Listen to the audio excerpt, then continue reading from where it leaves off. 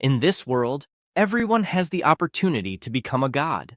Anyone can be classified with their divine power into the following categories: divine creatures, demigods, true gods, principal gods, and god kings. When a person comes of age at 18, they awaken in the divine realm and then enter their own main clan. The clans also have different levels, and talented people can enter a clan with greater potential, later evolving into superior gods. Hanwoo is one of those people who awakened to the divine realm, but received only the lowest possible residue level. The story begins in a high school, where a bully is fighting with the protagonist, saying, "How dare he speak that way," and claiming he has never lost before, so he must hand over the divine power. Otherwise, he will have his divine domain core destroyed. This bully is named Jung Bin and is a powerful assassin at the school, with 5,000 members in his main army. Hanwoo responds that there is no divine power, and that if he has one, then it depends solely on him to take it. The protagonist says that Jung Bin is nothing more than a mere member of the Locust clan. This makes him reflect on why on earth he is challenging the school bully, and it all started days ago when he traveled to the divine realm, where everyone can become gods. He imagines that the owner of that body is a scoundrel, a pitiful creature who awakened to the divine realm at 18 years of age but received only the Locust clan. A bedridden person tells Hanwoo that his parents are lost in the chaos of the Imperial College and are probably still alive, so if an opportunity arises in the future, he should try to find them. He also remembers when a girl named Qin Shuang asked him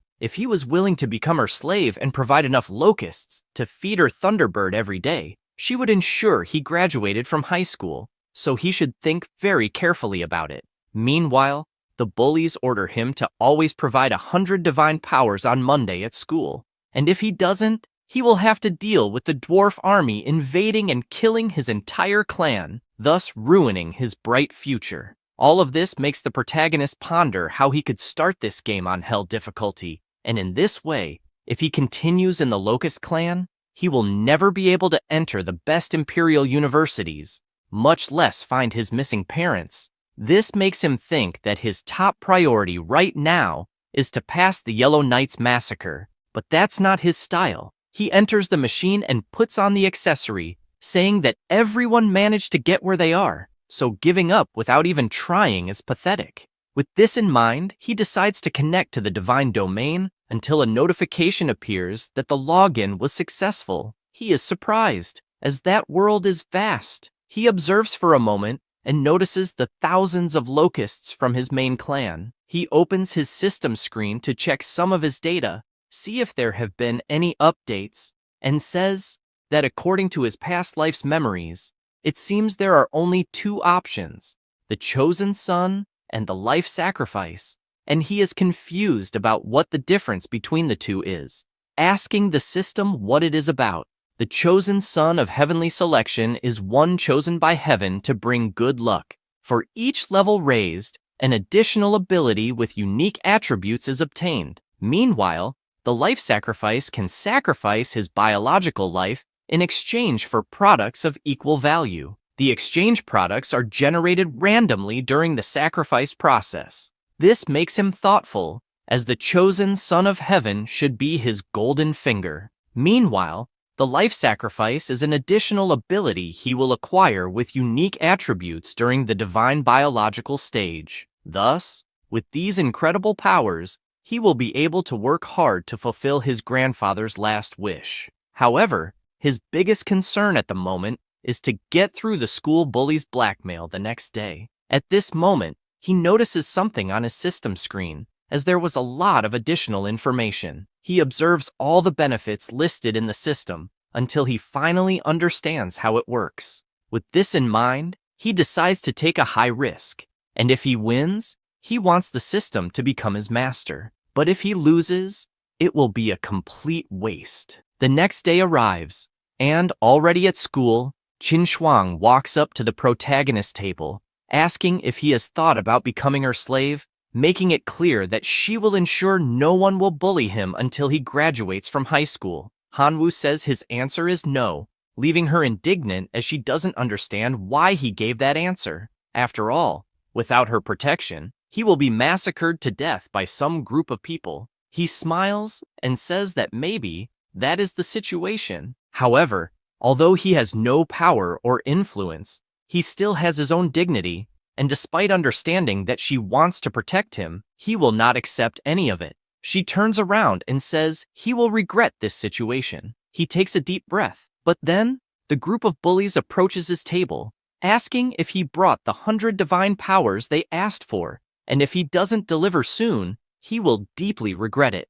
The protagonist tells them to stop bothering him, which makes Jungbin furious, as it seems he is crazy to talk like that, and if he doesn't hand over the divine powers now, he will have his domain core destroyed. He responds that he wants to see him try. The bully is surprised, as Hanwoo is tougher that day, and it's hard to understand why. He also looks to the side, and notices that Qin Shuang seems not to intervene.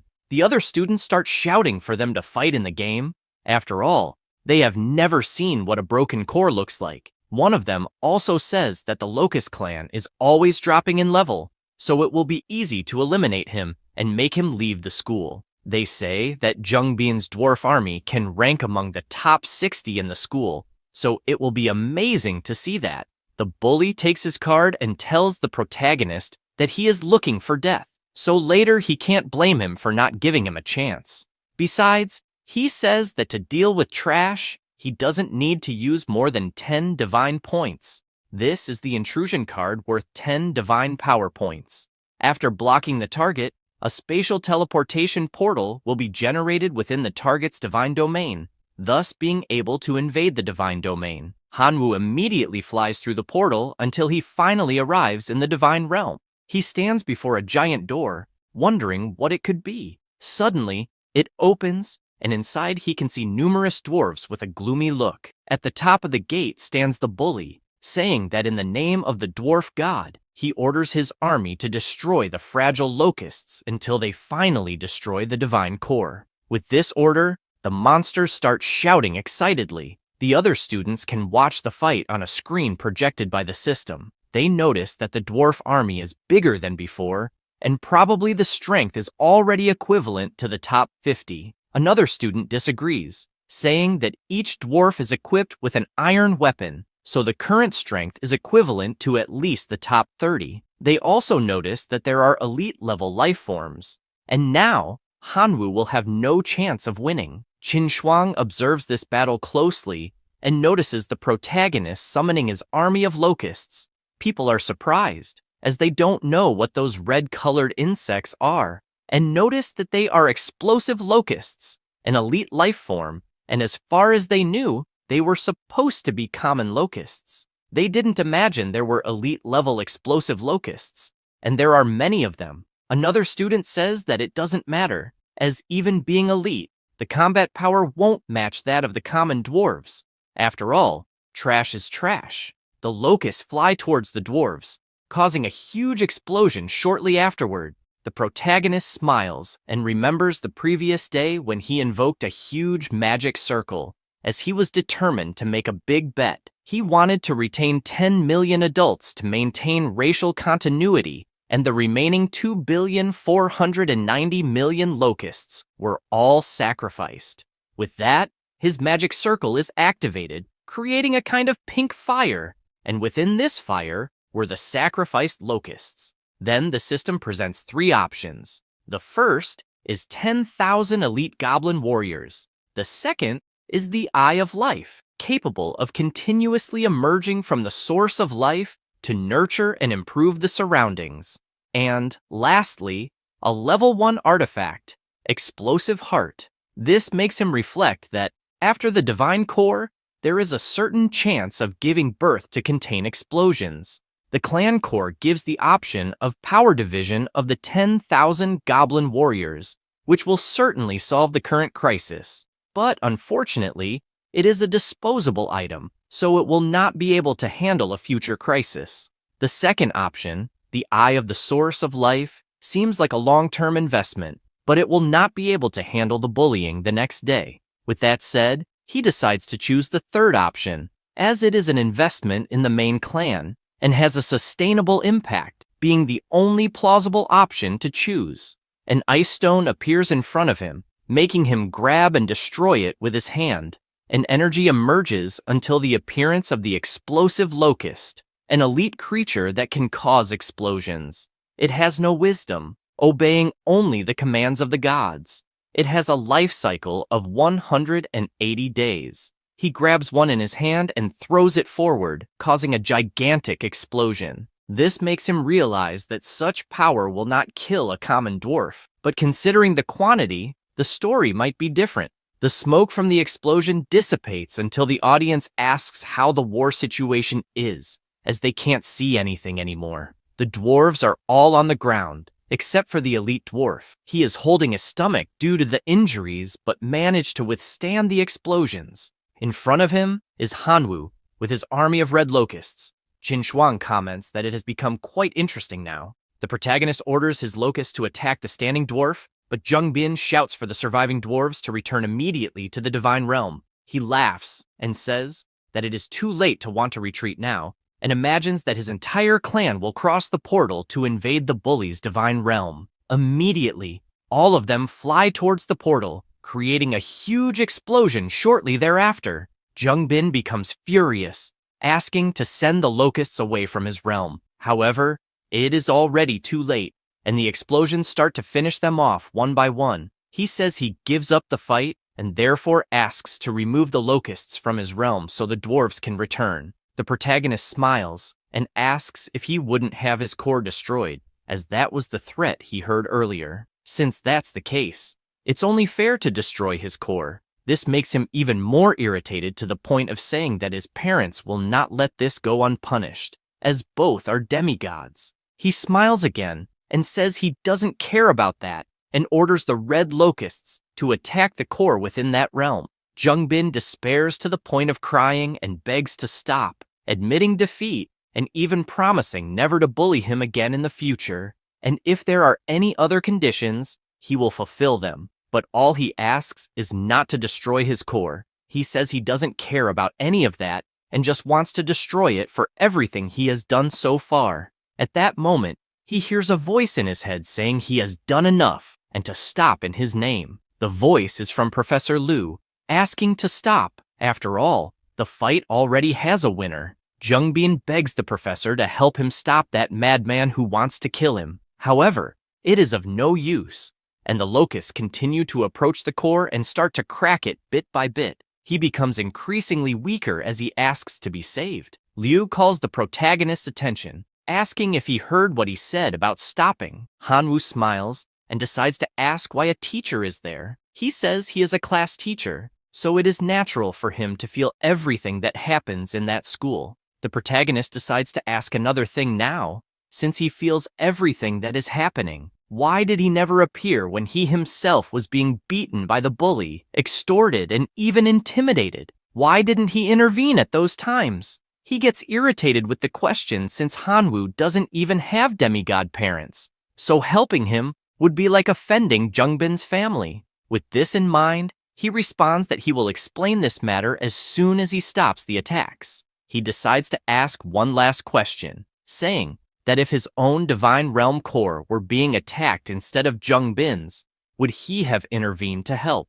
The teacher remains silent, not knowing what to answer, but Hanwoo asks him not to worry about it, as he already knows the answer. He says this, and his red locusts explode on the class bully's core, making him cry for having his divine realm destroyed. After that, the protagonist asks the teacher to please leave his divine realm. With that, the screen showing the fight is turned off. Jung Bin lies on the ground, frustrated, saying that it's all over, and now he is nothing but a cripple. The teacher runs to the classroom, calling for Hanwoo. A student responds that he has already gone home, as he didn't appear after the fight. This makes him furious, imagining that he should be expelled for what he did. Meanwhile, inside the protagonist's divine realm, he requests a battle report, and the system reports that, at the moment, there are 18,090 self-destructive locusts and 4,050,643 common locusts.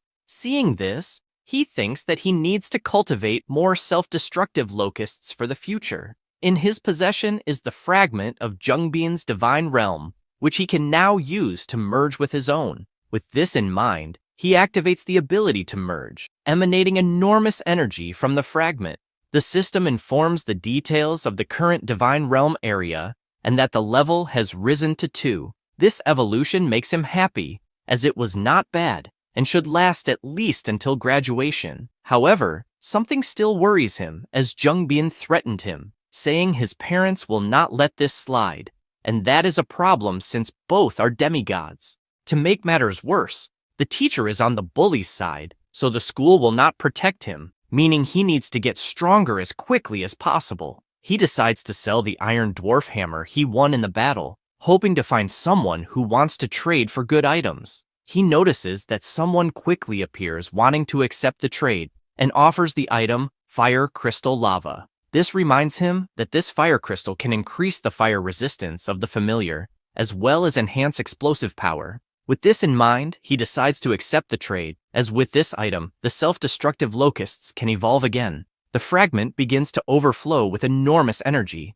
slightly changing the structure of the locusts. They remain elite creatures, but their talents are lava explosion. The reproduction capacity is 20 times higher, and they have a lifespan of 250 days. He grabs one in his hand and throws it forward to test. A stronger explosion than the previous ones occurs in front of him, making him excited, as that explosion level is equivalent to a grenade. Plus, it has a lava splash effect. With this, it will cause enormous area damage. This makes him think that he basically has a bunch of highly explosive grenades.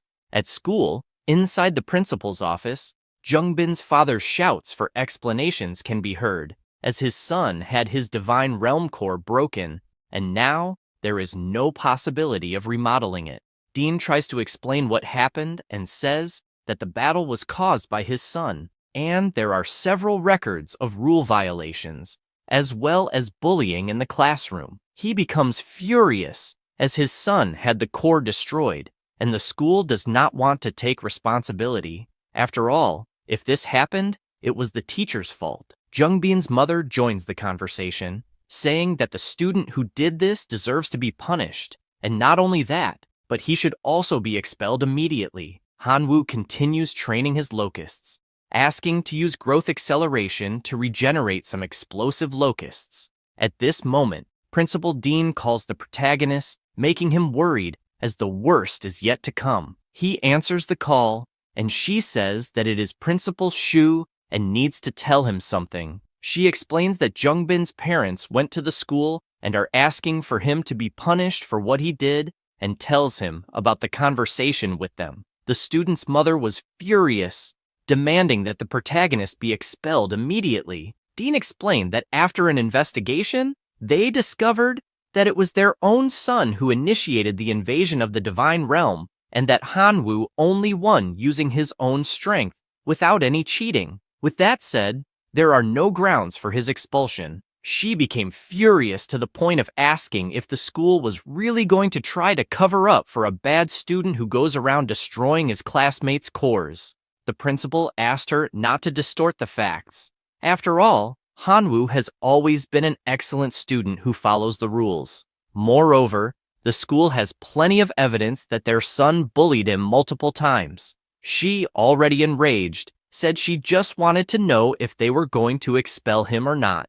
Dean apologized, stating that this would not be possible. Jungbin's father began to emanate a tremendous power, saying that he might accept that the school would not punish Hanwoo severely, but as revenge, he would vent his anger, and said that if they refused to agree with what he was about to say, then he would no longer consider the school's reputation. The principal, explaining all this to the protagonist, concluded by saying that Jungbin's father also threatened to send a legion of 1,000 men to invade his divine realm, regardless of the outcome, and informing him of this was the most the school could do to protect him. After all, a legion of 1,000 men from a demigod is enough to be more than an army of 50,000 ordinary students.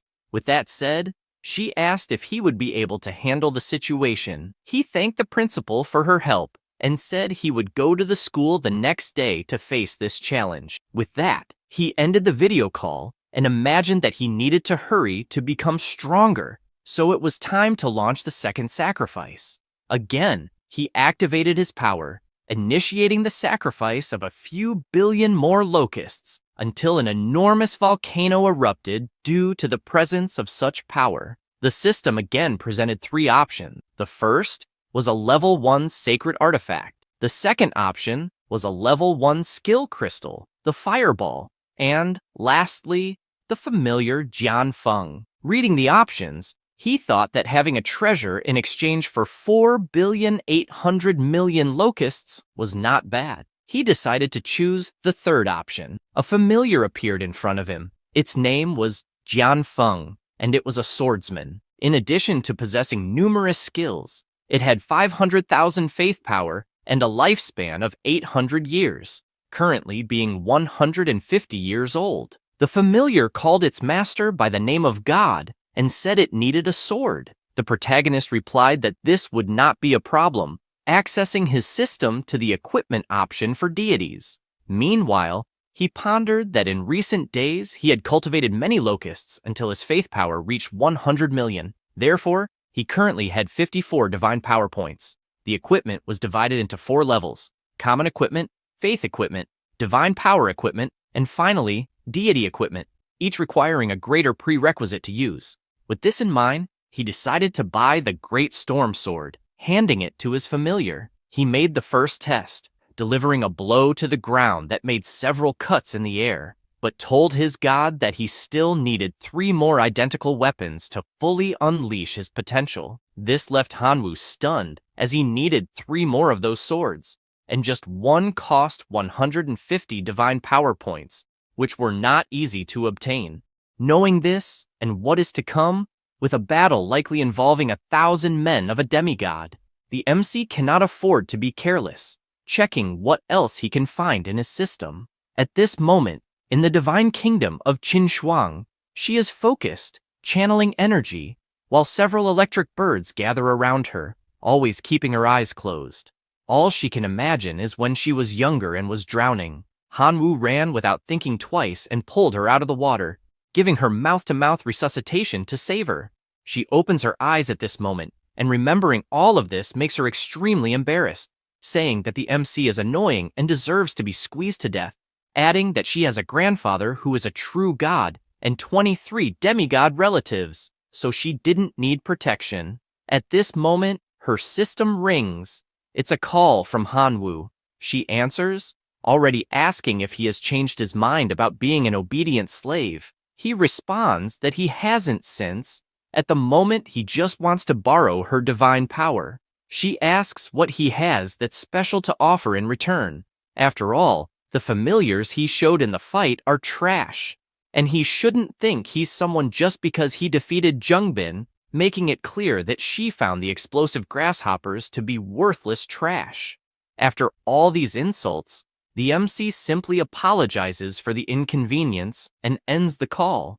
She panics because she has no idea why she said all that since the words just jumped out of her mouth, and, dying of fear that there was a misunderstanding, she decides to call him back. Hanwoo answers, asking if there are more insults she wants to say. Embarrassed, she just asks how much he wants from her and requests the account number. After getting this help from her friend, he provides more swords for his familiar, saying that he risked everything buying these countless swords, so he hopes, from the bottom of his heart, that it's worth it. The next day, in the classroom, voices of students could be heard saying that the MC is crazy to show up there and apparently isn't afraid of the 1,000-man army of the demigod.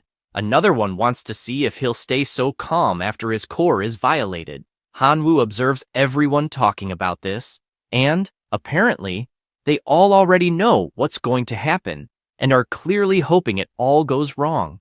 At this moment, Qin Shuang enters the room, saying that now it makes sense why he called the day before, since it's to compete against a demigod. But she advises him to give up on this effort because even a legion of 1,000 men from a demigod is enough to ensure he can't do anything. He smiles and says that, in any case, he has no other choice.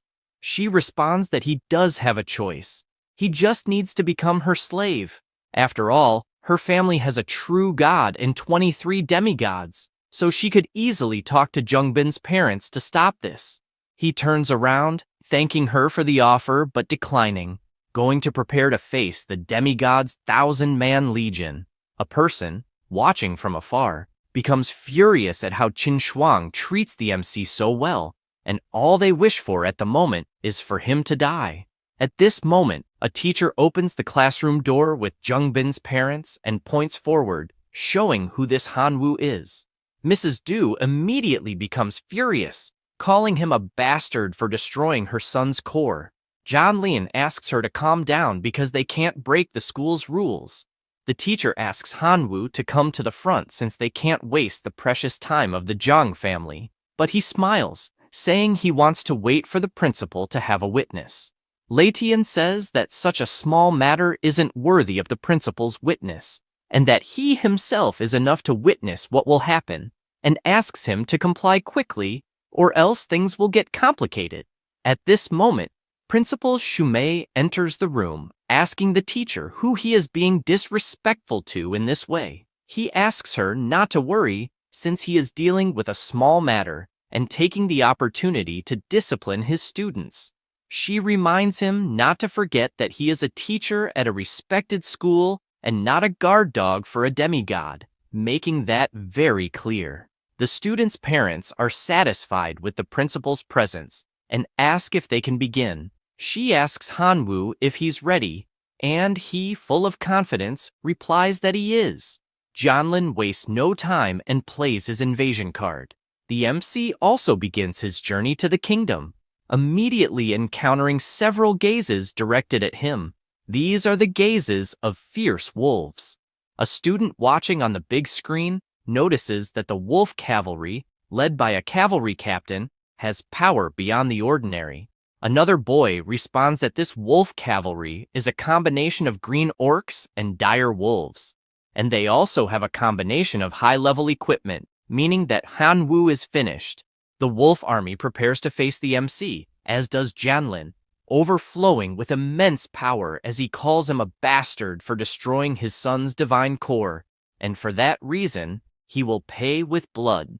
Qin Shuang observes the troops used by the man, and the wolf cavalry is clearly counted as 2 units. Originally, they said they would send a legion of 1,000 men, but at the moment, there are 2,000 combat units, which is a major cheat. The principal remains silent since there is nothing she can do about it. The wolves advance on their master's command, just as the explosive grasshoppers also appear in favor of the MC, impressing some students. After all, there are 7 million elite grasshoppers, and they find it strange, since the day before there were only 20,000 left, having no idea how it was possible to cultivate so many in such a short time. It's almost frightening. Another says it won't make a difference since he's facing the elite of the elite, which are the mounted wolves, and unfortunately, there's nothing that can be done. Several explosions begin to happen, and they realize that millions of grasshoppers were sacrificed for nothing, since only a few mounted riders were slightly injured. Letian says that, indeed, Hanwoo is talented, but he has encountered an obstacle he won't be able to overcome. Otherwise, he might have made a name for himself at the school. Another student finds the unfolding of the fight strange and asks everyone to look closely at the screen. A giant cloud appears in the sky, surrounding the wolves, and it begins to rain explosive grasshoppers, scaring the monsters. The explosions from these grasshoppers were colossal, wiping out all the wolves within the blast radius. Qin Shuang is impressed by what she's seeing and asks what the hell is going on. After all, what kind of grasshopper is this that causes such a powerful explosion that it shoots magma into the air? The principal looks back and asks if there is any student or teacher who has the ability to detect the grasshoppers to provide accurate information about them. A young man uses his power and says that those are evolved elite forms of the explosive grasshoppers. Sumei is pleased to hear this and says it was an excellent job by her student. Janlin, however, is unfazed by so little and asks if they really believe they can destroy his cavalry with so little, and orders his monsters to use their supernatural powers. With this, the leader howls, overflowing with powerful energy, as do the other wolves, who begin to blow a blue wind, thus creating the penetrating aura of ice to successfully counter the explosions. A student says that in the end, a demigod is a demigod, and logically wouldn't be defeated with so little, even admitting that the elite forms of the explosive grasshoppers are truly powerful, and says it's a shame that only 500,000 grasshoppers remain, and to make matters worse, they are all exhausted. Jianlin, determined to show what true fear is, says he will completely destroy the MC's core, and, with that, he will be expelled from school, reaching rock bottom, and orders his wolves to run and completely destroy Hanwoo's core. The principal turns around, saying that unfortunately, it's over. However, someone in the room asks what that divine form in the MC's core is. This catches Qin Shuang's attention, and she looks to see what it is. She only sees the wolves staring at a shadow, and upon looking closer, she notices that it is a familiar. One of the students asks if those aren't the storm swords that cost 50 divine powers, so 4 would cost 200, and the math doesn't add up since Hanwoo is an orphan and shouldn't be rich enough to buy these weapons. The principal explains that this is Jian Feng, who belongs to a clan with extraordinary life forms. A student says that it probably doesn't make a difference anymore. After all, they are facing the army of a demigod, and the cavalry captain will likely deal with that warrior while the rest of the wolves destroy the core. She reflects more on what she's seeing, and, judging by the appearance of that familiar, it's not an extraordinary life form, but rather a genuine heroic life form. Jianlin is also surprised by what he's seeing. After all, in his entire life fighting for decades, he only managed to produce one heroic form.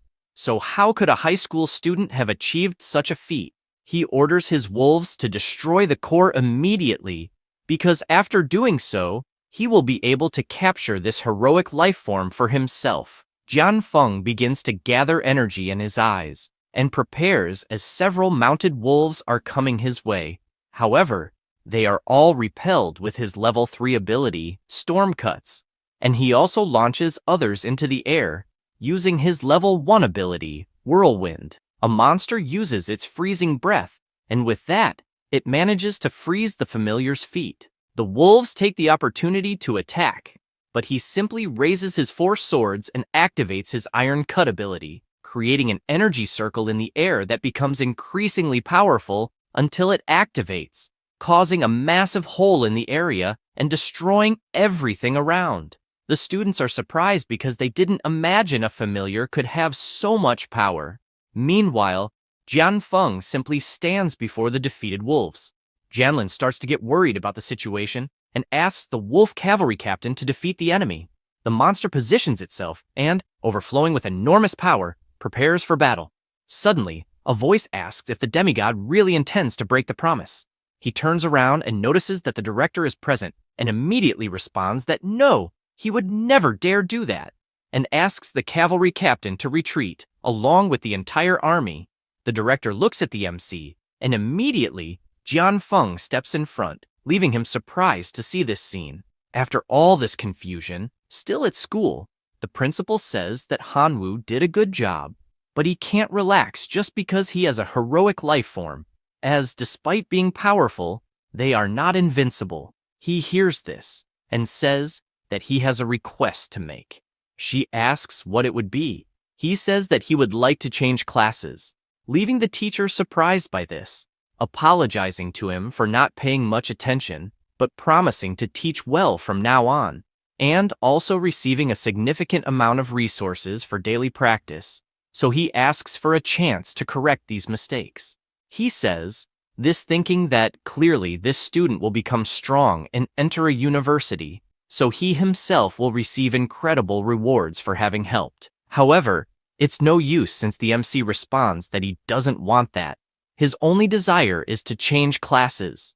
The principal explains that he can't just change classes as he wishes since the school has its own regulations, and says that if he insists so much on it, he must pass the test assigned by the school, and if he succeeds, She herself will help him with the change. He accepts the test and says he will do as she instructs. Qin Shuang immediately shouts that she would also like to apply for this test.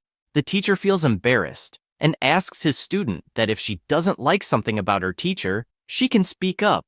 But it's not necessary to go so far as to want to change classes. She replies that she has no dissatisfaction, she just doesn't want to stay there anymore. Xiaolong also stands up, telling the principal that he would like to take this test. Letian asks the class monitor what he is doing. He thanks for the help he's received so far, but he doesn't want to stay in that class anymore. He also turns to Qin Shuang, imagining that he can't let anyone else have her. The principal informs them that she will prepare the test for the following day. Outside the school, Qin Shuang runs up to the MC, asking how on earth he managed to obtain a heroic life form. He says that this matter is none of her concern, but she responds that it is. After all, he owes 150 divine power points, and if he cannot pay it back, he must become a slave to settle the debt. So the least she is entitled to know is how he acquired a heroic life form. He makes it clear that if she wants to collect the debt, he will pay 5 divine power points as interest. But if she wants to know about the heroic life form, unfortunately, she will remain in the dark. He says this and teleports away, leaving her furious. Inside his divine kingdom, the MC consults his troops and notes that he has 1 billion common grasshoppers, 1 million explosive grasshoppers, and 30,000 detonating grasshoppers, feeling a bit concerned if this will be enough for the class change test. At that moment, Jianfeng appears, informing him that the wolf cavalry is hiding inside the mines, and asks if he should destroy them immediately. This makes him think that indeed, many wolves escaped, and that this army inside his divine kingdom could be a problem, but killing them directly would be a great waste. With this in mind, he orders his familiar to capture the cavalry and ensure they are kept alive. 2 hours pass, and he returns with all the wolves tied up. The system asks if he would like to sacrifice 1 billion grasshoppers and 24 wolf cavalry units. He selects yes and activates his sacrifice ability. This sacrifice grants him a wick, a furnace artifact, and 3 watchtowers. He notices that the wick is indeed good, but how on earth would the grasshoppers handle it? The same goes for the furnace and watchtowers, and he thinks that, unfortunately, none of these items are interesting to him. At this moment, he remembers that he captured a few hundred dwarves in his battle against Zheng Bin, and wonders what happened to them, activating his god's eyes. The dwarves are currently working and notice their master's eye watching them, causing them to thank their god for the wonderful life he has granted them. He realizes that after capturing the dwarves, he ordered them to mine, and definitely, mining and equipment crafting are the dwarves' talents, while the fool, Zheng Bin, forced them to fight. Knowing this, he imagines they have the talent to craft equipment and, without a doubt, will be very useful in the furnace. He sends them there and asks them to forge the best equipment possible. The dwarves are surprised, as the gods have sent a divine gift. Meanwhile, the teachers are gathered. Litian explains that everyone is already aware of the class change test that 3 students will take, and that the school has given authority for everyone to create something. One teacher says he has nothing to say except thank you, as they are giving away 3 of the best students as a gift. He says he doesn't care about the tests for 2 of the students, but demands that Hanwu's test be raised to the maximum level since he hates a student who doesn't respect the teachers, and asks all his colleagues to please make this happen. The teachers agree to help, while Litian is just furious about being reprimanded by the principal, in addition to having his semester salary cut. The next day, already in the classroom, the teacher presents the 3 envelopes containing each student's test. Xiaolong and Qin Shuang take their envelopes, as does the MC, who is surprised to read that his evaluation test is at level 10, requiring him to defend against 10,000 foreign invaders. The principal asks the teacher if he would like to reconsider Hanwu's absurd test, but he responds that this was a decision made by all the teachers together.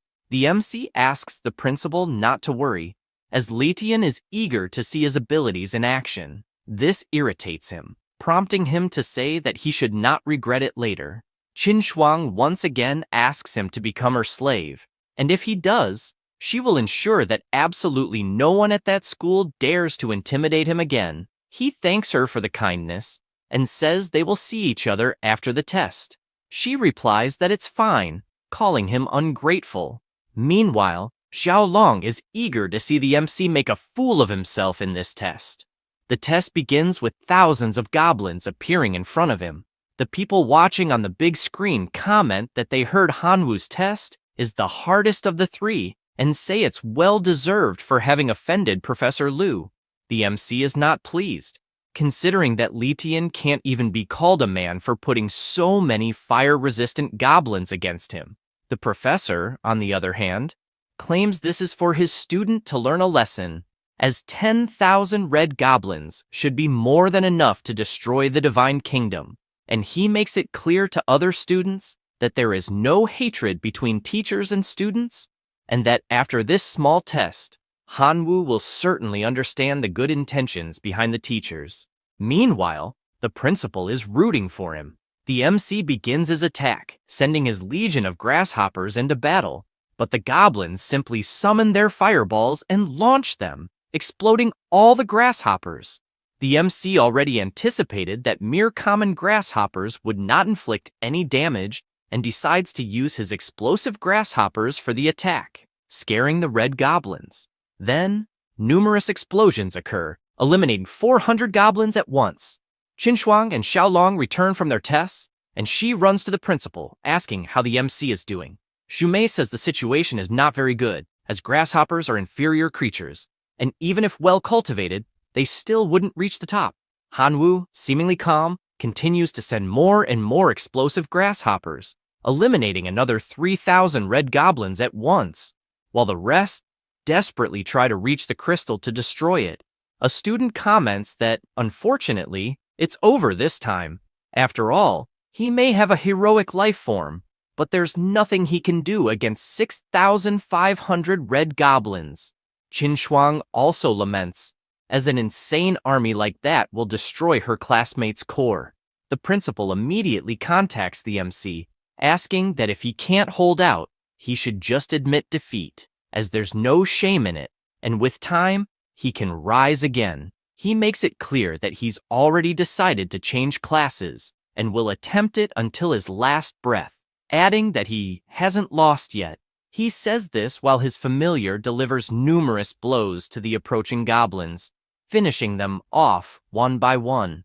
The goblins become enraged, using their roars and launching their fireballs, causing countless explosions on the ground where Jian Feng was, making them believe it's unfortunately over, as the familiar must have suffered serious damage in these attacks. The professor is the most excited, saying that Hanwu must learn the lesson this time, until a student asks them to look closely. An army of dwarves emerges in the middle of the battle.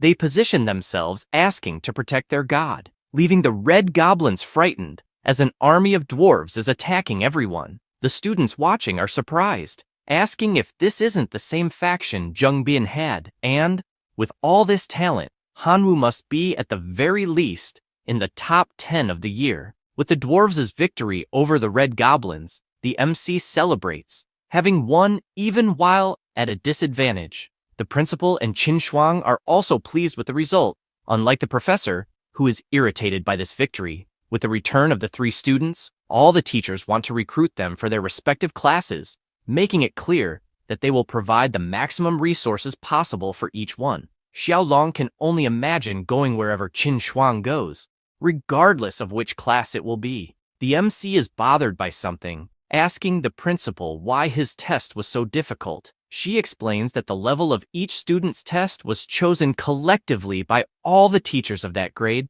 He says he understands and kindly asks to check each vote. She agrees and hands over the summary of opinions about the class transfer test evaluation. All the teachers are dissatisfied with Letian, as it was a disaster supporting him against the student. Hanwu goes to two teachers who clearly voted fairly and asks what resources they would provide if he joined one of them. The first teacher says that this test made it clear the MC's ability to cultivate dwarves, and if he joins his class, he will provide an army of 10,000 dwarves. With this, he will easily make it into the top 10 and have a bright future. The other teacher says that central family cultivation is the most important and has several resources on hand that will be useful in cultivating insects. So, if he joins his class, he will fully assist in the life transition of grasshopper species. With that decided, Hanwoo tells Professor Tianwen that he would like to join his class.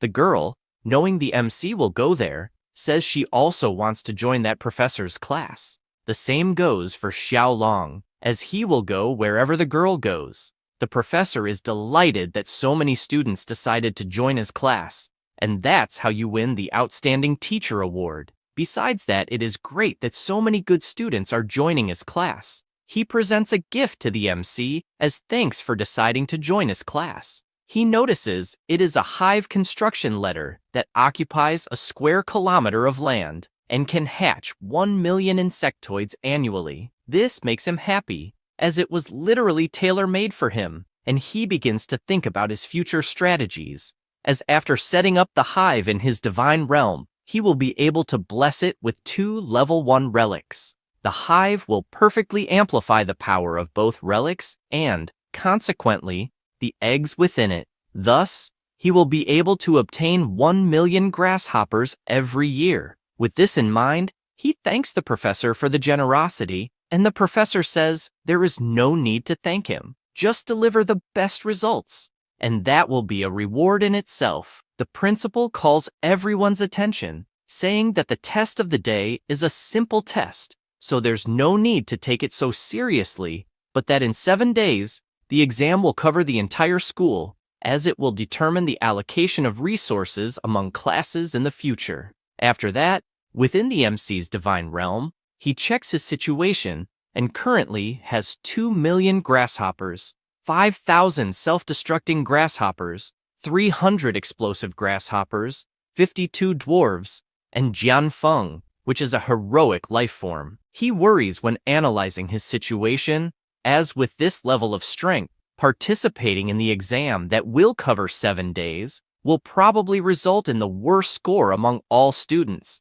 and he definitely needs to find a way to increase the number of grasshoppers as well as strengthen the ones he already has. He also notes that the name of the dwarves is different, now being Redforge dwarves, and flies off as he wants to see with his own eyes what this means. Upon arriving where they are gathered, he notices that the dwarves are indeed different, now being an elite creature with various talents and extremely higher power. This makes him think how great it would be if they were from his main family, as he can only use growth acceleration more frequently with his main family. After that, 4 days pass, and with 7.3 billion grasshoppers currently, he hopes to get something good this time. Activating his life sacrifice ability on all the grasshoppers, he wonders what he will gain this time. The system gives the first option, saying, Sacred Item Level 2, Law of Gluttony. Once charged in the Divine Realm Core, the main race gains the ability to eat voraciously. If the total energy of the consumed food exceeds its own energy by 1,000 times, it can complete its own evolution. The second option says, Hero Model. Giving this to an extraordinary life form can help it be promoted to a heroic life form. And finally, the third option will give a bit of divinity. The MC is pleased as these are definitely all good options, making it hard to choose any, and he thinks about the 3 options. The first option could transform various grasshoppers into elite life forms, but he may not be able to afford it. The second could make a life form evolve to the heroic version, and the third option would give him power equivalent to 100 billion faith, something like winning the lottery. After much thought, he decides to choose the first option. 3 days pass, and Hanwoo is unsure if what is in front of him is a gigantic grasshopper or a gigantic lizard, declaring that it will be the explosive plus grasshopper. Later, at school, Qin Shuang goes to him asking if he has considered becoming their slave. as he has no support or resources, making it impossible to stand out among the various demigods, and says she really thinks his grasshoppers are strong, but in the end, they are not a big deal. She also says she thinks the dwarves are cool, but that they are not part of the main family. The MC thanks her for her kindness and says he will find out all of this only after the exam. She does not like this at all and comments that he is driving her crazy. Xiaolong just watches from his desk, wishing that the MC would disappear completely from Qin Shuang's sight.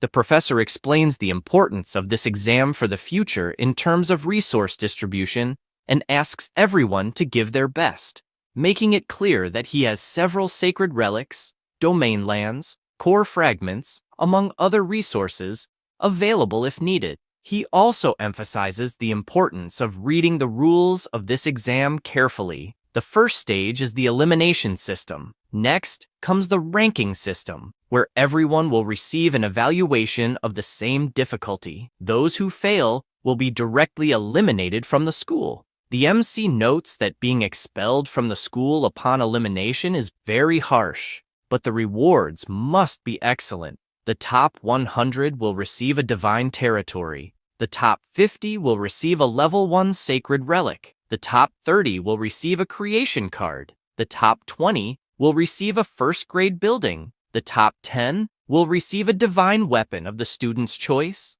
The top 5 will receive a transcendent seed that can accelerate an elite life form. The top 3 will have their divine core evolved, and the first place will win a point of divinity. Reading all this excites him, as he will fight until the end for these rewards. With all these explanations, the professor says the general exam is starting, warning that the first round of the general exam elimination test will begin soon, so everyone should prepare. The MC begins to head toward his divine realm until he teleports completely, asking all his family members to prepare for battle. He notices his enemies approaching and realizes they are flesh and blood puppets, definitely an ordinary life form, with elite level combat power, as well as extremely thick and resistant skin, but fortunately, they are slow. With that, he orders 50,000 grasshoppers to explode in magma form, causing several explosions among the monsters, which only roar in response. He gets excited, as the smell of roasted meat is strong, and wonders if he could feed his grasshoppers with those monsters, asking the red goblin dwarves to recover the bodies from the battle. After a while, he notices that there are great supplements there and is confused if this isn't a test. As if it continues like this, the upcoming exams will be intense. The teachers watch on the big screen, lamenting that another student they were optimistic about has been eliminated. Tianwen says that 20 of the eliminated students were from his class, reducing it to a third. Another professor says that his situation is worse, as half of his students were eliminated, and questions if the level isn't too high. The principal explains that she had the 3 vice principals compete for positions with the Demon Abyss civilization at the forefront, so there must be a reason for choosing the flesh demon puppet as an invader, and since they are demigods, it isn't interesting to speculate. Tianwen is excited, as his student turned everyone's nightmare into food for himself, and asks if there are still any relatives who can resist the toxins in the meat and blood of those demons. Another professor is curious about this, as if the grasshoppers can ignore the toxins of the demonic puppets. It is a great discovery worthy of research. Li Tian responds that it is just luck, as in terms of strength, those grasshoppers are trash. Tianwen makes it clear that luck is also part of strength, and definitely those grasshoppers have been well cultivated, so they are not weak, stating that, despite being an extraordinary life form, it still crossed the threshold of extraordinary life forms. Li Tian asks if these extraordinary life forms are not, in the end, just grasshoppers. After all, their combat power is generally equal to that of goblins, which are common life forms, and even worse than them in other aspects. The professor makes it clear that his colleague is being one-sided, as he is comparing the deficiencies of the grasshoppers with the advantages of another race. For example, grasshoppers can expand their population 100 or 1,000 times a year, Asking if goblins can do the same, he says he will not discuss useless things and only wants to see the results, proposing a bet that, in the end, Liumo's score will be higher than Hanwu's. Tianwen responds that the MC will definitely have the best scores. Letian says that all the teachers are there as witnesses, and the result will cost the loser 5 points of divinity. He says this thinking the bet is already won. After all, Liumo is his nephew, and definitely, Tianwen will not provide the same resources. On the big screen, it is possible to see that after the eliminations, 430 candidates were approved, and the number of students selected for the exam is 300. Lichin says that there are only useless bastards, as there are still 130 people left who passed. Another professor asks him not to blame the students, as it is not uncommon to fail due to the level of difficulty. The ranking test will begin, with various skeleton warriors appearing. The teachers ask if that's really all there is, as it seems more like a giveaway. The MC gets excited, as he has 1 billion hungry baby grasshoppers, and suddenly, so many skeleton soldiers appear, it must be a joke. He orders his grasshoppers to completely devour that army. The skeletons, despite having glowing eyes, had nothing they could do. 2 hours pass and he feels relieved, as it was a great appetizer. However, the second wave of skeleton soldiers begins, but are immediately exploded by the self-destructing grasshoppers. He observes that if the lava continues to rise higher and higher, these skeleton soldiers will not be able to swim through it, increasing the temperature more and more. With this in mind, he asks the red goblin dwarves to pour out the melted lava from the great furnace. They immediately obey, killing all the skeleton soldiers as they come out of the portal. One of the professors is surprised, as Hanwu is definitely coming up with great ideas. Tianwen says that it is obvious after all, he is in the best possible class. Li Tian is not intimidated, as the MC has just reached the 7th wave, but Liumo is also at this level. At this moment, in Liumo's divine realm, he is positioned with his arrow towers, lightning towers, fire towers, among various other things, imagining that this student must really come from a rich family. The professor is excited, as he invested many resources in his nephew to ensure that he will be in first place this year, until he hears another professor asking to see Qin Shuang's divine realm. Observing her realm, he notes that there are 100 lightning towers, as well as 300,000 elite thunder natural life forms, and 100 giant ancestral trees. This impresses everyone, as her family is truly powerful. Even many demigods do not have as many trump cards as she does, and there are even rumors that the girl is among the top 3 in the series. Li Tian is furious, as he knows all this is because of Hanwu, and says that the boy will pay dearly for this.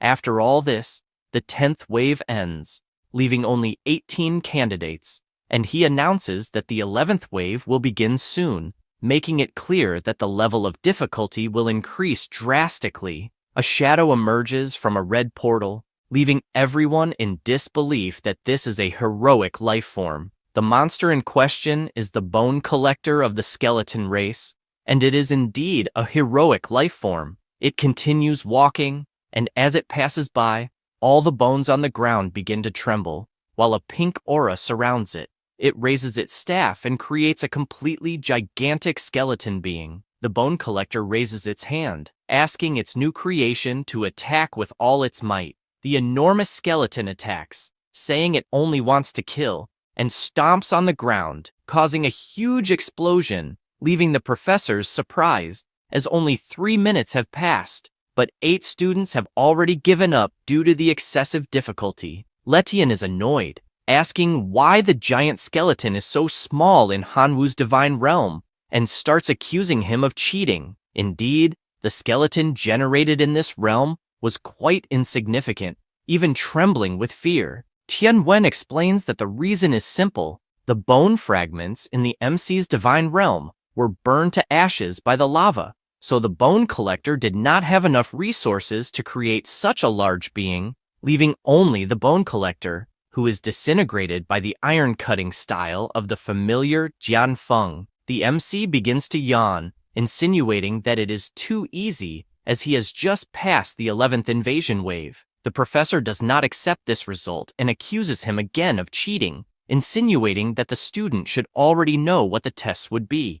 Tianwen asks what evidence he has for this accusation. The professor accuses him of protecting his own student, saying he will report him to the educational authorities, making it clear that everyone there is sensitive. But Hanwoo's unusual fighting style is suspicious after all. Who would think of cleaning the battlefield after defeating the skeleton soldiers? If he did that, it's because he knew that eventually the bone collector would appear needing bones to summon its greatest creation, and he makes it clear that he strongly suspects that Hanwoo already knew about the tests in advance, which is a cheat that the school should investigate. The principal makes it clear that the content of the exam was decided by the Supreme Director before leaving, and that even she did not know the content of the tests, asking the professor if he really thinks the Supreme Director would have done something so stupid. He panics and says no, that he must have been wrong,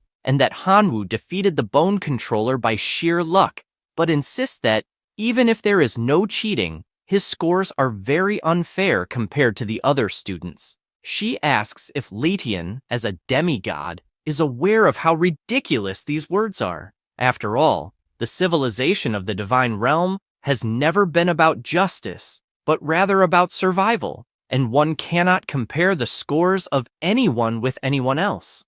Highlighting the justice that the professor mentioned, she says that he himself used his authority in favor of his nephew, providing him with resources. Knowing this makes Tianwen angry, as it seems the professor is favoring his own nephew with a colossal amount of resources. And now, it makes sense why the bet was made, though it's a shot in the foot, since the MC passed the wave while his nephew is facing great difficulties. In the divine realm of Liumo, he notes that he is facing a colossal challenge, as his army has been defeated, and says that he gives up on the test. Tianwen informs that the results of the exam are out, as Hanwoo has passed and his nephew has failed, asking if he will pay the 5 divinity points, reminding him that the other professors are witnesses. He hands over his card, making it clear that he will eventually recover the points he lost. An hour passes, and now there are 3 people left to face the 13th wave: Hanwoo, Qin Shuang, and Huang Fei. The professors are eager to see who will take first place among the 3. In Huang Fei's divine realm, he gives up on the 14th invasion, as the level has become absurd. Qin Shuang, reaching the 16th invasion wave, also gives up. The principal is pleased to see Hanwoo in first place, continuing strong with his explosive locusts in the 20th invasion wave, causing explosions throughout the battlefield. A giant skeleton is generated as the smaller ones are killed, but the familiar Jian Feng appears with its annihilation technique, cutting the giant into pieces. 15 minutes pass, and the system announces that the 21st invasion will begin, making it clear that the difficulty level will increase dramatically and asking everyone to be prepared. He gets excited, as it seems a great challenge is coming. He notices that a colossal portal has appeared before him and is surprised, as it is much larger than normal. Emerging from within, sitting is the Supreme Lady of the Skeletons, and, as the system made clear, the difficulty level has indeed increased dramatically. Even the teachers are surprised, as that is the Supreme Lord of the Skeletons. The MC observes closely and is aware that the difference in strength is colossal, imagining that the best thing to do is to stop there. That said, he raises his hand in surrender. She, frustrated, asks why he is doing this, and the portal begins to pull her back out of the realm. She roars, furious, and throws a piece of bone that flies past him, causing a giant explosion, even though it was just a simple attack. He asks what the hell that was until the portal finally closes, and he is sent back to the normal world, ranking first on the leaderboard. The final result was, Tianwen's class scored a total of 252 points, placing first, 20 points ahead of the second place. Meanwhile, Letian's class scored 192 points, placing 8th. The teacher is furious with this defeat, as in his mind, His class had more than the obligation to be in first place. The other students who failed are worried, as they don't want to be kicked out of school. Hanwoo only cares about celebrating since he came in first place. An hour passes, and the rewards start to be distributed. The MC received an iron ore resource card, a divine territory worth 100 divine powers, a card that can be exchanged for a level 1 sacred item, a level 1 temple, a divine weapon worth 100,000, a card of extraordinary seeds, one more level in the divine realm, one extra point of divinity, and lastly, a familiar reproduction card. The students are surprised to see these rewards on the big screen. The MC is thoughtful since he needs to carefully consider what types of rewards would be best to trade with the cards. Tianwen tells him not to worry, because he will guide him on which are the most suitable. This makes him happy, as his teacher is really reliable. In the MC's divine realm, he uses his territory card, expanding it to 20 square kilometers. Additionally, he uses the relic, and all the items he won were applied. He carefully examines the weapon and is aware that the trade card only allows for one exchange, and giving just one to his pet is useless. Imagining that it might be interesting to give a hammer or something like that to the dwarves, he finds a war hammer, valued at nearly 1 million divine power, and it was forged from the core of the infernal hydra of the Supreme Lord. The minimum requirement is to have a heroic fire life form. He knows that unfortunately, he won't be able to use it immediately, so he will have to wait for one of the red dwarves to become a heroic fire life form. An hour later, still at school, the teacher comments on the overall exam and firmly believes that those who remain at the school are the elite. He also mentions that he would like the top 3 students in the class to come on stage to receive their prizes. The 3 go to the front, while the teacher explains that Hanwoo performed excellently in the overall exam, securing first place, and the reward will be the choice of any superior resource. Hearing this makes the MC thoughtful, wondering what is in the treasure chest of resources. The system lists the options, which are Giant's Fist, Fountain of Life, Iron Mine Core, Level 2 Skill Frozen Missile, Level 2 Buildings, Goblin Nest, and finally, an extraordinary life form, Linger. Without thinking twice, he chooses the Fountain of Life. Basically, it is a water fountain with vital energy, which can be used in large quantities to nourish life and improve the environment. The teacher acknowledges how incredible Hanwoo is for this choice, as he is not stubbornly seeking power, but rather recognizing his own strengths and looking to develop them. After that, a person approaches, congratulating the MC since he suddenly became rich, and asking his colleague to sell the divinity he won in the overall exam, offering to exchange it for 105 million divine power. He just wonders how this guy comes in wanting to give orders, even though he seems rich for offering 5 million extra, asking why he wants it. The boy responds that there is no specific reason. He just wants to know if the MC agrees to make the trade for 105 million divine power, as that's enough power to focus on the locusts or wherever he wants. The MC refuses the request. The student insists, saying that his grandfather is preparing to be promoted to a true god and needs divinity. So, if the MC sells that divinity, the student himself will owe a favor, in addition to the agreed divine power. This makes him think, as 105 million divine power is really a lot, and with all that, he would be able to greatly increase his locust army. He replies that it is indeed an interesting offer until his phone rings, and when he checks it, he's shocked, as Qin Shuang is sending a message asking him to sell the divinity to her for an incredible 150 million. He can't believe such an absurd amount and thinks that this girl definitely has money to spare. She asks if he really thinks 1 point of divinity is only worth 100 million. She also asks if he has no common sense. Although it's true that a bit of divinity can be condensed with 100 million divine energy, that only happens if the god produces and sells it. Moreover, if it were mixed with the power of faith from other gods, the success rate of divine power condensation would be greatly reduced. Therefore, The current price of divinity is 145 million divine power, but there's not even a market for it. He starts to understand better after this explanation, which means that Shuju was trying to scam him. With that in mind, he makes it clear to his classmate that he rejects his offer, leaving him nervous, asking the MC not to get so cocky just because he got first place in the general exam. However, the MC no longer cares about anything, as 150 million divine power has just been deposited into his account, feeling rich at this moment.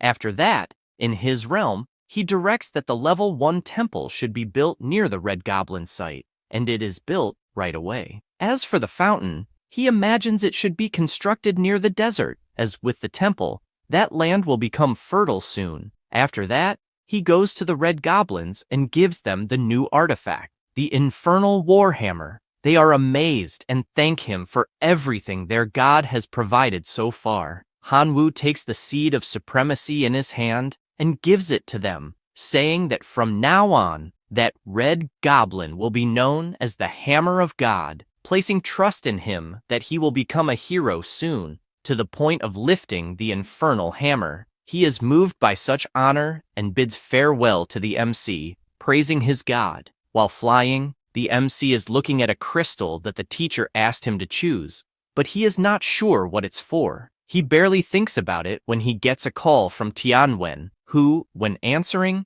asks if he'd like to see him or something like that. The teacher talks about the question of who would be better, Hanwoo or Liumo, and with that, the teachers bet 5 points of divinity, with Tianwen himself winning that bet. He says he would like to give a divinity card equivalent to 150 million divine powers. Then, he explains the other war reward he won, which is the egg laid by the celestial demon insect king, and refined using a special method, which, even dead, will produce 10 liters of magic fetus every day. He emphasizes that, at the time, he said he would support him with every possible resource regarding the core familiars, imagining that for now, it is the only way to help the locusts make a leap in life. This makes the MC reflect that he doesn't have the support of the other teachers, as they consider the locusts useless. But he is aware that if the locusts mastered the path of life leap, assimilating with the celestial demon insects, they would have great potential overall. The teacher asks him to choose any of those rewards, as it's part of the bet he won. Without thinking twice, he replies that he wants the magic fetus egg. Tianwen points out that the combination of the celestial demon insect with the poison attribute is high, and it can carry the poisonous mist account of the level 1 sacred item, and with that, the result will be absolutely satisfying. He thanks him for all the information, saying that he will meet the expectations. Additionally, he asks if there is any way to provide a large amount of meat, regardless of quality, since the meat at the shopping centers is quite expensive. He suggests not feeding the locusts with meat and also not buying from shopping centers, as the cost is high and the benefit is low. He mentions that recently, the director has been invading the demon abyss, and there should be plenty of blood and flesh puppet corpses there, suggesting he inquire about it. The MC thanks him for the recommendation and ends the call. As he continues walking, he imagines that the effect of level 2 gluttony is quite powerful, as his locusts in the divine realm ate very quickly. Now, the realm's standard production cannot satisfy their appetite, so the best policy will be to find a food source as quickly as possible. He thinks about it and places the magic fetus egg under the ancient tree to make it produce essence faster. After that, 2 days pass, and he notices that some locusts apparently have already eaten the magic fetus eggs, becoming anxious to see what kind of creature will emerge from the cocoon. He also wonders how much longer it will take since 2 days have passed and still nothing. No sooner does he say this than he sees the cocoon cracking, feeling happy that the time has come. A new familiar emerges in front of him. It is the celestial demon insect. It's an ordinary creature. Its talent is cruelty, and its level of faith is fanatical. Hanwoo is pleased, as even though it is still in the common phase, it is 100 times stronger than the locusts. He also noticed that there is no information on the creation, probably because every demon insect must be assimilated by the magic element. By using a few magic drops, he notices that his familiar grows twice as large. Additionally, the law of gluttony also works on this familiar, and it doesn't take long for it to be promoted to an elite life form. With that said, he uses his sacred poisonous mist item, completely changing the form of his new pet. Now, it has become an elite life form, the poisonous mist insect. In another location, the Supreme Director wonders how this could have happened. He is in a place with thousands of skeletons everywhere, wondering what to do with so many broken bones. And even though the corpses are sealed in the card, if the divine power in the card runs out, the corpses will explode again. Suddenly, he receives a call from Tianwen. The professor says he's calling hastily just to ask if he'd like to provide the body of the demon puppet of flesh and blood, as he has a student who would like to buy it. The director asks what a student wants with demon puppets. He responds that they will be used to feed his main familiars, as they are locusts and could eat these flesh puppets with ease, just like they did in the elimination test. The director asks if this particular student isn't the genius who fought a demigod a few days ago, surprised that a small locust could be so useful, and adds that it's a pity that location isn't suitable for the locust's life, as they could introduce a large group of them to eat the flesh of these puppets and save a lot of divine power. He says this and pulls out a card, stating that it contains 1 million flesh and blood puppets, asking him to give it to the student. A day passes, and the professor calls again, saying that the student ran out of meat and asked if there would be a permanent supply. The director can't believe that he used it all in one day, and, to make matters worse, wants a permanent supply. He asks for a moment to think of something. After coming to a conclusion, he says that there are indeed enough corpses, but it's not something he can provide for free. He makes the proposal to sell 100 demon puppets for 10,000 divine powers. 5 minutes later, the professor returns the call with the MC's response, saying that he agreed to the terms and wants to start by paying 1 million in exchange for the meat. A few days later, Hanwoo is ready with his most powerful army, once again using his sacrifice ability. The options in exchange for this sacrifice are: Option 1, Giant Warriors, which are an extraordinary life form; Option 2, Level 3 Skill Crystal; and Option 3, Decomposition System, which breaks down matter and extracts pure energy. He considers all the options, taking into account the 12 billion elite life forms he used in the sacrifice. He thinks about the giants, as they are quite intelligent and their power is overwhelming, and just one of them could be sold for 10 million. However, he is also interested in Option 2, as the Level 3 poison explosion combined with the celestial demon insects, the poisonous mist, and the relic would be a perfect combination. Yet, he knows that his current divine core is at Level 3 and has no open slot to carry this new skill. After analyzing everything, he decides to choose Option 3, as it's said that energy crystals are the food of magical familiars, and they are quite expensive. Upon choosing this option, a huge machine appears in front of him. He decides to start by experimenting with a bit of iron ore. 5 hours later, the result is 3 iron crystals. He takes one in his hand to analyze, and knows that an iron crystal can be used as food for some special races, in addition to being useful for forging weapons, and each one is worth 5 points of divine power. He will definitely be able to make a great fortune in the long run. Suddenly, a voice echoes in his head, saying they were attacked by the undead during mining, injuring 3 companions.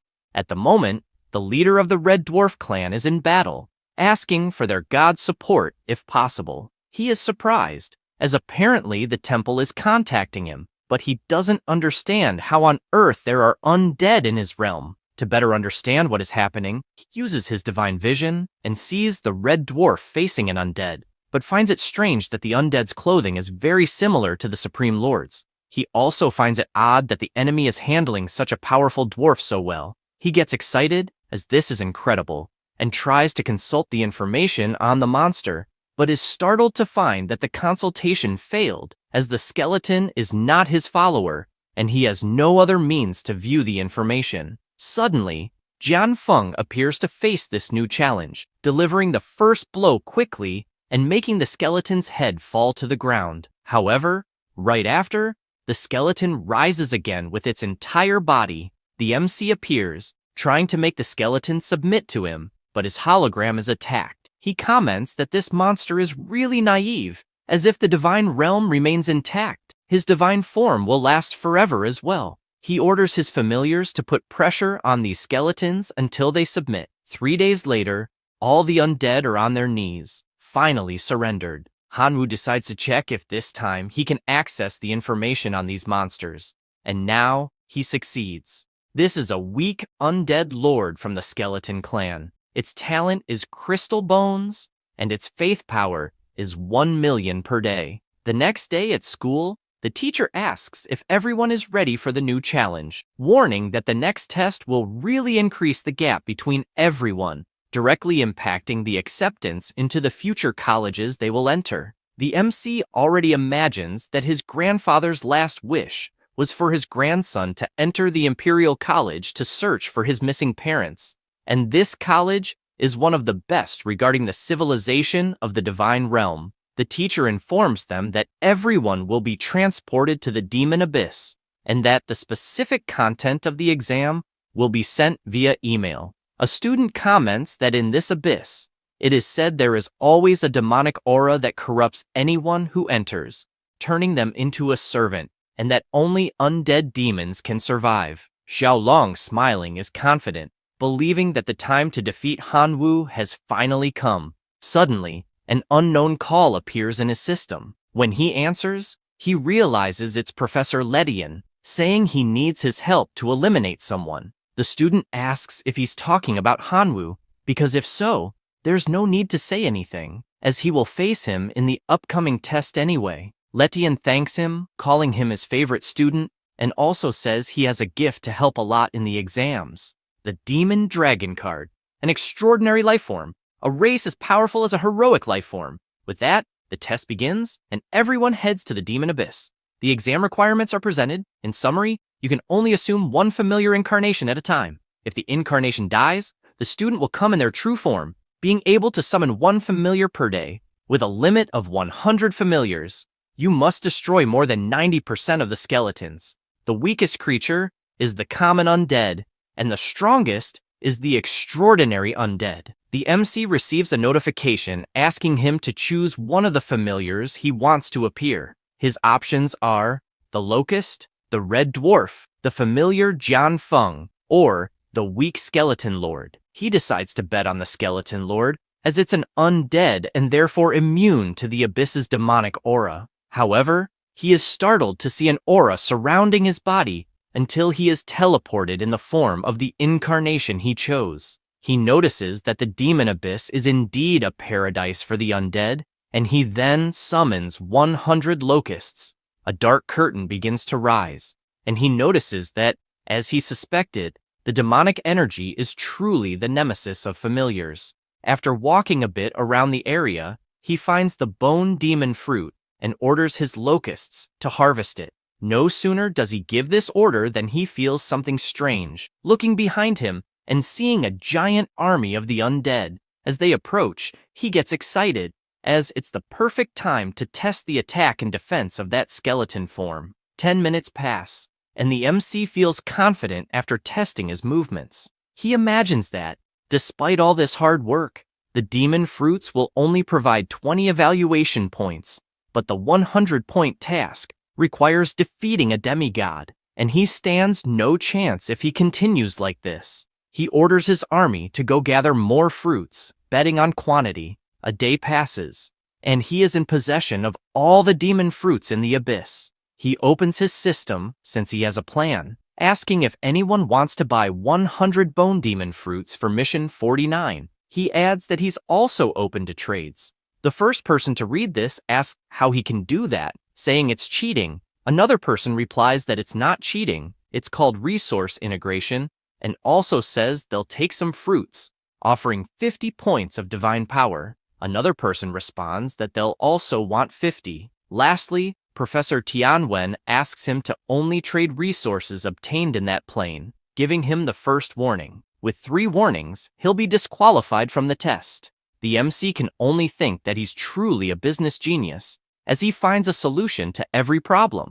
A person transformed into a familiar says they were worried about where to find Hanwoo, but with these messages revealing the location, they wonder how he'll survive this time. It's revealed to be Xiaolong in his dragon form, accompanied by his fierce wolves. The MC notices his ranking dropping and becomes frustrated as he has a very weak familiar, making it quite difficult to gain points. If he doesn't complete advanced missions, he'll be surpassed in no time. Suddenly, he spots an army of skeletons behind him and decides to walk toward them. As he approaches, he lets out a loud roar and comments that he isn't sure if his incarnation as a skeleton lord can control them. One of the monsters observes the MC closely, and they all stand still, staring at him. He asks if they recognize him by any chance. Immediately, the skeletons bow. These are the common undead class skeleton soldiers, and their faith is that of true believers. Hanwoo is surprised, not understanding what's happening, as suddenly, more than a dozen skeleton soldiers, all true believers, submitted to him for no apparent reason. Without thinking too much about it, he asks his familiars to rise and patrol the camp. An hour later, his army grows. He now has a skeleton knight with the talents Iron Bones and Skeleton Summoning. His faith is that of a true believer. Hanwoo simply can't believe what he's seeing, as his small army suddenly became incredibly powerful. The Skeleton Knight reports that he was a member of the First Skeleton Legion during the confrontation against the Flesh and Blood Demon, and after the team separated, he had to stay behind. He also explains that due to the invasion of corrupted corpses, zombies, and puppets, his soldiers dwindled day by day, so he ended up sending skeletons to search for the Bone Demon fruit. The MC better understands the situation and is pleased that this new troop is under his command. Pondering how to make them stronger, he decides to check the current ranking and has already dropped to position 178. Seeing that his situation isn't great, he decides to start playing for real, announcing that he'll give bone crystals and leave the rest of the equipment for his soldiers. 10 minutes later, the army appears stronger, with the MC announcing that the current target will be the Flesh and Blood Demon puppet. They stand before the cave they are about to invade, and he explains to the army that the mission states there are about 10,000 Flesh and Blood Demon puppets in the lair, and they need to work as a team, as their current strength is 1,000 skeletons. They then enter the lair, but soon notice several creatures running toward them, trying to determine if they are human or monster. The skeletons take position and begin killing all the approaching puppets. The MC watches from afar, hoping that the slain Flesh and Blood puppets could transform into skeleton soldiers, adding more strength as members of his team. An hour passes, and now his army consists of 7,000 skeletons. This fills him with confidence, as only 3,000 Flesh and Blood puppets remain in the lair, so the time is now. He shouts for his troops to advance with all their might. 3 hours pass, and a soldier returns with an item in hand, offering it to his master. His points increase by 60, rising to rank 108. Meanwhile, outside the lair, a wolf is sniffing around while its master is furious, as he can't find Hanwoo anywhere. Xiaolong decides to check the ranking and notices his target just gained 60 points, meaning he defeated the Flesh and Blood Demon lair, exceeding expectations but making it clear that his luck ends here. With that said, Xiaolong heads toward the demon's lair and is enraged to see that Hanwoo secretly created a skeleton clan and, apparently, intends to use it to score high marks.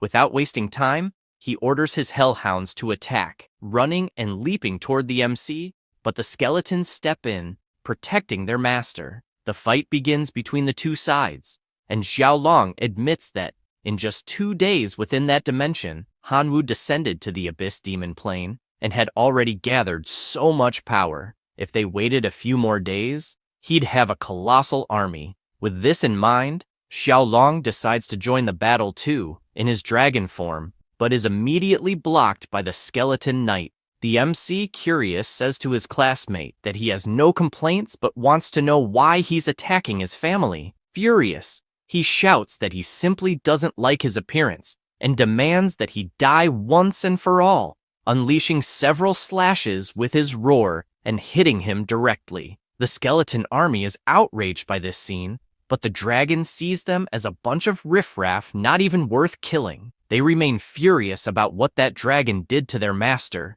until the MC gets up, relieved that, fortunately, the skeleton lord can resurrect. He orders his army not to stand still, gathering all their strength and escaping as quickly as possible, leaving a warning that next time he meets Xiaolong, his death will be certain. Meanwhile, the little dragon decides to check the ranking and wonders why on earth Hanwoo hasn't been removed yet, until he takes a closer look and notices that this guy is at position 163, meaning he somehow managed to escape death. He becomes furious at this and decides that even if it takes all the time in the world, he needs to eliminate all those skeletons, flying straight to the front of the lair. But upon arrival, he realizes it's empty, with not a single skeleton in sight. He immediately orders his wolves to search within a 100-mile radius and not let a single skeleton escape. Some time passes, and the MC is still with his army, granting them bone crystal stones, imagining that, due to his classmates' attack,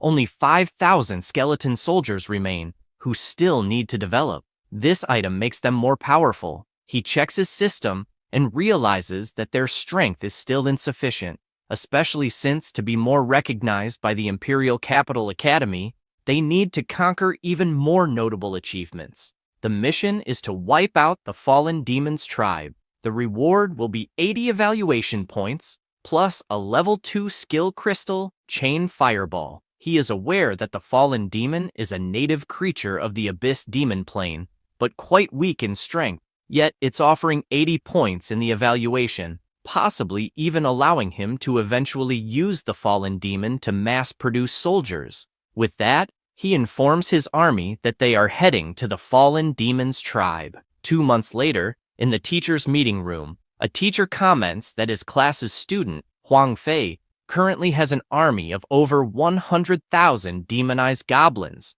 and his points have reached 3,200, securing first place. Another mentions that Liumo is also doing excellently, with 3,010 points holding second place. Someone else asks Professor Tianwen why Hanwoo, who ranked first last time, isn't performing well this time. Letian interjects, saying he already mentioned that this boy relied on luck to get first place, but some short-sighted professor treated him like a treasure. Tianwen asks him to please show some decorum, as he's still a professor and should at least show a bit of decency. Letian asks if he's wrong since that student really is a waste, no matter how many resources are given to him. He says this while wondering if that boy will even make it out of the evaluation alive. The confident professor asks if he would like to make another bet, saying this because he is confident the MC will win. Letian asks if he's serious, and he responds that he's betting 10 divine points this time. The professor says he doesn't have 10 divine points but does have divine duties,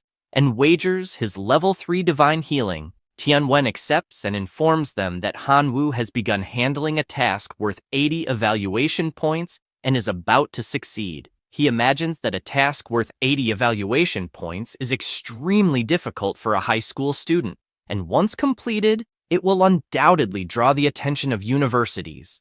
And even if the final score isn't excellent, just appearing in front of the universities will be worth it. Meanwhile, in the Abyssal Plane, this place originally had millions of desolate demons, but now fewer than 100,000 remain. The MC is on top of a mountain, content as his strategy has worked so far, having gathered 900,000 skeleton warriors and ordering them to advance, as it's time to collect the debt.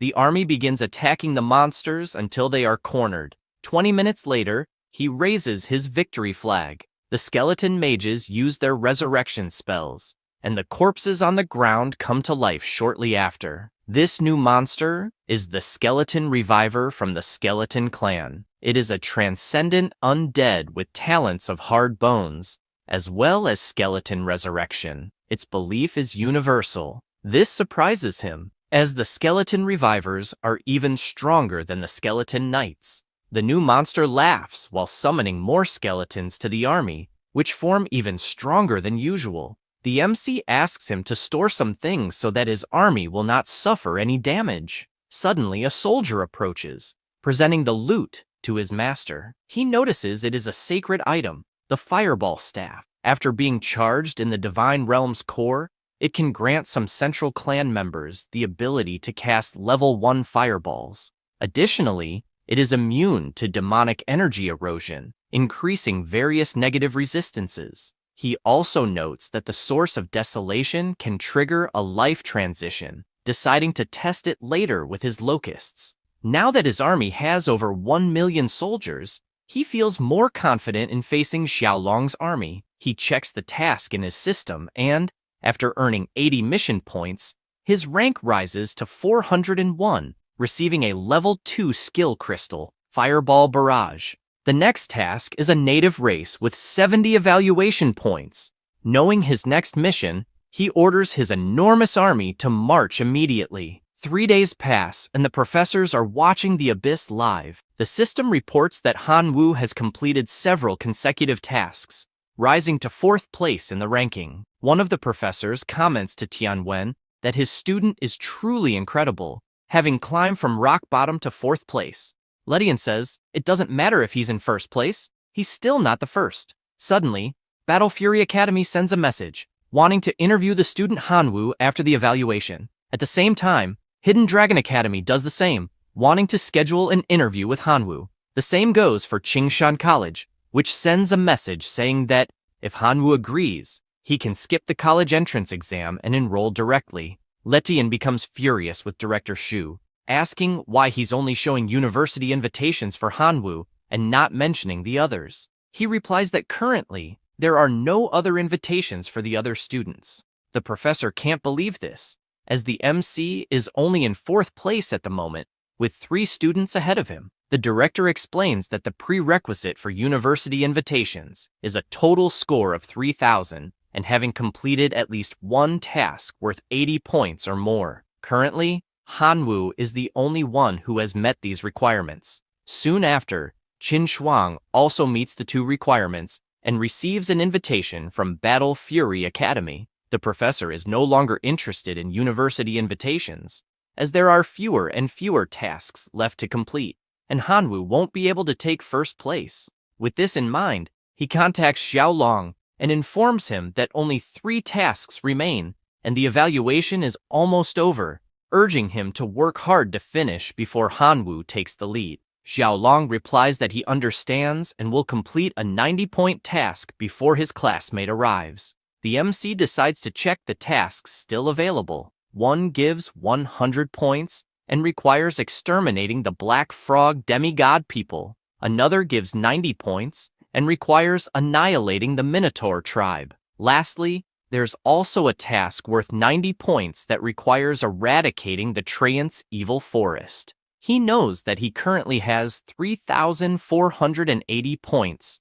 exactly 130 points behind the 1st place, and is currently in 3rd, meaning he needs to complete at least 2 tasks, but all of them are extremely difficult, considering that he currently has 20 million skeleton warriors, along with 2 heroic life forms and 190 transcendent life forms. He decides to start by exterminating the Minotaur tribe. Meanwhile, within the Minotaur tribe, several explosions are happening. Xiaolong is battling them, but he is frustrated because it is too difficult. Suddenly, a giant Minotaur appears, roaring and smashing everyone. Xiaolong orders a retreat, saying that as things stand, they'll only deplete their resources. The other student agrees, as even if they combine forces, they won't get past this evaluation level. However, he's shocked as he looks ahead and sees a colossal skeleton army, wondering what the hell this is. They assume they're unlucky to have encountered so many undead until they observe these skeletons fighting against the Minotaurs. The 2 notice that although they are numerous, their combat power is weak, and they could break through easily. The MC realizes that they want to flee, but warns them it won't be so easy. summoning his bone controllers. The powerful skeletons emerge and charge into the attack. The skeleton mage uses his magic and constantly summons the dead into battle. The two become desperate as they witness the dead lizard men turning into soldiers for the skeleton army, having no idea how they'll fight against this. Xiaolong decides to prioritize eliminating them, but a giant skeleton orders that neither of them move, leaving both paralyzed. The MC appears on top of the giant skeleton and greets both Xiaolong and Su Sun. Xiaolong can't believe it's Hanwu and asks if the main clan isn't supposed to be the Locusts. Since he didn't get a greeting in return, the MC simply says goodbye, as courtesy is essential. He says this as the giant lifts its foot, and Xiaolong begins shouting no until he is completely crushed with a single stomp. Su Sun says there is no conflict between them, apologizes if there was any misunderstanding, and argues that killing him won't bring any benefit. The MC responds that letting him live won't bring any benefit either. The lion begs,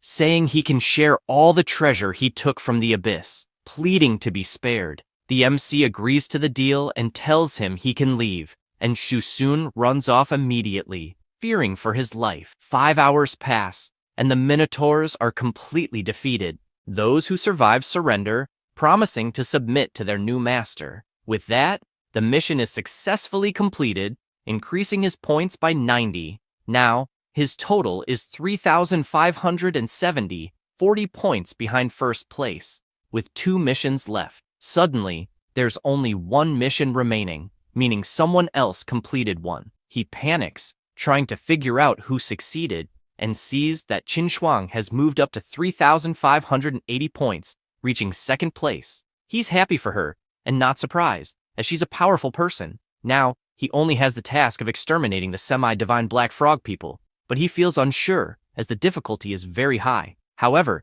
to attract the attention of Kyoto Academy, which is top tier, he needs to secure first place. He orders all his troops to move out, as their next destination is the nest of the black frog people. At the school, it is announced that 11 classes have already finished their evaluations, and only 3 students from Professor Tianwen remain. They check the leaderboard and see Qin Shuang in second place, Hanwu in third, and Su Sun in seventh, but they don't understand what they're still doing in the abyss. Latian comments that they must be confused, as the only remaining task is to kill a semi-divine being, and they are daring to face it, not realizing that if they fail, they'll lose everything, as it's a task none of the 11 classes dared to attempt since no one in history has ever succeeded. Tianwen agrees and says that's exactly what the two are going to try, as they are challenging the semi-divine frogman,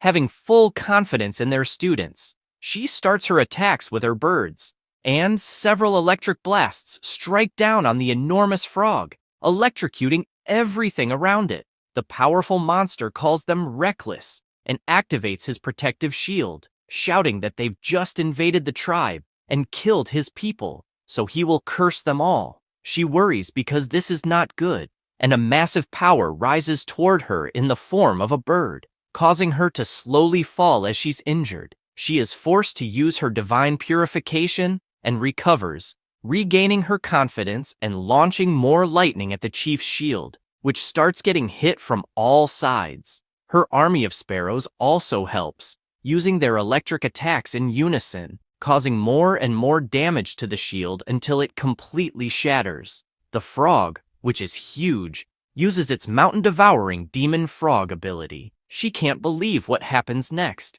as the monster grows absurdly, even though it was already massive before. The demon frog immediately lashes out its tongue and captures Qin Shuang, swallowing her right after. She simply refuses to accept this outcome, but with the frog's colossal size, her lightning attacks become completely insignificant. Suddenly, Hanwu contacts her, leaving her in disbelief that he's calling in the middle of this situation. She decides to answer, and he asks where she is, because the decor of the place is quite unique. This makes her furious, telling him to mind his own business. The MC asks if she wants his cooperation, pointing out that in at most 10 minutes, all of her thunder sparrows will be annihilated. She asks why she should agree, but quickly changes her mind and says it's fine, making it clear that if they win, she will take the divine body of the semi-divine black frog, and he can have everything else. The MC says that's fine, and just asks her to issue a quick divine command, making the thunder sparrows pick up his elite troops, and he sends his location.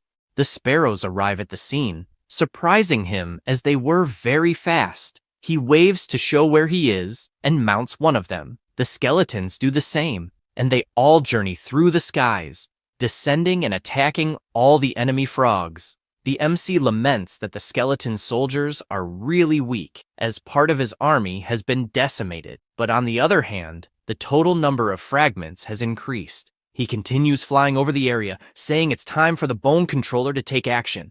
His soldier starts concentrating a powerful magic and summons a new giant skeleton, more powerful than the others, using the bone fragments scattered on the battlefield. The enemy frogs are performing a ritual, but the giant skeleton stomps on everything with its colossal size. The MC orders the Bone Restorer and his demon shaman bull to attack with full force. They waste no time and charge at the enemies, attacking every frog they come across. The Bone Restorer uses his power, summoning several skeletons from the dead bodies of the frogs. The monsters are confused by what they've just witnessed, but due to this distraction, they suffer several electric attacks from the sparrows flying overhead. The chief admits he underestimated his opponent and, for that reason, decides to fight seriously, using his dark magic dusk. This causes a black moon to appear in the sky, frightening Manhwa, as it is a terrifying magic that drains the life force of all the skeleton soldiers.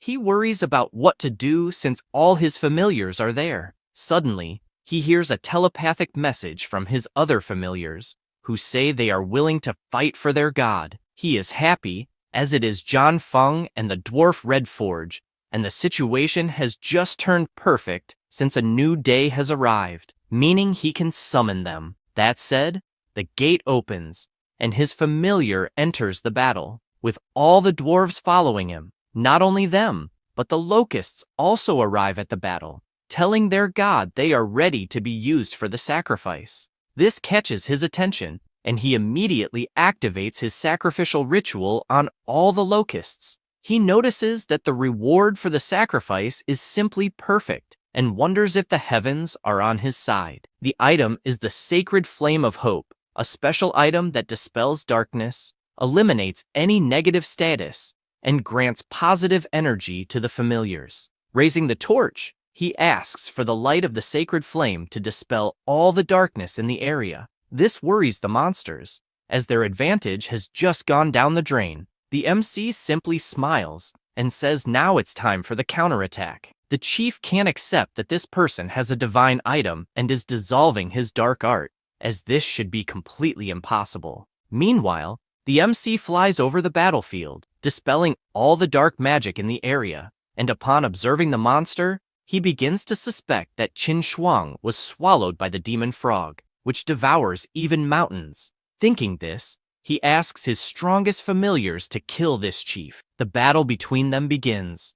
The familiars focus on the monster's belly, which gives Qin Shuang an opening to escape, as she split the monster's stomach. She flies as high as possible, gathering an enormous amount of power, and releases it all at once, hitting the monster. Then, she gathers all the sparrows to attack as well, along with the red forged dwarves, causing several explosions on the battlefield. Meanwhile, the giant skeleton keeps trampling the remaining living frogs. The monster, despite losing, warns them not to get too cocky, but before he can finish saying that, the MC appears with his sacred item, illuminating the area and giving Qin Shuang the opportunity to unleash her most powerful attack on the chief, thus winning the battle. She informs him that, as promised, she will only take the chief's body and the rest can go to him. The demon frog begs for its life and is willing to give everything it has in exchange for its survival.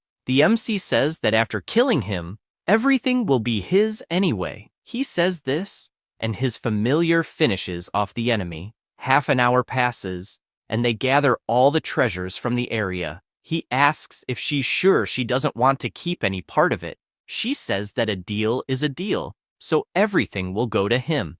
Except for the chief's body, he puts a crown on his head and asks if he can at least keep this as payment for her help. She feels embarrassed, but says it's fine, she'll accept. The professor speaks telepathically, congratulating Hanwoo for doing a great job, and tells him that the directors of the top universities are interested in meeting him, so he asks him to return as soon as possible. Tianwen asks both students to follow him, but warns them not to say anything foolish, since they are about to meet some professors who are in the true God realm. They arrive at the place where everyone is gathered. The MC starts wondering if these examiners can see his unique life sacrifice ability, since everyone there is a true god. The bald one starts talking about Qin Shuang, saying that she comes from a family of true gods, and that they have many resources. He mentions that she is in possession of a divine body, as she kept the demon frog's body, and will probably create a lordly life form. Having said that,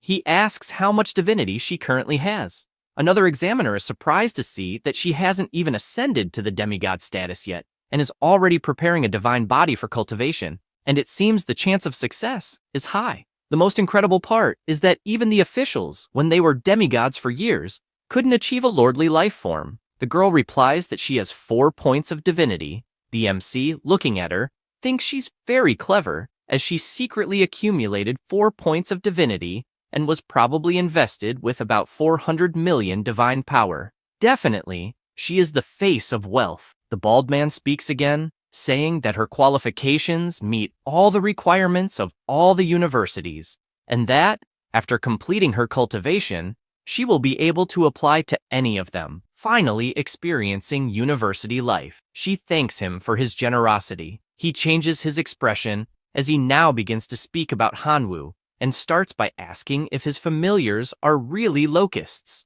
The MC replies that they are. With that answer, the examiner already marks an X on his report. Then he asks if his current divine points are 1. He responds affirmatively. The examiner marks another X on the paper and says he will ask one last question, wanting to know how he obtained the hero Jian Feng and the weakened version of the Lord Skeleton's incarnation that he showed in the exam. He is somewhat pleased, as it appears the examiners cannot see his ability, so he doesn't need to let them know about it. With that in mind, he says he cannot answer that question. The bald man apologizes, saying that the student does not meet any of their university's requirements, and, if he still wishes to apply, asks him only to keep working hard. The director, seeing this meeting, regrets it, as it seems the 3 professors are unable to see how excellent Hanwoo is. He just smiles and says he understands, as he will continue to work hard.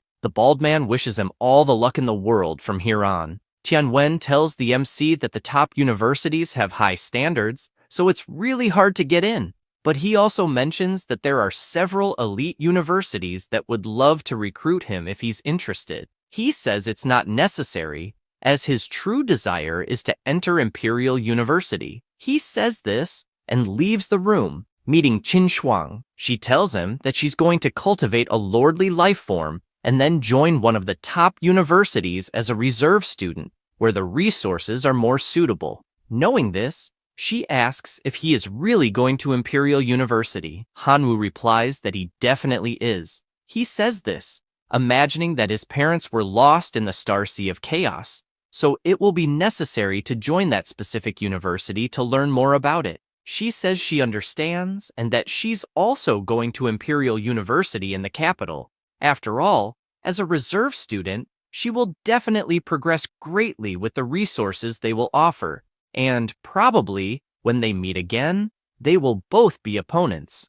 After saying that, she tells him it's not too late to become her servant before she enters the university. He turns around and replies that he has made a lot of money on his own, so it makes no sense to become her servant. Besides, he informs her that he has some things to take care of, so he will be leaving. She says goodbye, thinking that, although he's a bit silly, he's still cute, especially in that skeleton form. Afterward, in his divine realm, he begins to absorb the divinity card. His level is that of a divine being. His divine talent is the Chosen One. He possesses various powers. Currently, he has 219 extraordinary life forms, 49 million elite life forms, and 2 billion ordinary life forms. His familiars include John Feng, the Red Dwarf, the Bone Controller, the Bone Revitalizer, and the Demon Shaman Bull, along with many others. He is pleased because with the money he has,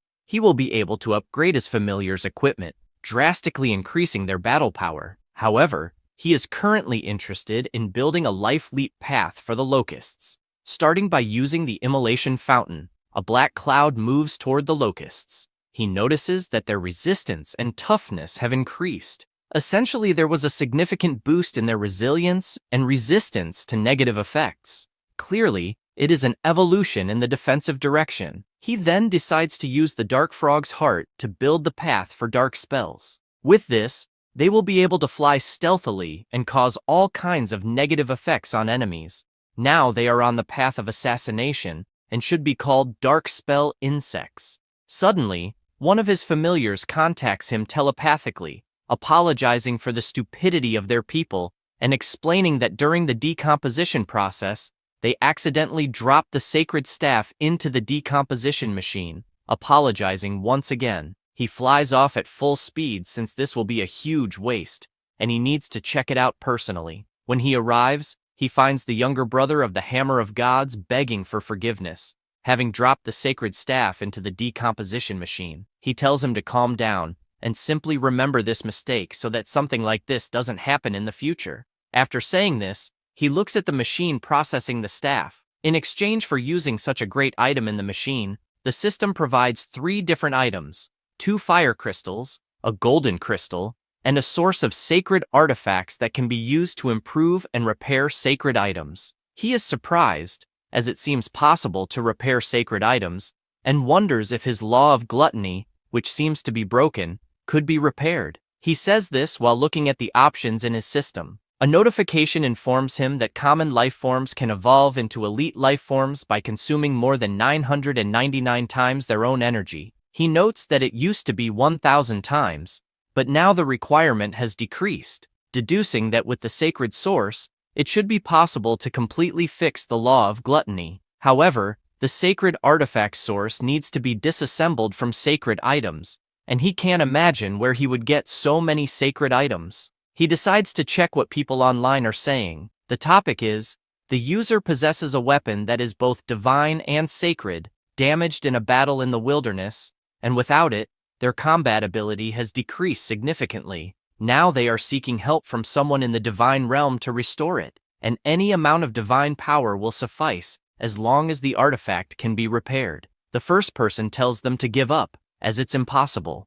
The second says they once tried to fix it, but to no avail. The MC wonders if the sacred relic source could repair a weapon that is both divine and sacred. With this in mind, he replies to the forum that he might be able to help, and if they want to try, they should contact him privately. This person quickly calls the MC, surprising him with the speed of the response, and when he answers, the person asks if he can really help him restore the weapon he has. He responds that he'll at least try since this guy posted so long ago and apparently hasn't found a solution, so he has nothing to lose. He asks him to trust him and send some sacred relics.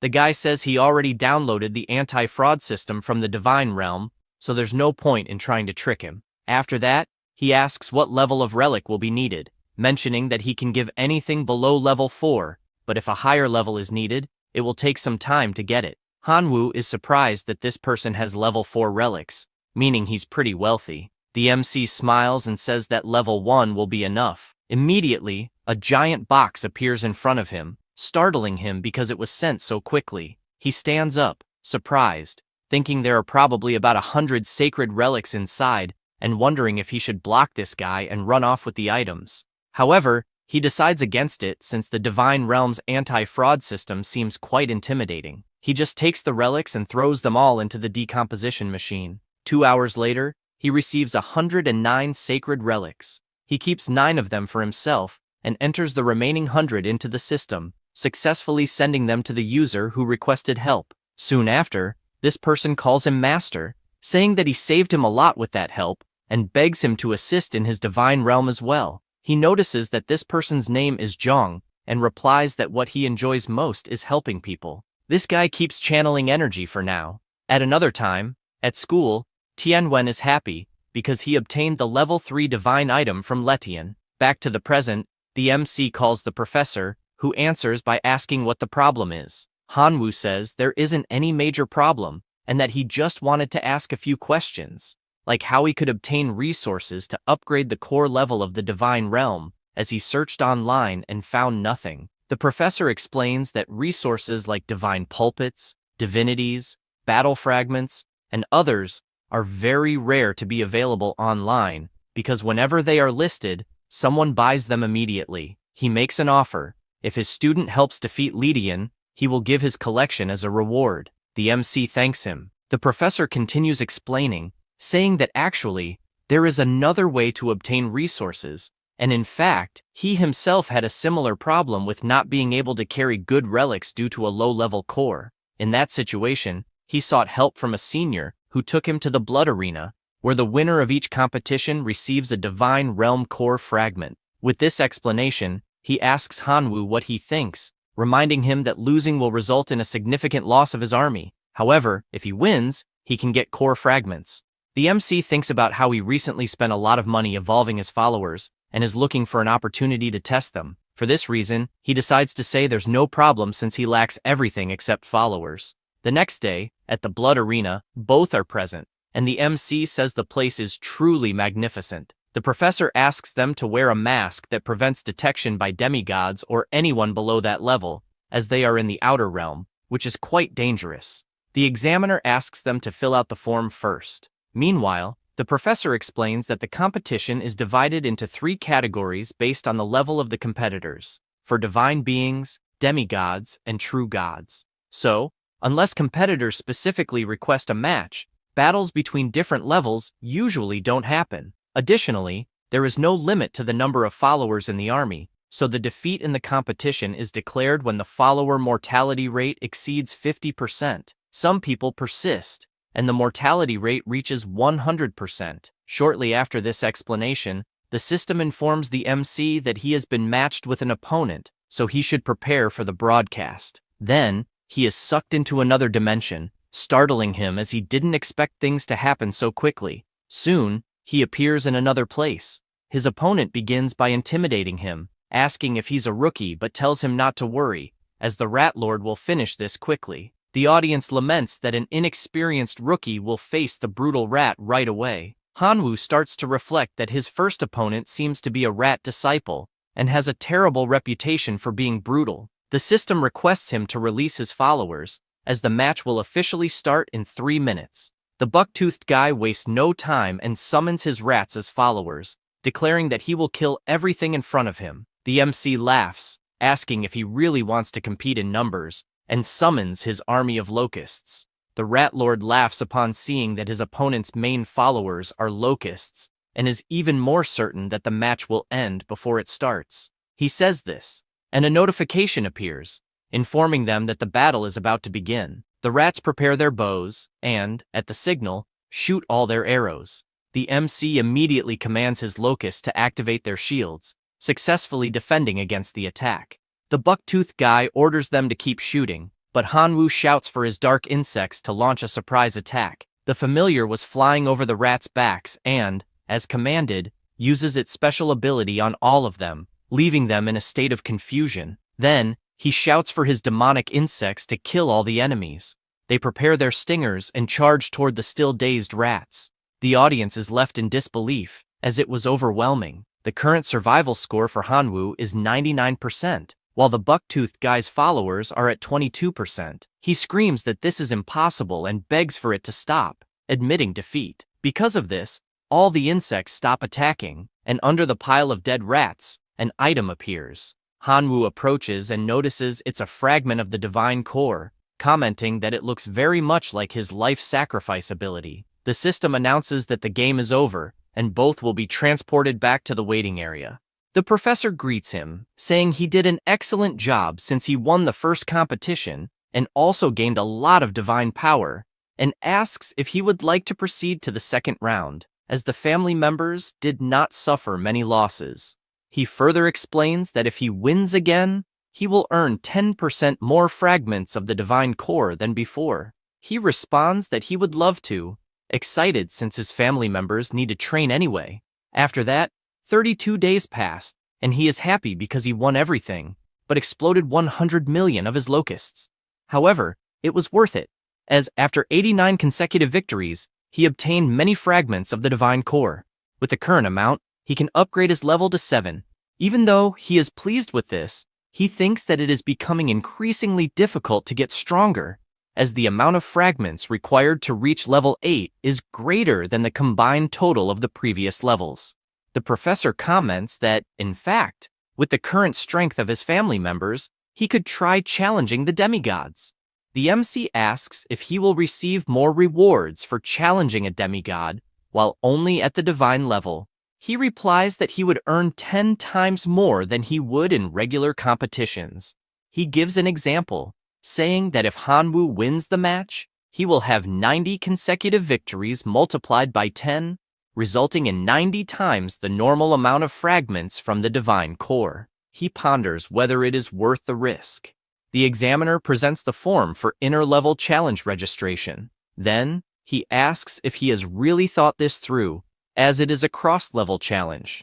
The MC replies that he definitely wants to. In the arena, everyone is commenting about the Locust Boy, who has been in the bloody arena for about 30 days and now thinks he can do whatever he wants just because he is the big star of the tournament, challenging the strongest. One guy comments that the demigods have higher levels of divine core and can carry superior sacred artifacts, so it is crazy for a Locust Boy to challenge them. Another comments that the kid needs to get a beating to learn a lesson. The professor warns that at that exact moment, the odds are 1 in 100, and even the entire audience does not like him. He says he is fine with that, and since he cannot bet on himself, asks the professor to bet 10 million power on him. Tianwen enjoys seeing all this confidence and says he will bet an additional 5 million from his own pocket, since all hopes rest completely on him, and also warns that if he wins, he will gift a magical weapon. The MC thanks him for his generosity, thinking that he doesn't even care about a magical weapon, as he is just excited to fight someone so strong. He goes to his divine realm, as he hasn't added any sacred artifacts to his divine core, and wonders what he should add, as the law of gluttony and the pearls of poisonous mist seem almost insignificant. Suddenly, the guy who had helped him before contacts him, asking if his master has extracted the source of sacred items that day. Hanwoo confirms if this guy can really find level 4 or lower sacred items. He replies that he has a large stock of level 4 or lower sacred items and can send them if needed. Excited, he responds that he actually needs powerful level 2 sacred items, preferably with poison, earth, darkness, and fire attributes. Hardly asking for this, a giant box appears before him, coming to the conclusion that this guy is definitely very rich. He starts by acquiring the level 2 sacred relic, Lava Orb of Earth and Fire. It has earth and fire attributes, which can improve the defense and resistance of his family members, as well as enhance their recovery rate. The second item is a level 2 sacred relic, the Nail of Shadows. This has a shadow attribute. When charged to the domain core, it allows the compatible family member to understand the level 2 ability, restricting the opponent's movement by nailing their shadow. He finds both interesting, as they are good for the submerged locusts and the locusts of the Dark Curse. That said, he decides to combine the two relics, causing a massive explosion in the sky. Then, he summons his locusts to absorb the new power, and immediately they become more powerful, as they have evolved once again. This makes him more confident, as future battles will be promising. Hardly finishing this thought, he is summoned by the battle arena, which asks the competitors to go immediately to the preparation arena. He teleports right away. Upon arriving at the battle arena, he finds the crowd cheering frantically for Mr. Elephant. The demigod is pleased, as it must be quite a stroke of luck to encounter an inexperienced rookie in the bloody arena, and he asks if he is ready to die along with his family members. He also says it is admirable for someone of low level to challenge a demigod, but makes it clear that courage is not strength, and for this reason, he will show the terror that someone of this level can be, subsequently summoning his army of giant mammoths. The audience supports him, urging him to crush everything and put on a show in this battle. He mounts his giant mammoth and asks the MC to do his best to entertain the crowd. He responds that it's fine and asks for his swarm of locusts to appear, feeling confident in his dark curse locust, as it has been nurtured by the combination of the law of gluttony and the shadow nail. The explosive submerged locust also had a combination of gluttony and the lava of earth and fire. His opponent finds this interesting and believes the fight will be cool, then asks his army of mammoths to attack the locusts that are on the way. Hanwoo does the same and commands the dark curse locust to attack, then launches their stingers, completely immobilizing the monster's shadow upon hitting it. The big guy asks what cheap trick he is using, but before he can finish, another swarm of locusts attacks using toxic explosion. However, the thunder mammoth remains still, showing no reaction. His master makes it clear that it doesn't matter if the locusts have become a transcendent form of life, as his giant mammoth would never be harmed, even if it stood still forever. The MC asks if he is sure about that. Then, a colossal explosion erupts in the arena. Mr. Mammoth realizes that Hanwoo is trying to win by numbers and decides not to let that happen, ordering his army to advance as quickly as possible. The MC does the same and commands them to explode, causing more explosions towards the mammoths. The demigod decides to resort to 3 divine arts: armor, blood chi, and healing. His wounded mammoths begin to rise, gaining significant resistance against the explosions. He admits he didn't expect to have to use a divine art, and for this reason, he acknowledges Hanwoo's strength. Therefore, he states that after killing 50% of his army, he will allow him to surrender to avoid further losses. The MC simply smiles, asking if he thinks that's all he has, and shouts that giving up is not an option, calling for his demonic bull clan to emerge. They charge toward the mammoths, leaving his opponent frightened, as Hanwoo indeed has a demonic bull as a familiar, watching as his mammoths are defeated one by one. Then, the gate opens, as it is now the skeleton clan's turn to attack, led by the skeleton lord, bone controller, and bone restorer. The MC asks the bone restorer to decide what will happen in the battle, making the controller jealous.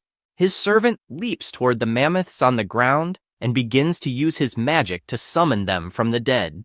Mr. Mammoth starts to worry, as these skeletons are far too annoying, but makes it clear that it is not enough to shake a demigod, ordering his family members to attack using the war gun skill and commanding his powerful mammoths to completely crush the enemies. The MC orders the demonic bull clan to retreat and asks the bone controller to advance. He stands in the middle of the arena, gathering all the bones present, and his size grows in a surreal manner. Giant, dozens of times larger than the giant mammoths. Mr. Mammoth is intimidated by this heroic form of life, but uses his multiplication ability, making his mammoth grow colossal as well.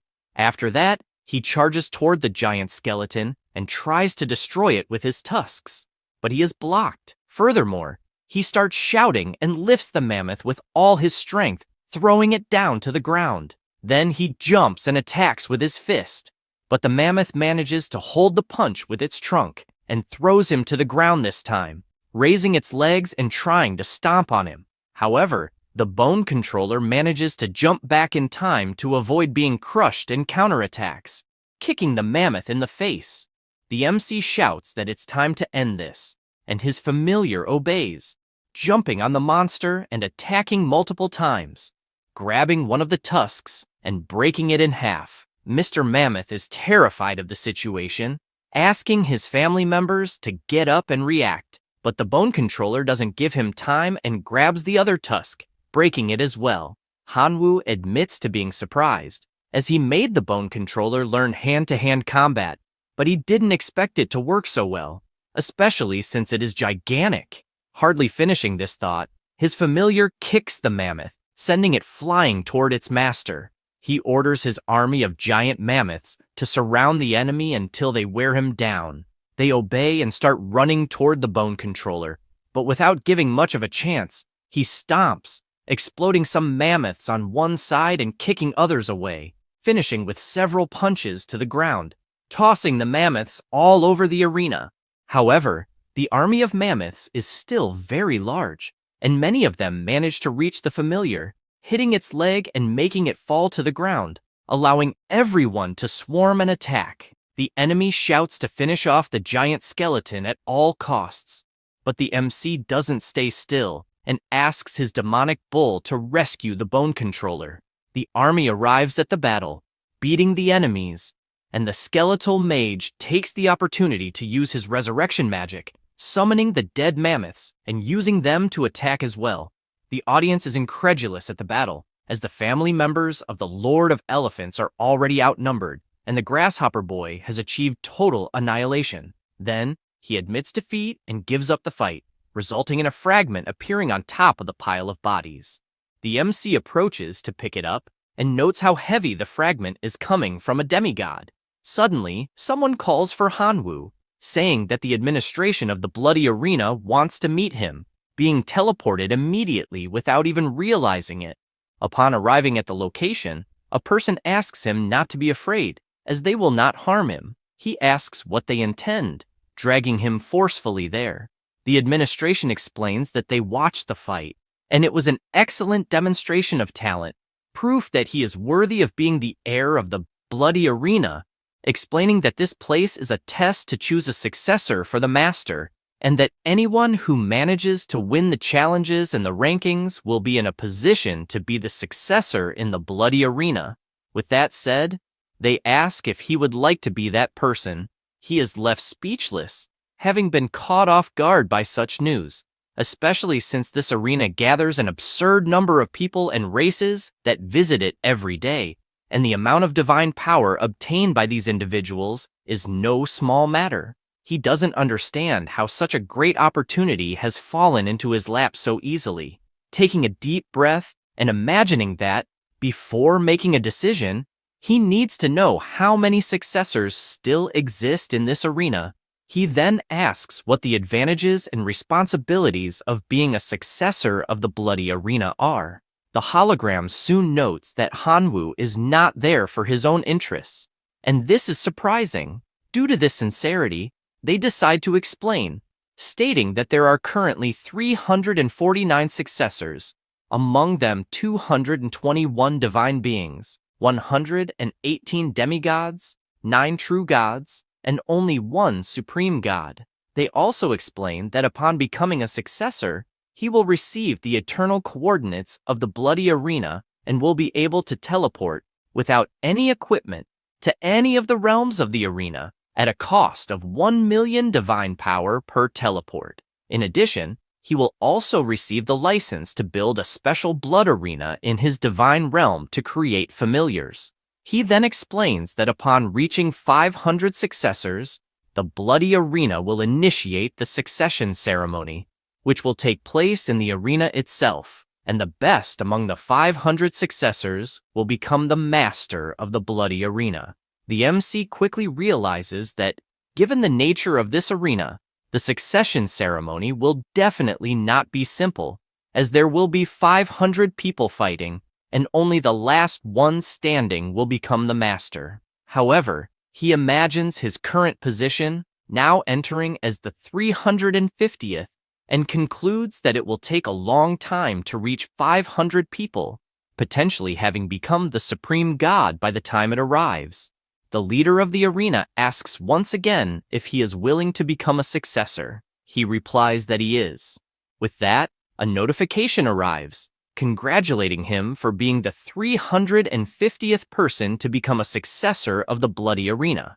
Suddenly, a laser hits his chest, leaving him confused, and a light appears above him. The teacher who was in the room runs toward him, telling Hanwoo that he is indeed a lucky star, as they made a fortune there. Hearing this leaves him confused until Tianwen hands him something, asking him to keep it.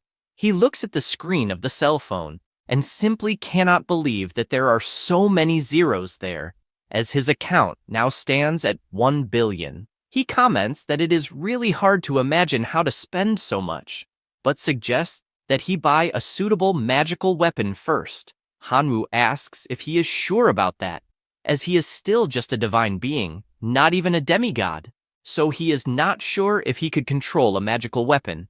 He asks him not to worry, as a teacher, he would not suggest something that would harm him. Moreover, he knows a very good store that he can recommend. The MC says that this is perfect, as it is quite a coincidence since he wanted a new weapon. Suddenly, Mr. Mammoth appears running, calling out, "Grasshopper boy," and saying that he finally found him. The MC runs behind the teacher, asking him to save him. The teacher protects him, saying that in his presence, no one would dare harm one of his students. The bearded man asks them to calm down, as he is not there for revenge or anything like that, and explains that he would just like to befriend them, saying his name is Meng and he is a freshman at Western University. The MC greets him and asks if he is really from that university, making sense of why he is so powerful. He comments that Hanwoo is still not old enough to take the exams and would like to know which university he is thinking of going to. The MC replies that he is not going to any, as he is still a high school student and therefore cannot even take those exams. The guy is flabbergasted, unable to believe that this is true, and says it is impossible. It must be a joke. He asks why he would lie, adding that the person behind him is his teacher and could guarantee it. Tianwen confirms the information and mentions that the MC was even invited by some universities, but his goal is to get into Imperial University. However, the professor responsible for that university was not interested in him. Mr. Mammoth says he understands and praises him for thinking big, as Imperial University is the most powerful among the top 3, and wishes him all the luck in the world to succeed one day. He explains that he will report this case to his own university that night, and probably the higher-ups will contact him, in addition to asking him to keep his family members updated as much as possible to get on the university's reserve list. Hanwoo, suspicious, asks if he will really help him like this, just out of the blue.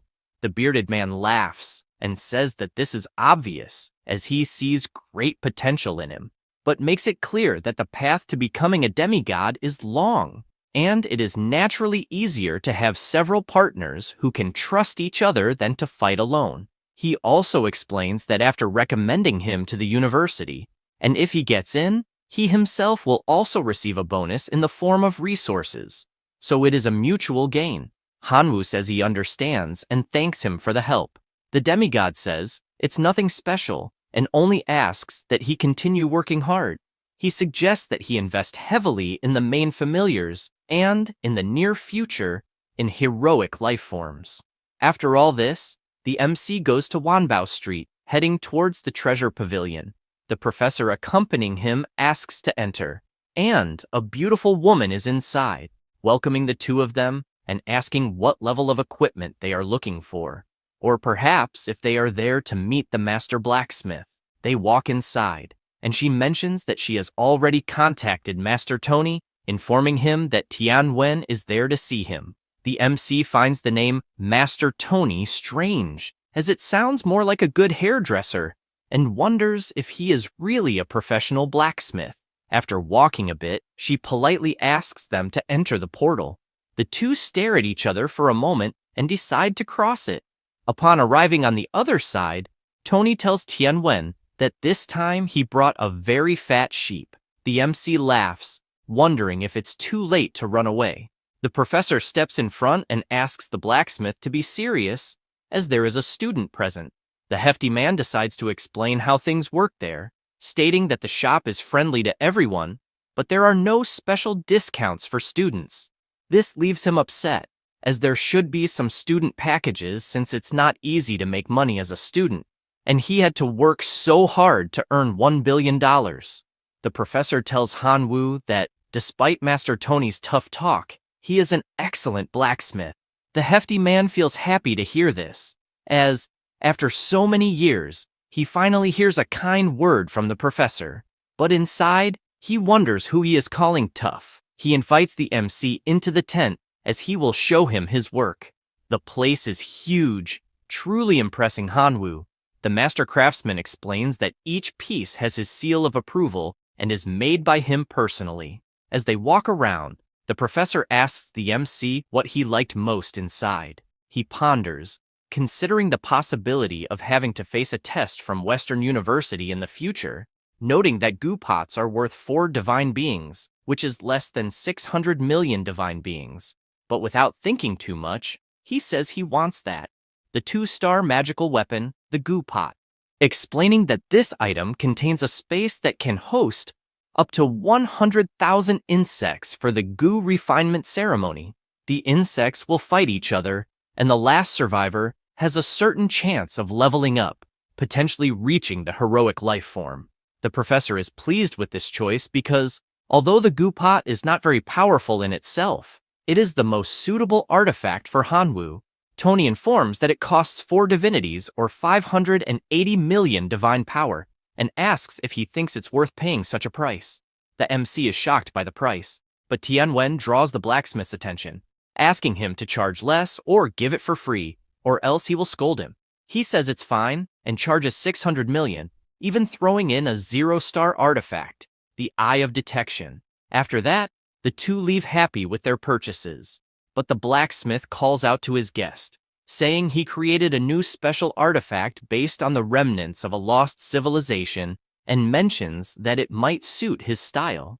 The professor takes the artifact in his hand to check what it is, and, after analyzing it carefully, begins to yell at his friend because, despite treating him well, he's still treating him like an idiot, and says that this ball has no power at all, and asks why he's trying to trick him. Tony asks him to calm down, saying he will explain, and informs him that it's called Greedy Wolf and came from a civilization lost long ago.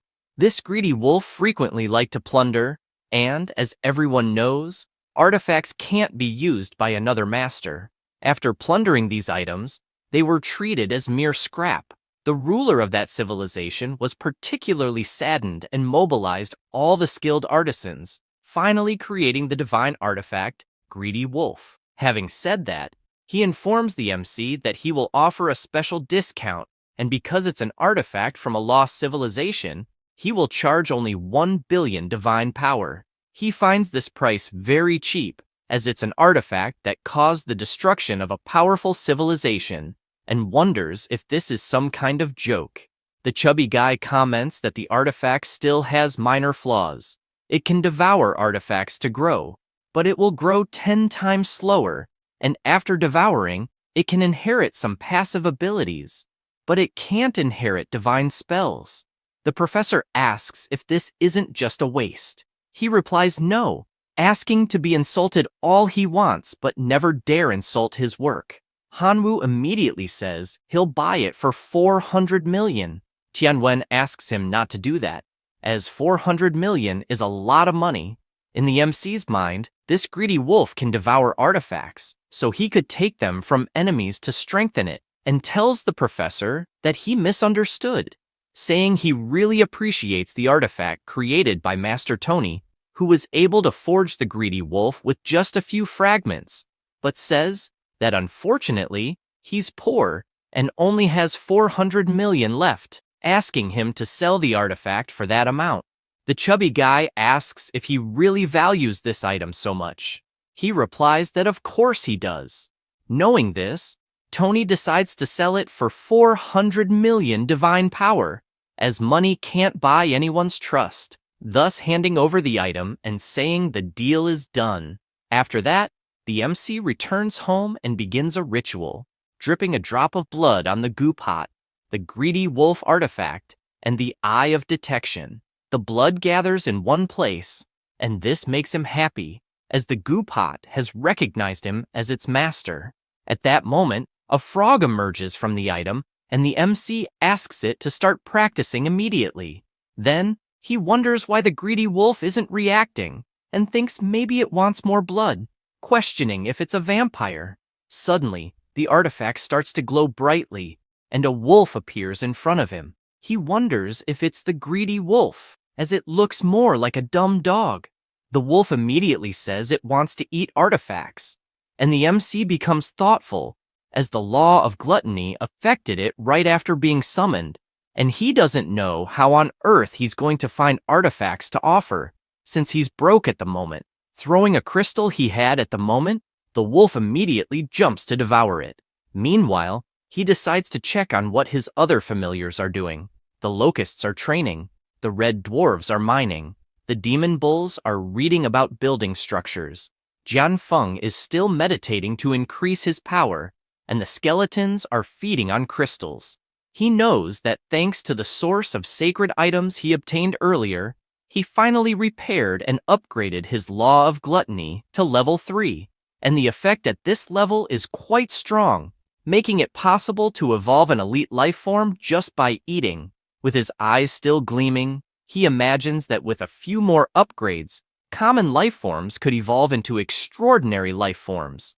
So his locusts will evolve significantly if they have enough food. A week later, the time for a new sacrifice arrives. Raising his hand and saying he will sacrifice 13 billion locusts this time, a giant vortex appears, and he immediately notices the reward for sacrificing 13 billion locusts, which is much better than the last one. The first option is 10,000 night demon hunters, an extraordinary life form. The second option is a 3-star artifact, the Steel Blade. It allows core familiars to summon a steel blade as a weapon, increases strength against beasts by 15%, and adds a divine art called Sovereign. The third option is a level 2 sacred item, the Stone of Enlightenment. There is a chance for a core familiar to be transformed into a semi-human form. He thinks the last option is incredible and decides to choose it. The item then appears in his hand, and he immediately breaks it. A beam of light from the sky shooting toward the elite locusts, evolving all of them, leaving the MC amazed at what he is witnessing. Now, he possesses the Locust Man. It is an extraordinary life form, and its talents are flight, low intelligence, and a humanoid body. He is impressed because the faith power of his new familiar is extremely high, at 50,000 per day. At that moment, he receives a call from the professor. Tianwen tells him that Western University has issued a notice for him to take the test again, and an admissions professor will be coming to the school the next day to test him, asking him to prepare in advance. He thanks him for the warning. The next day at school, Shuju approaches him, asking how the divine realm has been lately, and says that if he needs some resources, just let him know. Although he can't get them himself, he has many demigods in the family who can. This makes him happy, and he asks if by chance he could get some divine core fragments, since he needs a certain amount to go from level 7 to 10. His friend says it won't be a problem, but unfortunately, it's quite expensive, and, even considering their relationship, it will still cost 400 million divine power. He says he understands, thinking that poverty really limits a person's evolution. Shuju offers an alternative, saying that his family made a proposal to sell him 1,000 skeleton knights, an extraordinary life form, which could compensate for that amount in divine power. The MC, without thinking twice, says it's a deal, since they're talking about skeleton knights. His friend feels a bit annoyed by such a quick response, thinking maybe he should have asked for the bone controller, a heroic life form. At that moment, Tianwen enters the room calling for Hanwu, informing him that the evaluator from Western University is waiting in the teacher's room.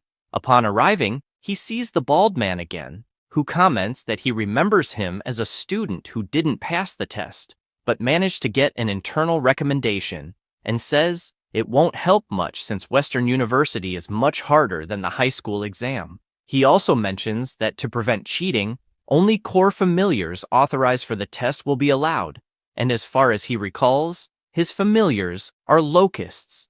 After saying this, he asks the student if he has any questions. The student replies that he does not. The evaluator explains that the test is to invade a small civilized village on the outskirts of the field called Duolong City, and this place has a solid hierarchy and career system that will directly affect both the familiar and the master. Once recognized by the system as a disaster demon, the professionals in Duolong will hunt him down to completely destroy him. The mission is simple. He must kill at least one master who guards Duolong City.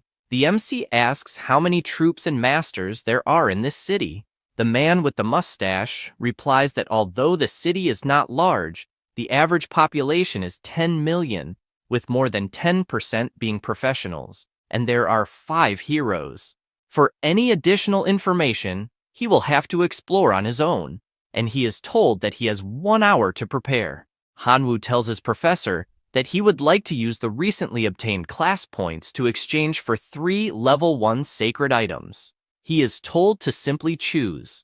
After this, back in the core of the divine realm, he places the missing fragment, and with that, his divine core is upgraded to level 10, and the space has expanded. Now he decides to equip the 3 sacred items he just obtained, starting with a level 1 item, Poison Gland. Once loaded into the divine core, there is a chance that core familiars will acquire the poison attribute and develop a poison gland. The second is a level 1 sacred item, Earth Core. Once loaded into the divine core, there is a chance that core familiars will gain the earth attribute and improve their defense. Lastly, another level 1 item, the Goblin Short Bow. It is both a sacred item and a divine weapon. When loaded into the divine core, there is a chance that core familiars will gain the ability to summon a goblin short bow as a weapon. The host god will also gain the ability to summon the bow himself. All items were successfully loaded. The MC is excited since most of the locusts have poison glands. Half of the immolated locusts have improved defense, and almost all the locust men can now fight using the bow, so he is looking forward to an easy test. The next day at school, the evaluator informs Hanwoo that he and his familiars will be teleported together to the outskirts of Duolong City. He then touches the crystal and feels a strange sensation being thrown to the test site right after. Several notifications appear, stating that an intruder has been detected, and asking him to leave the current realm, or he will be labeled as a demon and eliminated. Since he did not retreat, the MC was identified as the Demon Locust King. He notices a panel opens in front of him, where it states that he is the Demon Locust King and is at level 80, even showing his equipment and abilities. He is surprised they can even see the levels of the 2 newly born heroic locusts. The Locust Man is at level 60, possessing some talents in addition to abilities. He tries to understand what it means to be at level 60, as it's difficult to know without references. His familiar approaches, saying that there are creatures attacking them. The MC immediately mounts on its back and asks to go check out the enemy. At the scene is Thorn, a second-class adventurer who is impressed by the absurd number of monsters appearing. By his side is the Fist of Fury, a first-class adventurer who tells his friend to cheer up. After all, the more monsters there are, the more rewards they will get, and when they get enough money, they can advance their classes.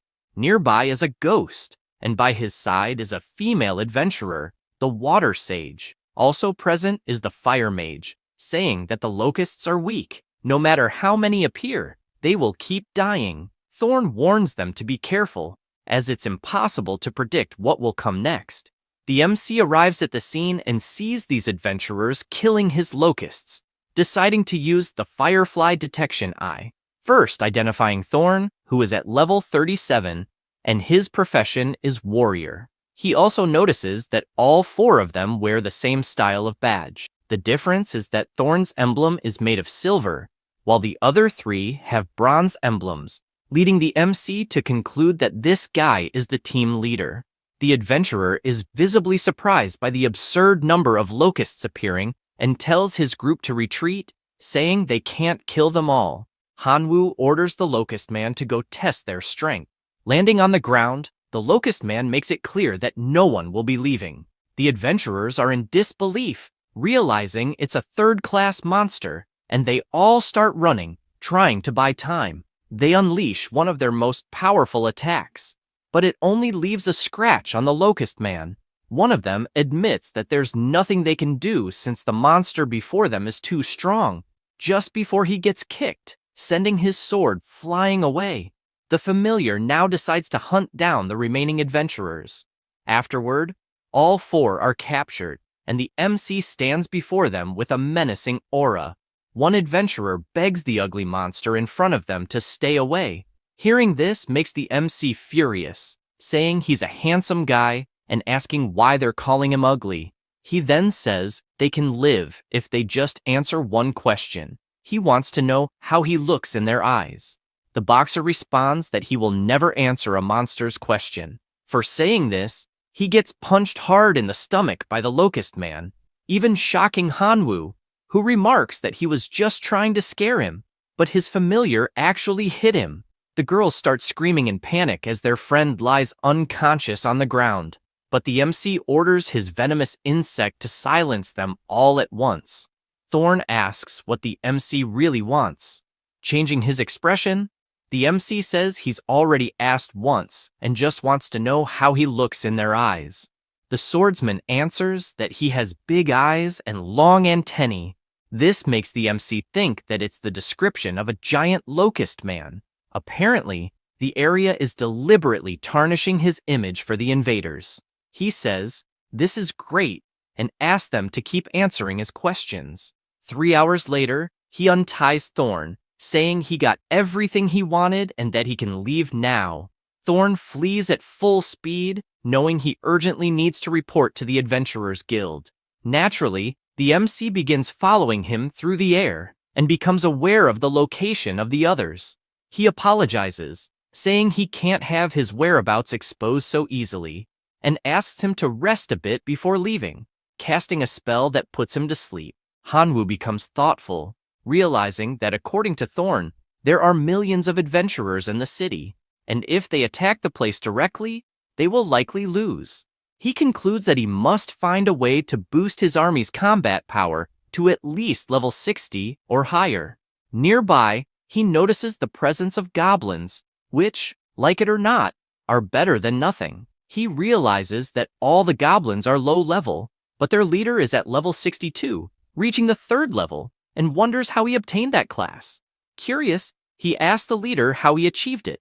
The leader responds that he ate many class fragments left behind by adventurers, and that's how he got a class. The MC is pleased with this information, realizing that apparently, if his locusts eat 39 class fragments, they too can obtain a class. He immediately summons his locusts and gives 2 orders: to keep an eye on the Adventurers Guild and to collect class fragments. 3 days later, he has gathered plenty of fragments and thinks it's time to start fusing them. He begins his ritual, and the class selection appears, offering options like mage, fighter, warrior, and archer. Choosing the last option, archer, he figures that a long-range attack method is perfect for the Locust Man. The MC is pleased since the bow worked perfectly on his familiar, and now he wishes he could absorb another corresponding 1st-level class to boost it straight to the 3rd level.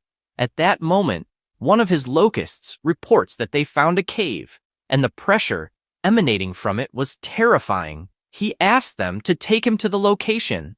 Upon arrival, his locust says the place is just ahead, and Hanwoo immediately senses the terrifying aura coming from within, as it even has a hint of divine power, making it definitely worth investigating. He enters the cave accompanied by 2 locust men, and looking down, he notices a giant dragon sleeping in the cave. He recalls the professor once saying that some civilizations from other realms used to isolate enemies they couldn't easily kill, and apparently, the black dragon in front of him is a poor creature sealed there by some powerful being. A locust then uses its detection eye. This is the black dragon Elphus, level 103. Sealed. Its original level is 149. Its profession is a rebel, belonging to a special race, with other details unknown. Suddenly, the dragon opens its eyes, leaving the locusts stunned. The MC yells at his familiars to stop, but both are trembling in fear. Elphys stands up and asks how they dare interrupt the meal of the great rebellious black dragon. He says this and prepares to attack, while the MC shouts for everyone to retreat. Several explosions follow, 5 minutes pass, and he returns to the dragon's lair, asking if it's done venting. The black dragon gets ready again, calling Hanwoo insignificant scum since he's trying to take advantage and, for that, will never be forgiven. The MC runs again, knowing there are still 4 minutes left. After 10 minutes, Hanwoo returns and tells the dragon he's not there to provoke him. On the contrary, he's there to help. Elphys says he has already seen through his tricks, so he asks him to leave immediately before he has to devour him whole. The MC grabs his bow and asks if, being trapped like that, he could devour anyone, launching an arrow that bounces off the dragon's scales. The dragon asks if he's really going to keep making insignificant attacks since, as a black dragon, he has absolute defense. Hanwoo summons his sword and says he'll pay to find out, delivering an attack that barely scratches him. Enraged, he asks to infuse 10,000 of divine power, knowing he needs to cause at least some damage for Elphys to cooperate. Then he unleashes much more powerful attacks, and this time, blood begins to flow. The dragon becomes furious, asking how he dares wound a supreme being in such a way. The MC replies that he has many more weapons, and if Elphys keeps talking nonsense, he might end up dead. Elphys asks what the MC wants after all. The MC says he has a dream, which is to kill the hero of Doran City, but with his current strength, that's not possible. Facing this hero is impossible, and for that reason he needs help. The dragon says he's been sealed there for many years and has no way to escape, so how could he help? He also explains that the chains binding him are special artifacts, created by the guild itself, and not even his dark power can destroy them, much less a common sword. Hanwoo asks if he's sure the chains are artifacts. He replies that yes, he is sure, as he would never stoop to lying. Knowing this, the MC summons an item, as he has a solution to this problem, then asks for the wolf cub to appear.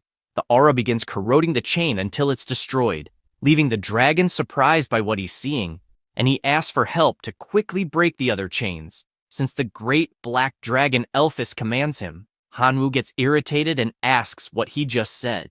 He repeats, saying to hurry and free the great black dragon that commands him. The MC points out that he just broke one of the chains and asks him to show a gesture of goodwill, as he hasn't done anything for him and even claimed to command him. The dragon asks what he wants. If it's to kill the hero, he already agrees, asking again to hurry and break the chains. Hanwoo changes his mind, asking the dragon to serve him for 100 years as a reward for freeing him. The dragon gets furious, asking if he's delusional. The MC makes it clear that he can save him, yes, just as easily as he can kill him. And if the dragon isn't willing to help, he can still be used as a stepping stone to increase his power, as he's heard that dragons are treasures from head to toe, and even the bones would fetch a fortune.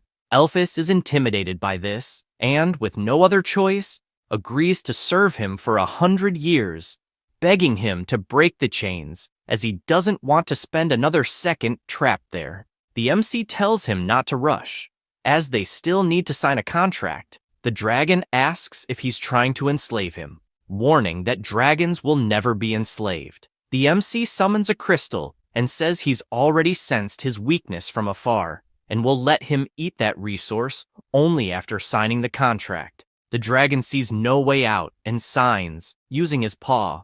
With everything settled, the wolf cub jumps to devour the rest of the chains, as they are artifacts, destroying all of them. The cave completely explodes due to the dragon, who is happy to finally be free.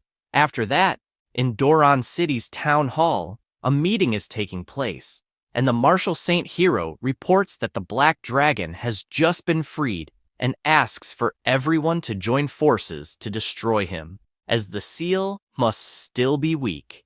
Rose, who is also a saint hero, says the dragon will probably hide to regain all his strength, and since the area outside the city is vast, She suggests asking for the help of all adventurers in Doron City. Another hero says that the dark power emanating from the Black Dragon will cause a large number of monsters to grow stronger. This is Jamie, the Ice and Fire Sword hero, emphasizing that they should take the first step and initiate action before the monsters revolt. Carl asks if a single weakened dragon is really a reason for all this concern, and asks his Dragon Slayer brother what he thinks about it. He responds that a simple dragon isn't a reason for such a fuss, saying he's already killed one of the wind element alone, and although it was difficult, it wasn't impossible.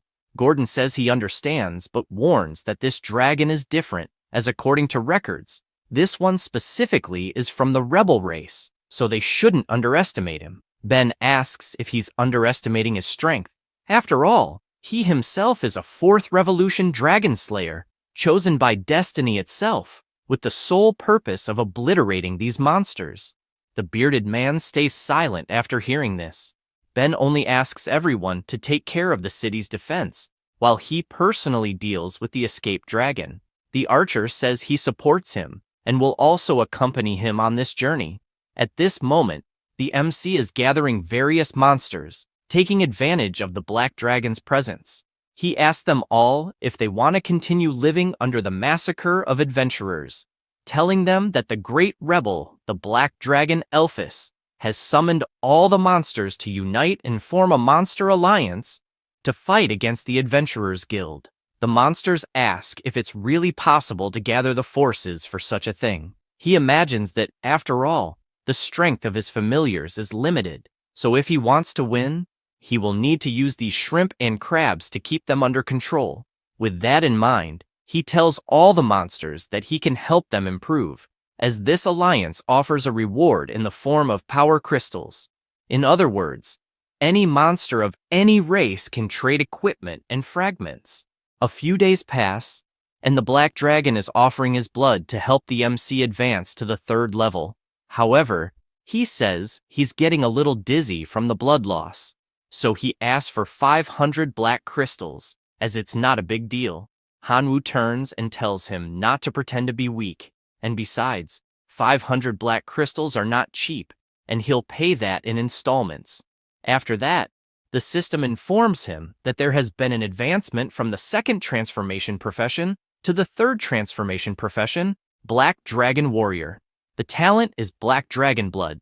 Its effect is a 50% increase in physical performance, a 50% increase in resistance to all elements, along with a huge increase in strength and affinity with the darkness attribute, as well as the ability to transform into the Black Dragon. He finds all of this interesting and asks to activate the transformation. His body immediately transforms into the new form. Now, his level is 125, with 85 max level familiars, along with divine creatures. His class is Black Dragon Warrior, among several other changes. He imagines that now he should be able to face the heroes alone.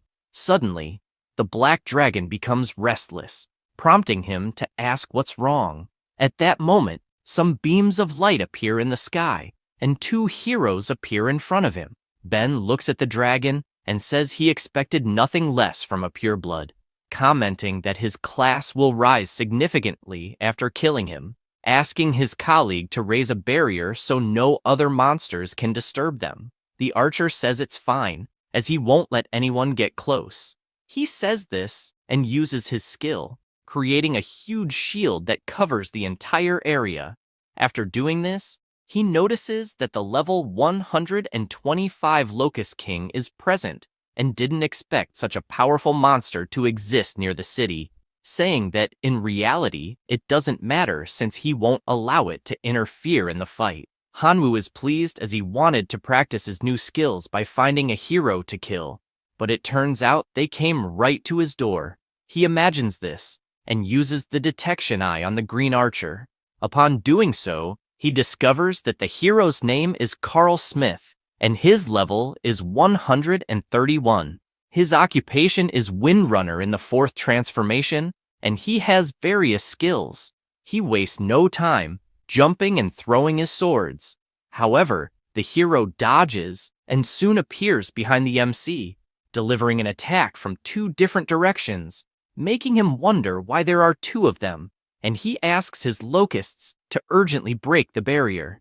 Meanwhile, Ben's aura is overflowing as if there were several dragons charging to attack Elphys, and the battle begins with a dragon-on-dragon fight until he appears behind him, ready to attack with his sword, landing a direct hit that sends Elphys crashing to the ground. The hero goes to his head and asks the dragon spirits to take the black dragon back to Doran City, then asks his colleague if he needs any help. He replies that he doesn't, as he can handle that demon locust alone, and asks him to return to the city, saying he'll join him soon. With this response, the dragon slayer begins to leave, taking the black dragon along with his spirits. The MC becomes furious and orders his swarm of locusts to break through the barrier at all costs. His familiars obey and begin attacking the shield, which cracks shortly after, leaving Carl in disbelief that the barrier is really breaking. He starts using his techniques to kill the locusts, but becomes worried because the number is colossal, and his mana is running out, so he needs to find a way to escape. Shouting for the insects to die once and for all, their numbers only increase until the massive army finally reaches him and, after covering his entire body, devours every last inch of flesh, leaving only the bones behind. At that moment, the evaluation professor tells Hanwoo that he did an excellent job completing the mission and mentions that the portal will open for his return. He asks to wait, as he can't return yet. The bald man asks if he has his mind set on rescuing that captured dragon. The MC responds that that's exactly the case since he needs to save him, because he's his contracted partner. The professor makes it clear that if he goes to the city, he won't just face Carl like before, but rather 4 heroes at once, as well as millions of armed adventurers, something that even a demigod would have a high chance of failing at, let alone a small divine being. Hanwoo says he's aware of the situation, and that's why he formally requests permission to release all the races within his divine domain to fight by his side. In exchange, he's willing to increase the difficulty of the mission by capturing the entire city of Doran. The examiner is surprised, as it takes a lot of courage to challenge an entire city, but he approves the request.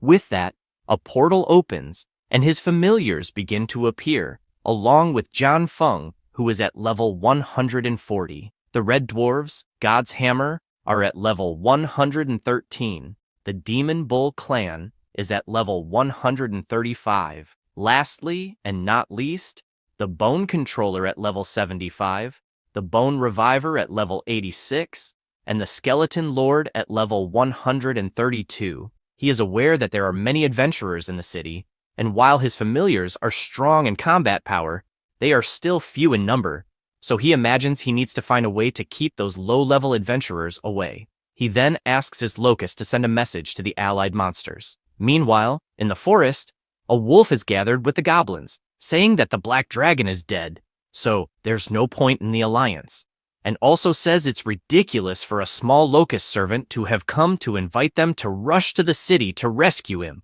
suggesting they should just kill him and take the power crystals. No sooner does he say this than his head is cut off, leaving the goblins scared and confused. Hanwoo laments this bunch of ants, since not only do they lack honor, but they also want to kill him, threatening them all, as it seems they are looking for death.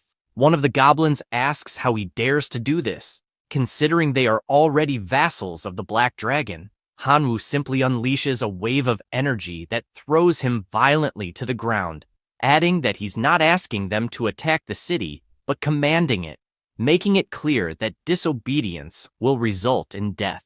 Immediately they all bow, praising their god and saying they are ready to follow orders.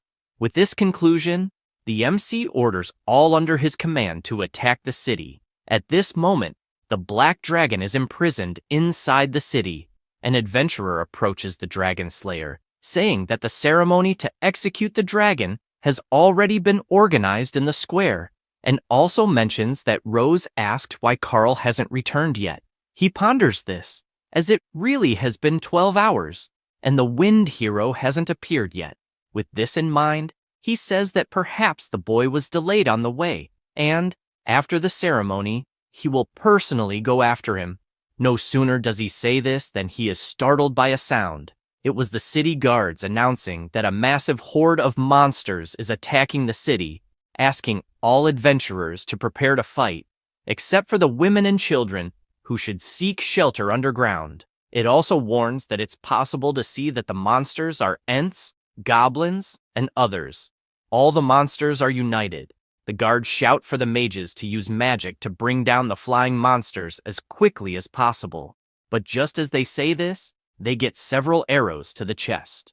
The attacks came from the Locust Men. The mages counterattack with their spells, but despite the large explosions, the locusts simply fly away. Meanwhile, a large goblin wields a hammer and strikes the gate hard to knock it down. Hanwoo immediately orders his skeleton commanders to attack while reviving a new army. They promptly obey and begin to revive those who died in battle and soon charge toward the humans. Finally, the big orc manages to knock down the gate. Rose was already waiting on the other side for this to happen. She summons several thorny vines that head toward the giant goblin, trapping it. Then, the Dragon Slayer appears, setting everything on fire, preventing the goblins from invading due to the flames. Meanwhile, Gordon orders the adventurers to hold their positions.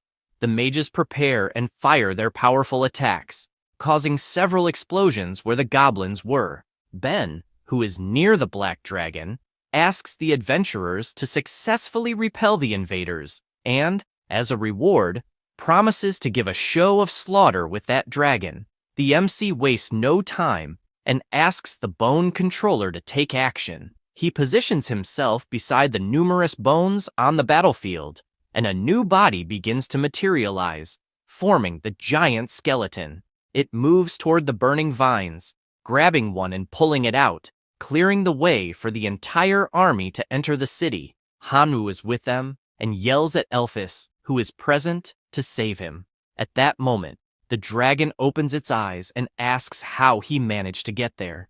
The heroes watch from afar, wondering how he dares to cause so much trouble. Gordon leaps, flying to attack, shouting that miserable monsters were made to be pulverized, yelling for him to die once and for all. However, the demon bull appears, delivering a solid blow, asking how he dares insult his god. Rose decides to help, summoning her thorny vines.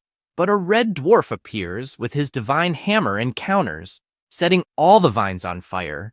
While she wonders what the hell just happened, Ben is also displeased with the turn of events, as only a few minutes were left, and asks how he dares ruin the plans like this. He then summons his dragon spirits and orders them to die immediately. One of them prepares to devour Hanwoo, but the giant skeleton appears, landing a solid blow. The dragon tries to retaliate, and the two begin exchanging blows. The skeleton lord, observing this, simply says he's very hungry and immediately leaps onto the dragon's back, biting it. The dragon can only scream in pain since it cannot attack its own back. At that moment, Ben appears, yelling how a mere skeleton dares to try and devour the dragon's soul, and asks if it's looking to die, delivering a solid blow that sends the skeleton lord crashing to the ground, even knocking its arms off. However, its body immediately reassembles, and it leaps again, biting the dragon's body once more, while the hero stands in disbelief at what he's witnessing, asking what kind of monster this is. Hanwoo immediately summons the greedy wolf and asks him to bite the chains. Elphys tells his trusted partner that he has the word of the great black dragon, that he will always remember this act of kindness.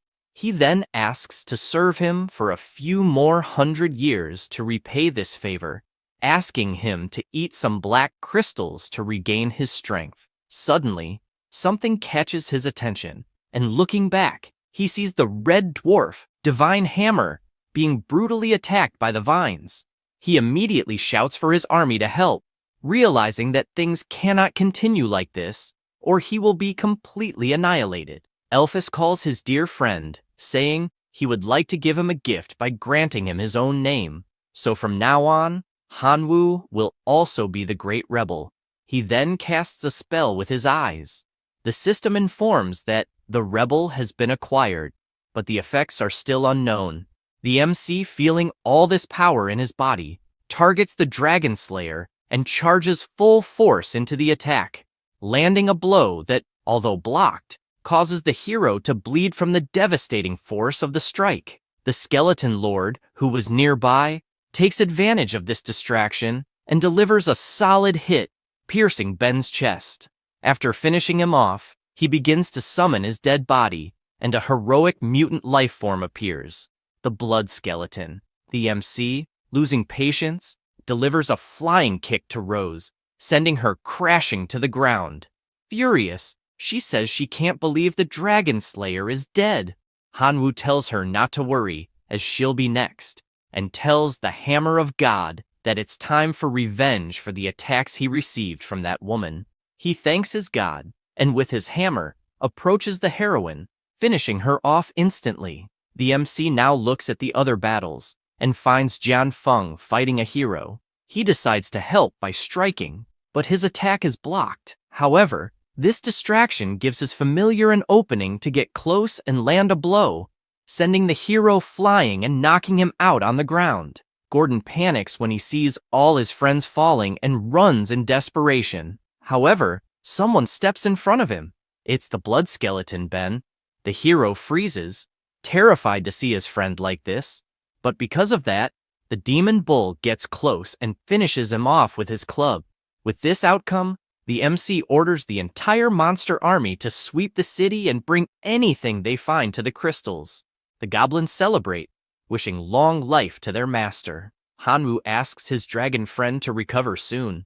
Elphys thanks him for his concern and says he's willing to follow him. At that moment, the examiner professor contacts him, congratulating Hanwoo for completing the mission and creating a miracle, informing him that the teleport portal is ready and that he has 3 hours to organize the war spoils. He thanks him and asks if he could build a stable portal to his divine realm from there, offering to trade all the war spoils for it. The professor says it's understandable to want to build a good civilization, but asks if he has thought about the potential risks. As if he's not careful, his divine realm could be violated. Hanwoo replies that he has considered all of this. The professor agrees and says that within 10 days, he will help stabilize the portal.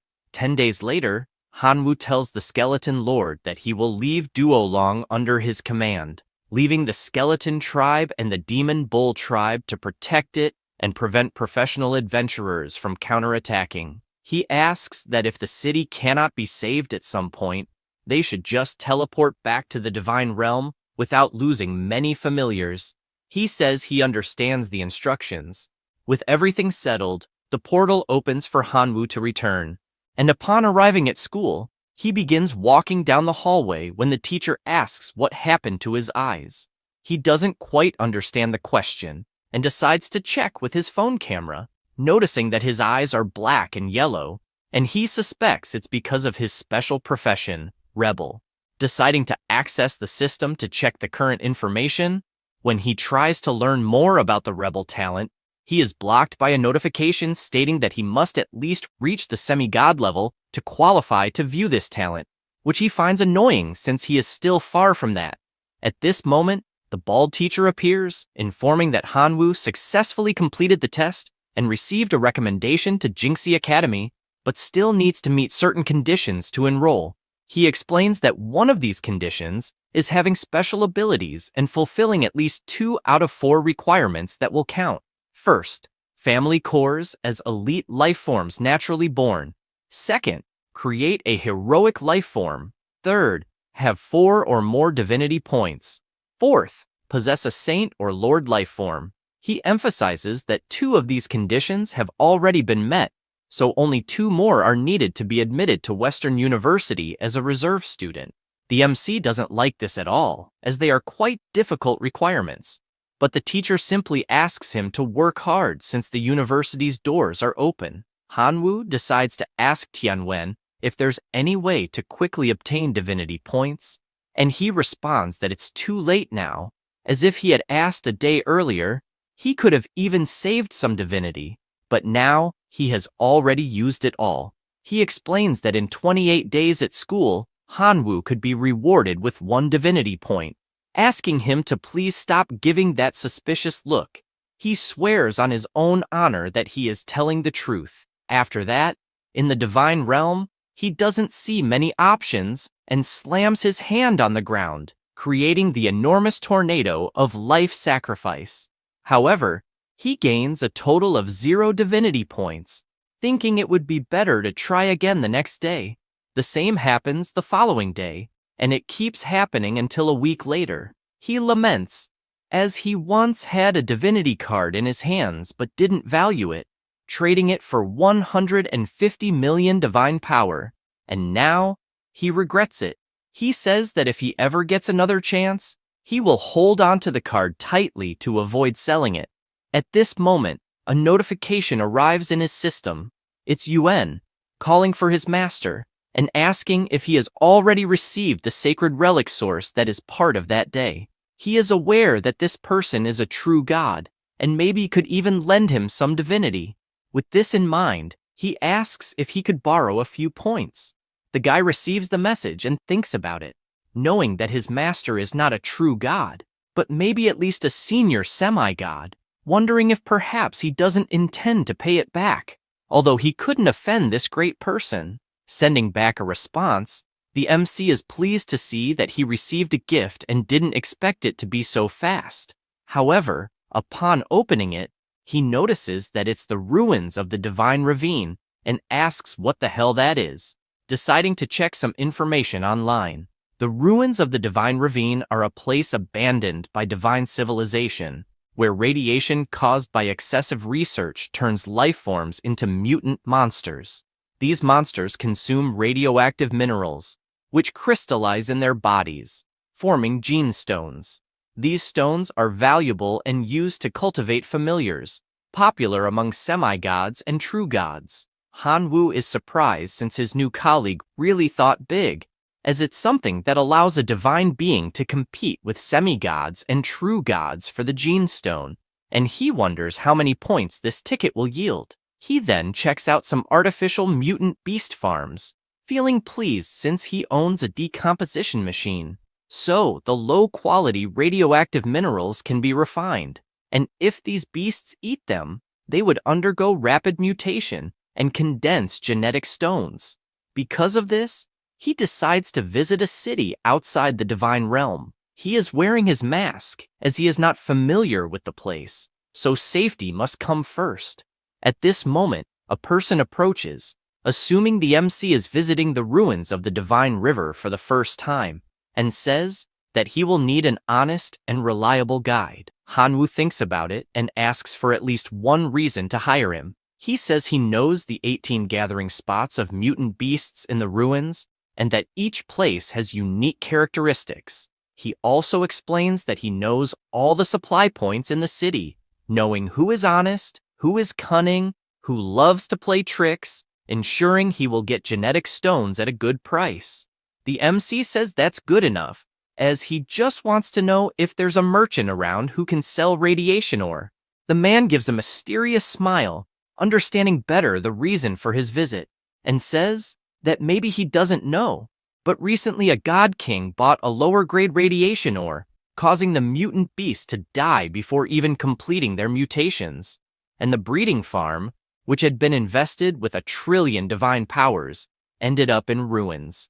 At that moment, someone says that the person simply didn't buy from him, making the MC turn to see who spoke. The person greets him, saying his name is Heiko. The blonde guy says that person is the biggest mine boss in the ruins of the Divine River. He smiles and says he really is the biggest dealer in that city, as more than 70% of the radiation ore in the entire place is his, and he assures there are no low-quality products. The MC asks for some samples, as he needs to test them in the divine realm, requesting 10,000 divine powers of each purity of ore. Heiko says it's not a problem. After that, in the Divine Ravine ruins, the MC is in possession of 21 radiant ores for the cost of 40,000 divine powers. Thinking it's a good price but not knowing exactly the effectiveness, as he will need to test first. At this moment, a level 1 mutant beast approaches. He immediately notices that it must be a wild wolf that underwent some mutation, and apparently their lifespan is only 20 days. And to live longer, they need to consume radiation ore to get stronger. Realizing it's the perfect moment to test the radiation ore, he asks his Pikachu to advance. The wolf runs and starts licking the ore on the ground. Immediately, a horn begins to grow on its forehead, and its whole body grows exponentially, completely changing its appearance. The MC is surprised witnessing this, as with just one lick, it reached level 2, deciding to throw a new ore into the wolf's mouth, which, upon devouring it, again changes its appearance, becoming even more powerful. Hanwoo admits being surprised, as it took only 10 minutes for the mutation to rise from level 2 to 3, and he wonders what would happen if he used it on his familiars in the divine realm. Then, the wolf explodes, and a red ore drops on the spot. He notes that radiation indeed seems risky, and mutations must be handled with caution, as they can explode due to the power, since the side effects are obvious. He notices that the gene stone dropped. It requires level 3 permission to be carried into the divine realm. Its effect is to induce genetic mutations in the teeth of familiars, resulting in large and long teeth. The side effect is that it reduces the lifespan of the mutated familiars by 3 years. Suddenly, someone appears, saying that if the boy is smart, he will hand over the genetic stone and the other green stone. Otherwise, he will regret it. The MC turns and can't believe who he is seeing, as it is the demigod gang, father of the first student he faced at school, and he wonders how he ended up running into this person, feeling relieved to be wearing the disguise mask. Because of this, he asks what will happen if he doesn't hand over the stones. The man says he might die, summoning several wolves that stand ready to attack. Hanwoo immediately bites his hand and activates his black dragon transformation. The wolves are startled by this, but it's too late, as the MC begins to attack them one by one. The demigod activates his enhancement in the art of the god of fury, asking the wolf cavalry to attack again. The animals obey and begin to run, but he just jumps, leaving the wolves confused since his target is now flying in the sky, making it impossible for them to reach him. The MC calls the old man an idiot, asking what he will do about this. Gang finds this trick petty and asks how he dares to show off like that, raising his hand and using his magic to force him down. The MC feels his body being pulled and goes straight to the ground, making him realize that the demigods really have many tricks up their sleeves, being forced to flee as he is chased by the wolves until he notices a sign that says, "Do not approach." He decides to head in that direction, and the demigod tells his cavalry to stop. Only then does Hanwoo realize the reason for that sign, as there are several bizarre mutants in the vicinity, and he worries because they are moving in for the attack. He starts running again since all those monsters seem like trouble, and concludes that running is the best strategy he has. At that moment, the beast noticed the presence of the wolves, and begin to attack them. Gang doesn't let this go and counterattacks with his punch, finishing off the mutants that were there and asking where the hell the boy went until he looks to the side, sensing a slightly frightening aura, and for that reason decides to leave. At this moment, the MC is in front of a river, relieved to have managed to escape and dying of thirst. At this moment, a fish approaches and jumps out, startling him with the shit he is seeing since it's a fish with legs, meaning that the river is also full of radioactive waste. He then decides to look at the map, wanting to find a river, but realizes that he is lost. At this moment, more mutants are approaching, and he tries to calm down since he's there anyway, so it's better to gain some more genetic stones, throwing his red stones at the monsters. After they eat, they all explode, and he realizes that it's not so difficult to obtain the genetic ores. After a while, already at night, the MC worries since it's getting dark and it's not safe at this hour in nature, imagining that he should go to the top of the mountain since it seems like there's something there. because as far as he knows, that area is abandoned, so there should be buildings with no one inside, as it's safer to rest in an abandoned building than in the forest. Transforming into a black dragon and flying to the location, as he approaches, he notices that it's actually an abandoned castle, and as he walks, he realizes that the place is deserted, but is aware that he needs to be careful since there could be wild animals living inside. He then notices some papers lying on the ground and seems to sense an energy fluctuation coming from within. Upon checking what it is, he sees some people performing a kind of ritual and wonders what the hell this means. One of the men in black comments that, despite being condemned for investment failures, the God King paid the price of hundreds of billions of divine power to create the opportunity for that ceremony, so the operation must be successful, stressing that time is almost up, so they should proceed with the ceremony at once. The night passes, and the stones are positioned in a magic circle. A huge light rises above the castle, and the magic circle becomes gigantic in the air. They are happy since this means it worked, as they have definitely managed to touch the seal of the ancient civilization. The MC worries about this since the internet says that the project for that location had been abandoned and sealed by the divine civilization due to its high risk factor. And apparently, the rumors were true, since the God King used the mutant beast farm as a front while secretly researching a ritual to break the seal. He decides to sneak closer, pleased that the ruins have restrictions, since only beings with a divinity below 10 can enter. And probably the fact that the God King cannot enter makes things easier.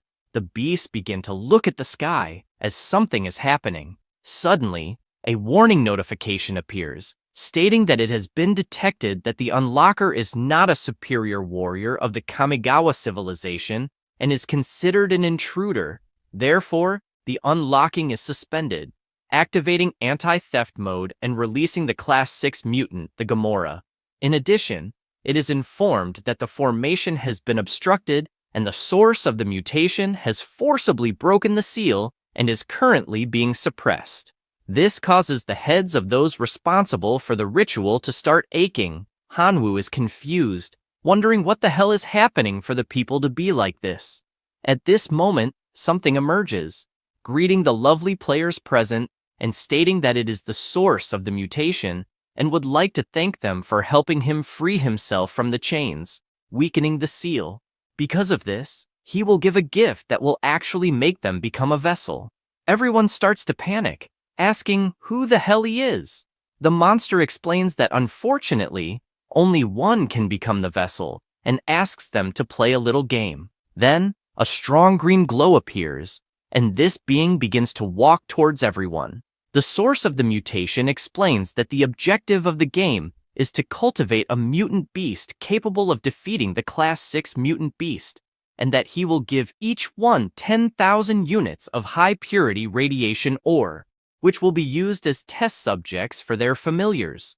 One guy responds that he has no interest in becoming a vessel and demands to be released immediately, and if not, he will free the familiars from the dominion of God to completely destroy that place, deciding to do so right as he speaks.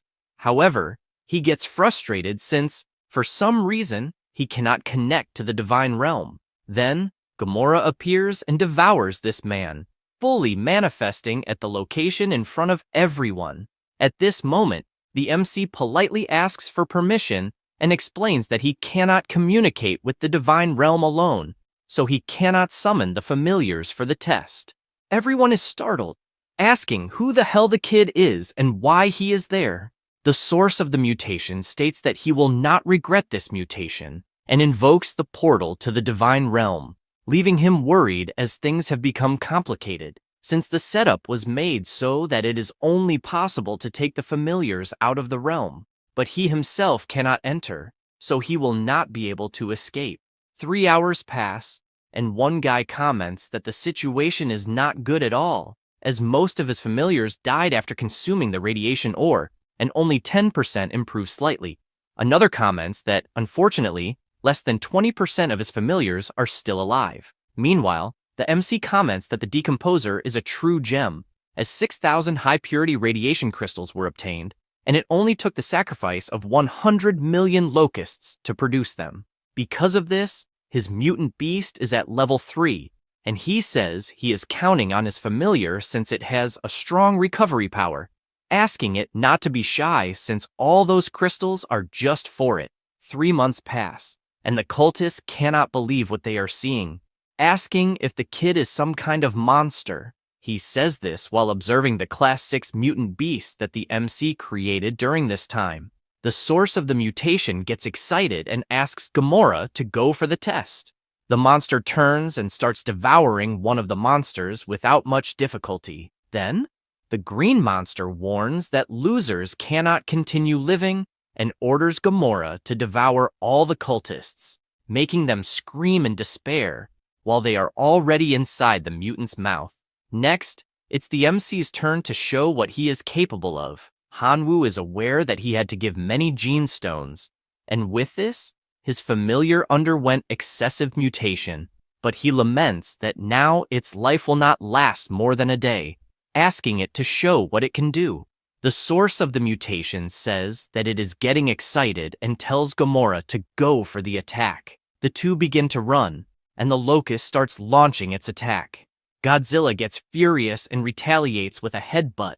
Chiang, which is the name of this mutant grasshopper, decides to fly, and his body immediately begins to regenerate.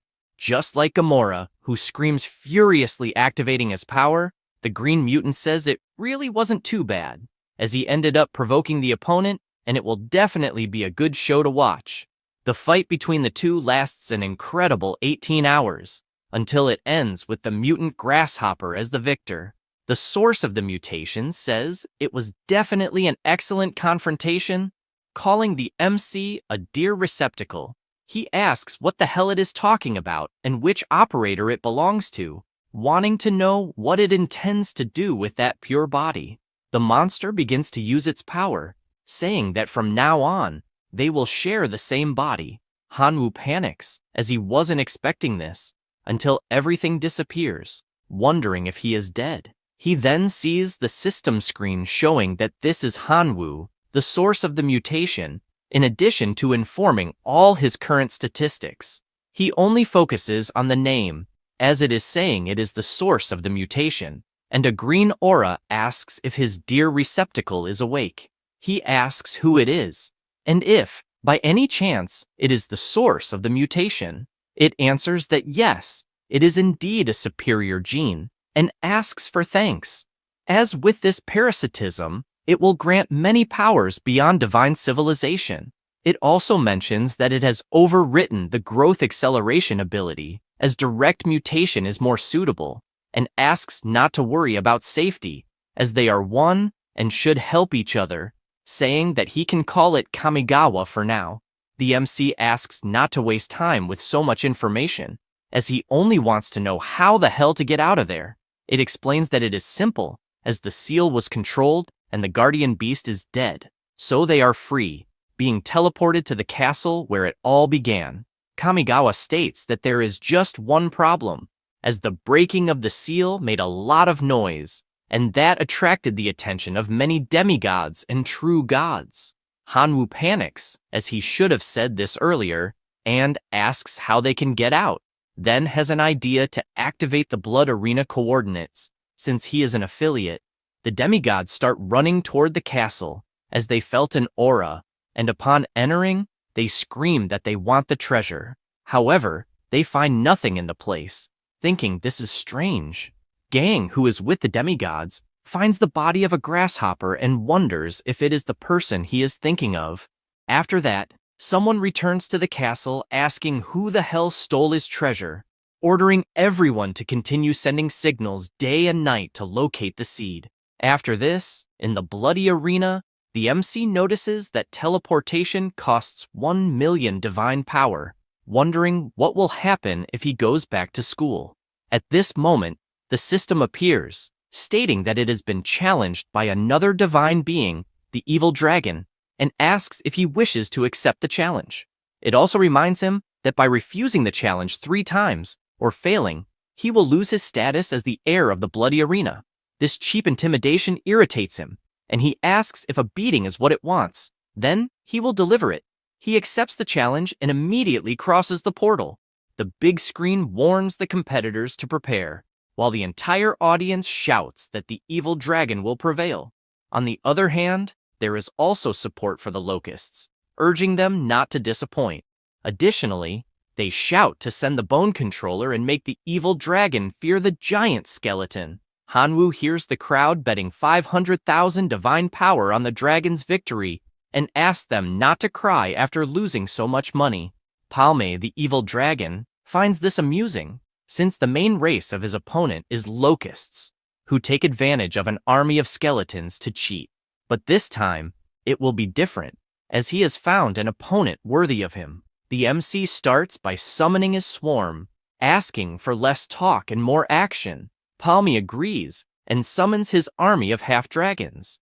The battle begins between the dragons and the locust men, but this doesn't please him, and he questions whether he is being underestimated, as he wants to see the army of skeletons. Hanwoo asks him to first defeat the army of locusts. Otherwise, it isn't even worth showing the skeletons. This leaves his opponent furious, and he orders the dragons to unleash their flames. Meanwhile, the MC shouts for his army to defend themselves, simultaneously summoning the celestial demon locust, which moves silently and appears shooting attacks at the dragons. Palm commands the counterattack, summoning the half-dragon hero to also shoot arrows at the cursed locusts. He mocks, saying that all this resistance is useless since they are nothing but locusts and will die like nothing. Hanwoo is pleased with this, as his goal is to sacrifice them, wondering if he should summon his army of demonic bulls.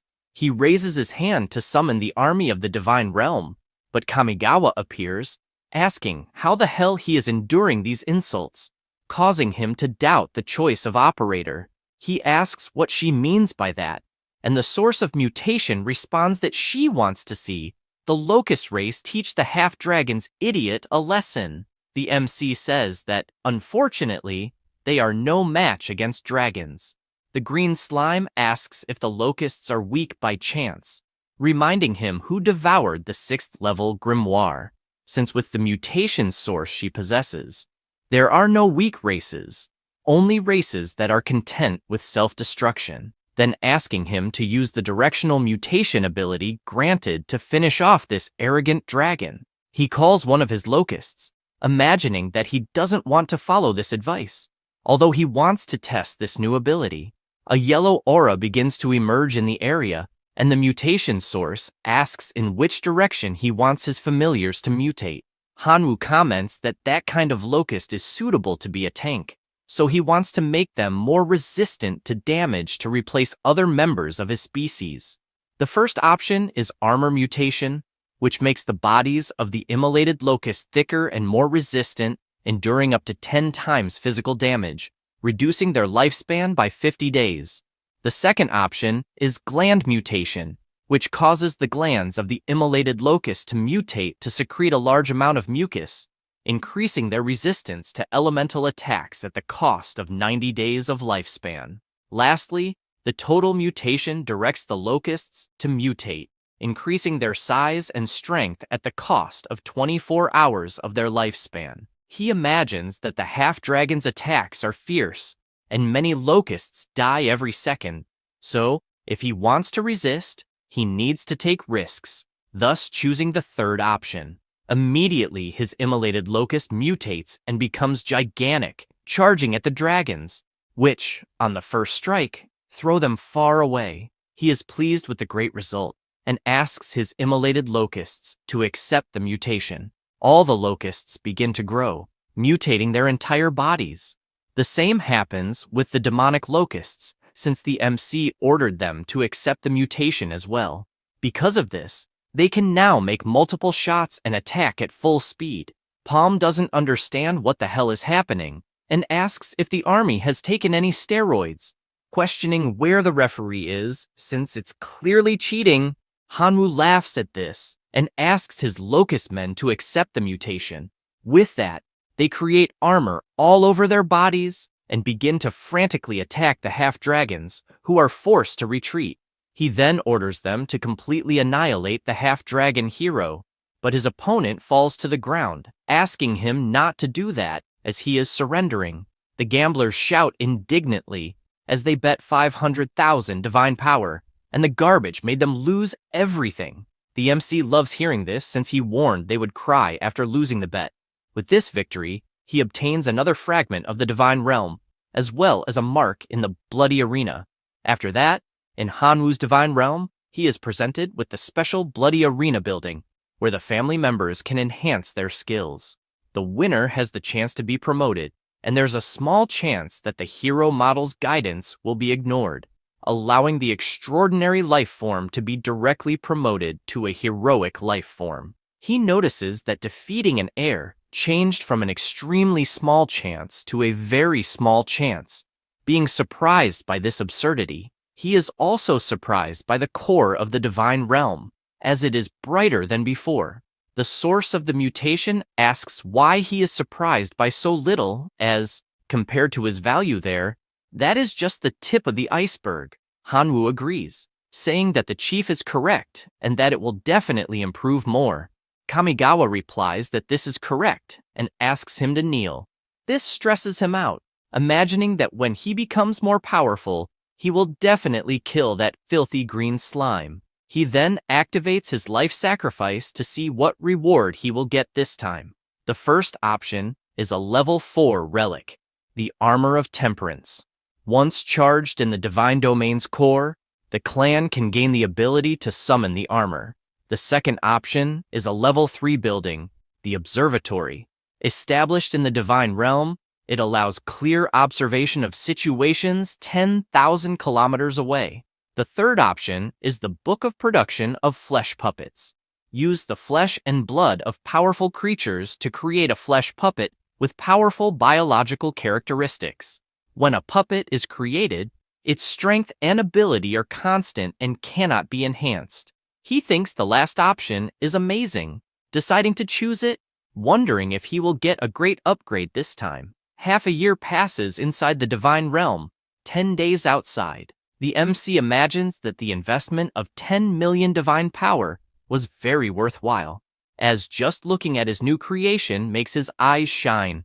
He imagines that the strength of this flesh puppet is equivalent to that of one of the strongest heroic life forms, also noting that it is as resilient as a wolf, naming his new army member Chiang. He then imagines that it is time to face the real challenge, telling his grandfather that he has already entered the Imperial University of the West, but asks him not to worry, as he will still go to the Chaos Star University to get news about his father. 3 days later, at the Imperial University, he is surprised by the place, asking if it is really the best university available, as even the passers-by on the streets, more than half of them are emitting demigod power. At that moment, someone catches his attention, asking if he is Hanwoo, the reserve student from the Imperial University. He turns and replies that yes, he is. The man greets him and says he is there to pick him up, politely asking him to follow him to the aircraft, as he will take him to his new accommodation. He decides to follow, and they leave through the air. After flying for a while, they arrive at the location, and the man informs him that he will take him to the dormitory. The MC is curious about the place and asks where the other students are. The professor replies that this place is just for him, leaving Hanwoo in disbelief, as this is far too extravagant. The man bids farewell, wishing him a good rest, and reminding him to arrive on time tomorrow. He decides to absorb divinity quickly, as there must be many talented people in that place. The next day, he continues walking through the hallways while hearing gossip from people saying there is a new transfer student who is probably just trash, as good students pass through the special process smoothly and do not need to enter through the back doors. Hearing this makes him worried, as those people are clearly trying to pressure him down. Hardly thinking about it, he gets startled when he sees a woman approaching stealthily, asking if he is Hanwoo. She explains that she is the teacher of the reserve student class, asking him to call her Lena, and offers to show him where the classroom is. The two enter as she asks everyone to be quiet. Qin Shuang, who studies at that university and in that class, shouts Hanwu's name. The other students, seeing this, ask what is happening. As it appears, the goddess knows the boy who entered through the back doors. The teacher demands silence, informing that the new classmate's name is Hanwu and that he used to study at the same school as Qin Shuang. A boy, dissatisfied, shouts, wanting to know why the new student was admitted to the reserve class. The teacher begins by saying that she doesn't know exactly what he learned at other schools, but makes it clear that in her class, one must raise their hand before saying a word, and if they don't understand, she will find a way to teach them very well. She says this with her frightening gaze. This terrifies the student, who apologizes, as he shouldn't have asked a question so hastily. She says it's fine, asking him not to make any more violations, in addition to suggesting they ask Hanwu himself how he got a spot in the reserve class. Zudi, careful not to irritate the teacher, asks Hanwu if he would mind saying how he got into the reserve class, as he wants to challenge him to see if he is truly worthy of being there. The MC raises his hand and says he will need to decline. This infuriates him, calling the MC trash for not being man enough to accept a simple challenge. Furthermore, the whole class supports him, calling him a coward. At that moment, Qin Shuang slams her hand on the table and tells them to stop, saying that Hanwu has never provoked anyone, so she wants to know why they are slandering him without even knowing him. The MC just watches, imagining that it was to be expected from Qin Shuang, as no matter where she goes, she always finds a bunch of little dogs. Moments later, the teacher leaves the room, and a group heads toward the MC's desk. However, his friend steps in front, asking what they are doing and requesting that they go over her first if they want to intimidate someone. They inform her that the matter has absolutely nothing to do with her, asking her to please get out of the way, and calling Hanwu, saying that if he has the courage, he should not hide behind a woman. He takes a deep breath and stands up. At this moment, Zudi approaches, saying that a mere transfer student who entered through the back doors shouldn't be studying there, in addition to accusing him of not even being qualified to study with everyone. Because of this, he asks him to leave the reserve class, warning that otherwise, he will beat him until he does. The MC turns to Qin Shuang and says that it must be quite difficult to study with that bunch of idiots. She replies that they are usually normal and does not know why they are only picking on him. Hanwu thinks this is good since she apparently doesn't know them very well, so she can beat them without a guilty conscience. She asks not to underestimate Zudi, since his main relative is a rare and naturally elite Iron Man, imagining that even her Thunder Sparrow might not be a match. He replies that if she's afraid of seeing them get hurt, then that's fine, but she says she doesn't care. The student asks if he heard correctly about hurting him, since just a few simple relatives would be enough to eliminate the rookie from existence. Asking to go to the training field, Qin Shuang doesn't understand why Hanwu is so stubborn and wonders how she could help without hurting his self-esteem. After they arrive at the location, the system politely asks them to choose the battle method. The options are Heroic Battle, Extraordinary Battle, Elite Battle, Legion Battle, 5 against 5, and 10 against 10. He notices that there are various ways to fight, asking to go with 10 against 10 since it's a good opportunity to test his 10 strongest relatives. The two position themselves in the battle arena, and Zudi is unsure whether his opponent is arrogant or simply ignorant for not choosing the Legion battle, but rather 10 against 10. The MC immediately starts invoking his flesh puppets, which shocks his opponent, who asks what the hell that is, as it is indeed a form of heroic life but exudes a strange aura. For this reason, he decides to take it seriously, as he can't embarrass himself in front of his goddess. Deciding to summon his Iron Men, he notes that it is a formation difficult even for Lord-level warriors to face. Outside, Qin Shuang watches on the big screen and asks when Hanwu got those relatives. Next to her is a boy using his eye to check the battle information.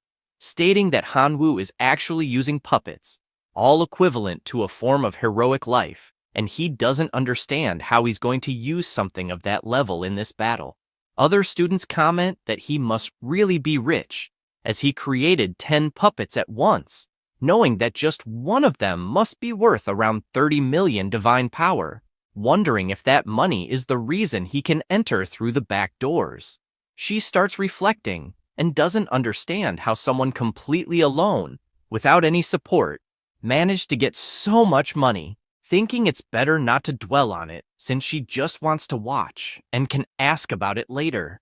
The battle begins with Zudi ordering his Iron Men to attack, starting with delivering several maximum power punches. He warns that they will soon hear the monsters turning into toothpaste, but the MC taunts him, asking if he's sleeping or can't take it anymore. He doesn't understand this provocation, but when he looks back at the arena, he sees his soldiers being subdued, being punched one by one with extreme ease, forcing the robots to go completely defensive. The students can't comprehend what kind of monsters these are that can resist the attacks of the Iron Men, and not only that, but they counterattack, copying the same move, even injuring the robots severely. Shuang doesn't hide her surprise, as she is witnessing Hanwoo much stronger than before. Meanwhile, the MC bored asks if the little girl wants to continue. This infuriates him since he hasn't even used the trump card he has saved, asking his Iron Men to merge.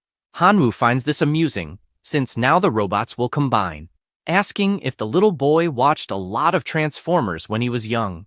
The relatives now have a completely different design, making the MC feel nauseous, as there's too much shine to process. The arena starts to explode until the big robot finally forms, causing Zudi to burst into laughter, asking if he's scared now, as his new piece of art has 10 times the attack power of a common Iron Man, asking him to die already.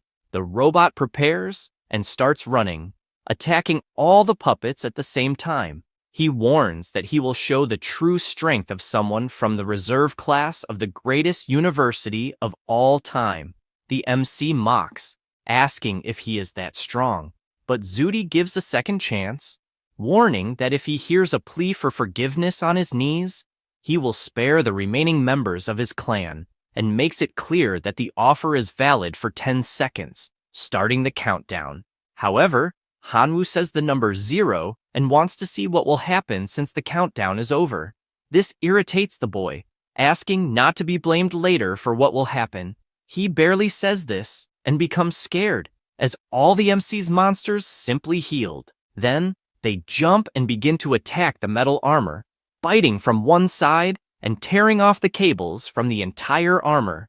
The students watching come to the conclusion that the fight is brutal as well as humiliating, since even the robot's head was torn off. Shudi falls to the ground screaming that this is simply impossible, while the MC just exits the portal victorious.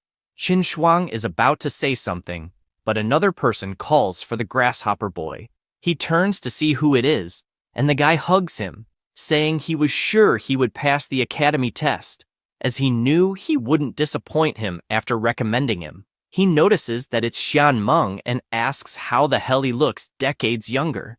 The mammoth man is happy that he recognized him, saying he just changed his look, shaving his beard, as his previous appearance intimidated the girls a lot. The other students overhear this conversation and apologize, as they didn't know he was a recommended student and accused him of pulling strings to get in. He asked them not to worry, as everything is fine. Xian Meng warns that he is a first year at the Imperial University and also Hanwoo's protector. He makes it clear that anyone who dares to mess with the boy will be messing with him, taking the MC to another place, as he has some friends to introduce. After going up the stairs, he informs his two friends that he is with the boy they mentioned. Ziaxian introduces himself, saying he is a freshman at the academy and that it is a pleasure to meet him. The girl does the same, saying her name is Yelling and asking if he really defeated Xian Meng in the arena. He greets the two seniors, saying that he is a rookie at the university and that defeating their friend was pure luck. She makes it clear that having luck is also a strength, sharing that they discovered that the next class of the reserved class will be a survival simulation in Outland, the zombie city, a low-level secret realm. And with that said, she expresses her wish for him to bring something for them.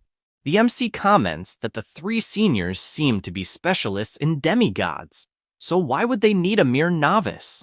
The girl laughs, asking him not to be so modest since he is nothing like a novice, and explains that the zombie city is the low-level secret realm of the university and, according to regulations, can only be used to simulate an important class for reserve students, so they cannot enter. Mr. Mammoth says that's true because if he could enter, he would completely destroy the city. His friend, laughing, agrees with all of this. She also mentions that there is an extremely rare resource in this secret realm called Wisdom Fruit, which can help non-human races improve their intelligence, as long as they are willing to pay 1 divine point for each fruit. Inside, the MC imagines that he really needs those divine points, and, for that reason, replies that he will help. Yelling asks him to take the seed he has in hand, as it will be extremely useful for the next major class. After that, already at night, Hanwoo is lying down, thinking that he could prepare for the ascension ritual of the demigod after accumulating 6 divine points, but he didn't expect there to be such a long way to go, recalling that the teacher said he could prepare for the ceremony to become a demigod as soon as he reached 6 divine points. However, a demigod with 6 points is a hybrid and can only be fused with lower-level divine authority in the future. For this reason, the students of the Imperial University do not waste their potential in this way, and usually continue evolving. She also explains that after increasing divinity by 6 points, the required amount will increase, with the 7th point requiring 2 divine points to be absorbed, just as the 8th point requires 3 points, and so on, up to a maximum of 10 points, as promoting demigods at the 10 divine point stage have the greatest potential. So, in the future, he may even fuse 5 divine authorities. He is amazed by the amount of important information she shared, as well as realizing that she has many hopes for him. For this reason, he will do his best to earn those divine points. After that, a few days pass, and one of the students asks Hanwoo if he heard that in the next main class, they will do a supernatural survival simulation and go to the low-level secret realm called Zombie Tower. He even found out that some veterans are buying resources that novices find in that place. Zudi calls the MC to bet since it's an important class. He asks what this bet would be. Zudi suggests they bet on who will have the best grade, and if he himself gets the highest grade, Hanwoo will no longer be able to approach Qin Shuang, and if the MC wins, he, Zudi, will no longer have improper thoughts about her. Hanwoo can't believe the nonsense he just heard, and asks if Zudi has something against the principal, since he doesn't understand how he managed to get into the university with that level of intelligence, also saying that it doesn't matter if he has improper thoughts or not, as in the end, she doesn't like him anyway. Zudi says he doesn't care about that as long as Hanwoo stays away from her and is willing to pay any price. At that moment, Qin Shuang approaches, asking if she heard correctly that he will no longer bother her if Hanwoo wins. He gets frustrated, saying that he likes her very much, so why won't she just accept his pursuit? She asks him to answer the question quickly. The boy replies that yes, if Hanwoo beats him in this dispute, he will no longer have improper thoughts about her. Qin Shuang asks her classmate to accept the bet since it will help her, but he asks if they are not all geniuses there, as he cannot be blamed if he loses. She says that's fine because she firmly believes she will win. At this moment, the teacher asks if everyone is ready, commenting that they should already know the information for the main class, explaining once again that it is a supernatural survival simulation, so the difficulty will be higher than for the secondary classes. She then asks them to start right away. The system informs everyone that the survival simulation in the outer realm is activated and that, to avoid being detected by the consciousness of the outer realm, all services related to the divine realm will be automatically blocked. The gods have been affected by the scent of the outer realm, and their constitution has been reduced to that of ordinary humans. Moreover, the points leaderboard is open. Now, an introduction to the scenario. Zombie City is a beautiful place, and the hospitable zombies will kindly rip the brains out of guests and eat them to show their welcome. Whenever night falls, they go out to hold a carnival. The students comment that they are starving but don't understand why the spatial ring isn't opening since they have plenty of food inside. The MC imagines that everyone there are deities, so they could go 10 days or even half a month without feeling hungry. However, with the damaged divine artifacts, everything indicates that this is part of the survival test. Imagining that at least the most critical skills are intact, he figures everything will be fine. In this case, he is referring to his directional mutation ability and life sacrifice ability. He tells Qin that he wants to take a look around the city, and she says that's fine, slapping her hand on the ground and summoning one of her giant birds, asking to go together. He says it's not necessary, then transforms into his dragon form, and with that, the two travel through the skies. They land shortly after arriving in the middle of the city, and he notices that everything seems complete there, as there's even a cafe and restaurant. He then hears her stomach growl and bursts out laughing. She asks him not to laugh, but the MC merely suggests they go to the restaurant to see what's good there. Upon arriving at the place, they are greeted by the attendant, who asks what they would like and offers the menu. Hanwoo explains that they are travelers from another city and that, unfortunately, they are out of money. However, the bearded man doesn't take this well and pulls out a weapon, telling the beggars to get out of the restaurant and asking if they think they are the Jiangshi wandering the streets at night. Qin Shuang becomes furious at how they are being treated, but the MC asks her to calm down, explaining that they are currently ordinary humans and that if they get shot, it's over. At that moment, he remembers that Yelling gave him a seed and said it would be useful in that realm. Because of this, he decides to try, showing the seed and asking if the man would be interested. The restaurant owner immediately changes his expression, becoming honored to see such a precious seed and asking him to please sell it, offering 10 gold coins for it. Hanwoo asks him to first prepare food for the two of them since they are starving, and the man agrees. They are both impressed by the amount of food prepared for them, and while they eat, the MC takes the opportunity to ask a bit about that place. The restaurant owner explains that it is a magical city, telling them that in Jiangshi City, humans and monsters coexist. Humans hunt zombies for money and other resources. However, these zombies can consume human brains.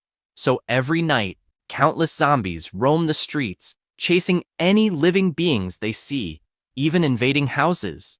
He also mentions that people need swords, firearms, and even other things, like magical plants, to survive, citing the MC's seed as an example, which seems to be of Tier 3, and for this reason, he asks him to please sell it.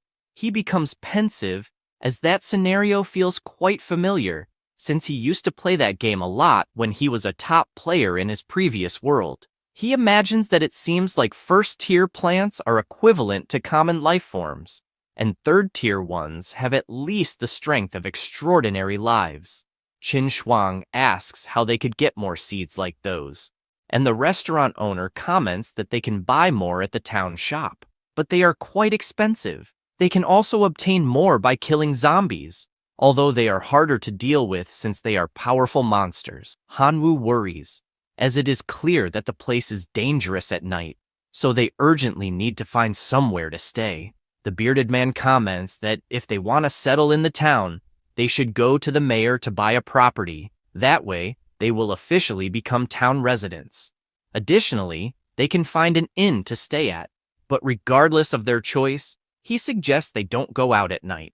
Knowing all this, they leave, thinking it would be interesting to buy a property. After that, still at the restaurant, another student comes in asking for food. However, the restaurant owner screams for them to leave and then shoots, hitting the boy's hand, causing him to panic. In the system, it's shown that this student lost a total of 500 points due to this incident, which leaves Qin Shuang scared, thanking the MC for stopping her from arguing with the restaurant owner, since he shot without mercy at the first person who bothered him. After this, they go to the mayor's house, and he tells them that the seeds are worth 1,321 and the other is worth 1,160. He also mentions that the cheapest property in town costs 1,200 coins. She worries since she doesn't have enough, but the MC tells her not to worry, as he has some extra and can cover her part. The mayor suggests they could buy a house together, as the most beautiful houses are sold this way and cost 2,350 coins. The two are impressed, as the house is not only beautiful, but even has a pool, and for this reason, they agree without a second thought. Schwarzenegger says that it's all good, just mentioning that there are some rules in town about buying properties together, as the two need to be married for it to be possible. For this reason, he asks if they would like to get married. This makes both of them extremely embarrassed. The mayor notices this and asks if perhaps they don't want to be husband and wife, as if that's the case, they won't be able to buy the house together because it's a traditional town, so they don't allow random relationships between men and women. She feels embarrassed since she doesn't know what to do, until the MC thinks of suggesting something. But she interrupts him, saying it's fine, and they both respond that they are willing to get married. Schwarzenegger gets excited, saying they are definitely a perfect match, and just asks them to fill out a form, as after that, they will be legally married.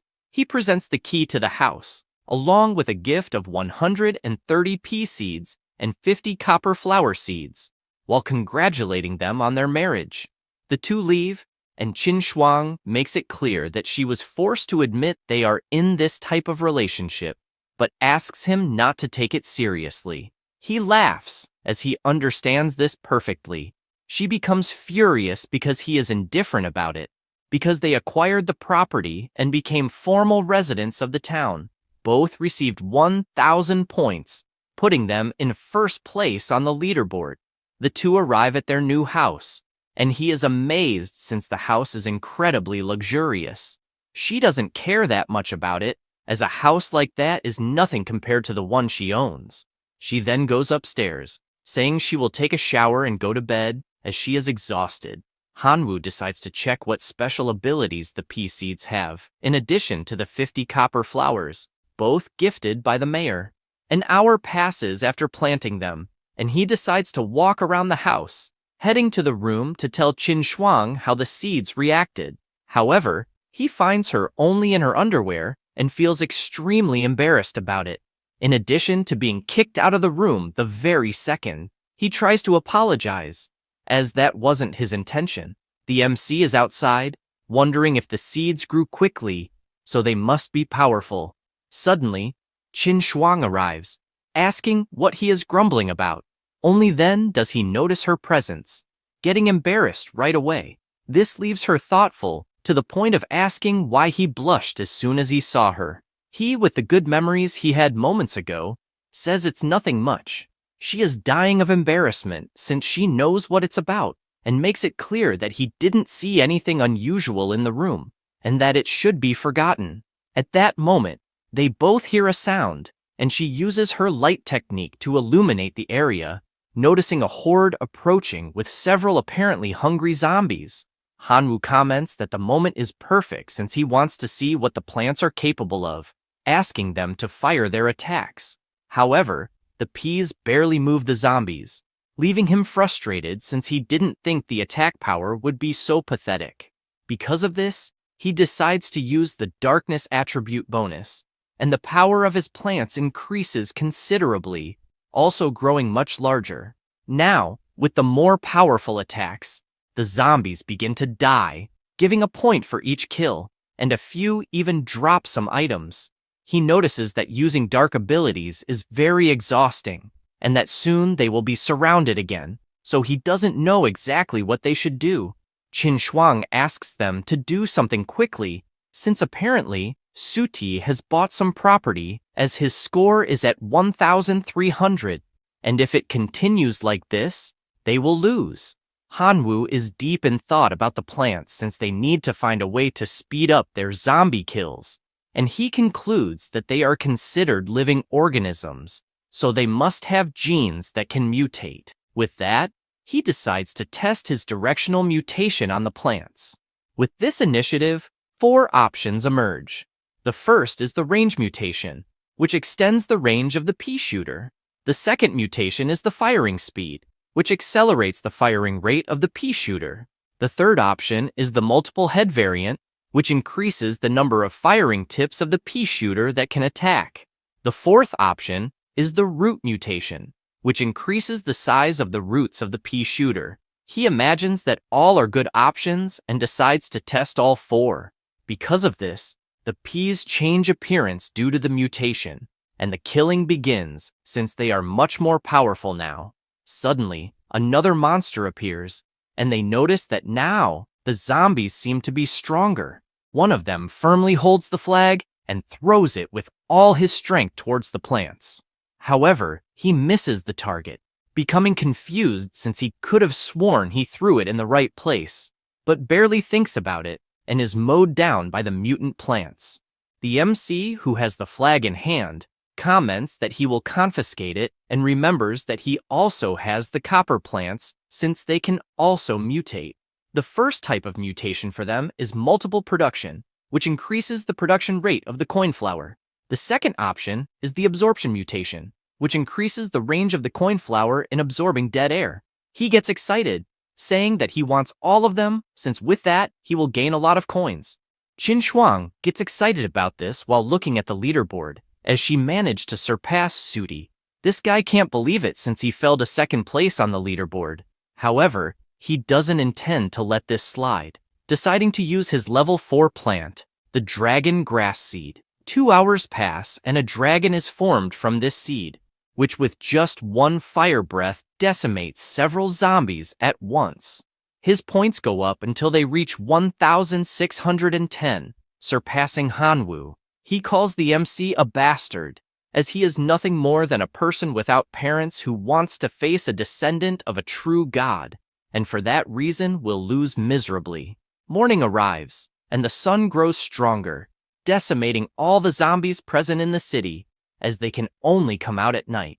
Qin Shuang, on top of a giant pile of coins, admits to being impressed and asks how the plants became so powerful all of a sudden. He tells her that in fact, he mastered a directional mutation ability, which allows living beings to become more powerful. She thinks this ability is quite distorted, but laments since they are still behind in points. He notices that Zudi has 201,000 points, while he himself has 128,000. But even so, she asks not to worry since it's just the beginning, as they will still uncharm those plants to buy some better ones. Night falls again, and their plants are now level 2 and level 3. She is watching from the top of the house and comments that they are probably in trouble since the zombies are a bit different. She is looking at a horde completely approaching, composed of level 3 night zombies, as well as level 4 violent dancer zombies. Hanwu asks if it's really a level 4 dancer zombie since he doesn't know how they would deal with that. She says the same, then asks what they will do about it. He asks to turn off the lights and all sound since zombies are attracted to that, then hopes they haven't seen them. The two follow the plan and leave the mansion completely dark, then watch how the zombies will react. Finding the result great, since the zombies are heading to Miss Sar's house next door, he notices they are distracted, wandering aimlessly, and asks Qin Shuang to use her lighting, since they could gain points by killing those distracted zombies. She says it's fine, and summons her energy ball, launching it at the zombies caught off guard. The remaining ones return to counterattack, but this time the plants spring into action, firing away at the remaining monsters. A mounted zombie managed to approach at high speed, but is defeated by the boxing plant. After that, the MC notices that Shutier is growing way too fast and doesn't understand how this is possible, since the difference between them is almost 100,000 points. At this moment, someone laughs, asking Hanwu if he's scared of how fast he is evolving. Looking back, he asks what the hell Qingnian is doing there, eating soft tofu. The zombies leap toward his residence but are gunned down by the oak archers, defeating absolutely all the zombies trying to approach. The boy gets excited, asking for more zombies to come since first place will be his. Hanwoo comments that he didn't expect to see a guy who is an idiot, but Qin Shuang asks if, by any chance, that's envy or jealousy, and he replies that if he loses, she will continue to be bothered by that idiot Suti. At this moment, the dancer zombie approaches and summons two others to assist. Now, the three head toward the mansion, making the MC comment that the level 4 zombie has crossed that idiot's defense line. The zombie walks calmly, but does not notice something on the ground. Therefore, he steps on it and is thrown far away since it was a spring bean trap. The MC's eyes widen as that plant threw the zombie into their territory. In desperation, he shouts for the pea shooters to attack the dancing zombie with full power. They obey and start shooting, but the zombie just laughs as the attacks are too weak against someone of his level. Qin Shuang suggests they retreat inside the mansion since the current plants cannot handle level 4 zombies. However, the MC refuses because if they retreat, they will definitely lose. Deciding to handle the situation personally, he transforms into his draconic form. He charges forward and lands a solid punch, but notices it has almost no effect. Taking it seriously since his punch was useless, he asks to prove himself in the name of his idol Ralph. He says this and launches his machine gun combo, causing the zombie's head to detach and fall to the ground immediately. A notification appears, informing him that he defeated a level 4 dancer and dropped a seed of the same level, along with a pair of crocodile shoes, a tap dance record, and 500 points. Hanwoo is concerned as that level 4 dancing zombie was extremely difficult to defeat and nearly dislocated his shoulder, earning only 500 points. At the same time, someone is observing him from afar with binoculars.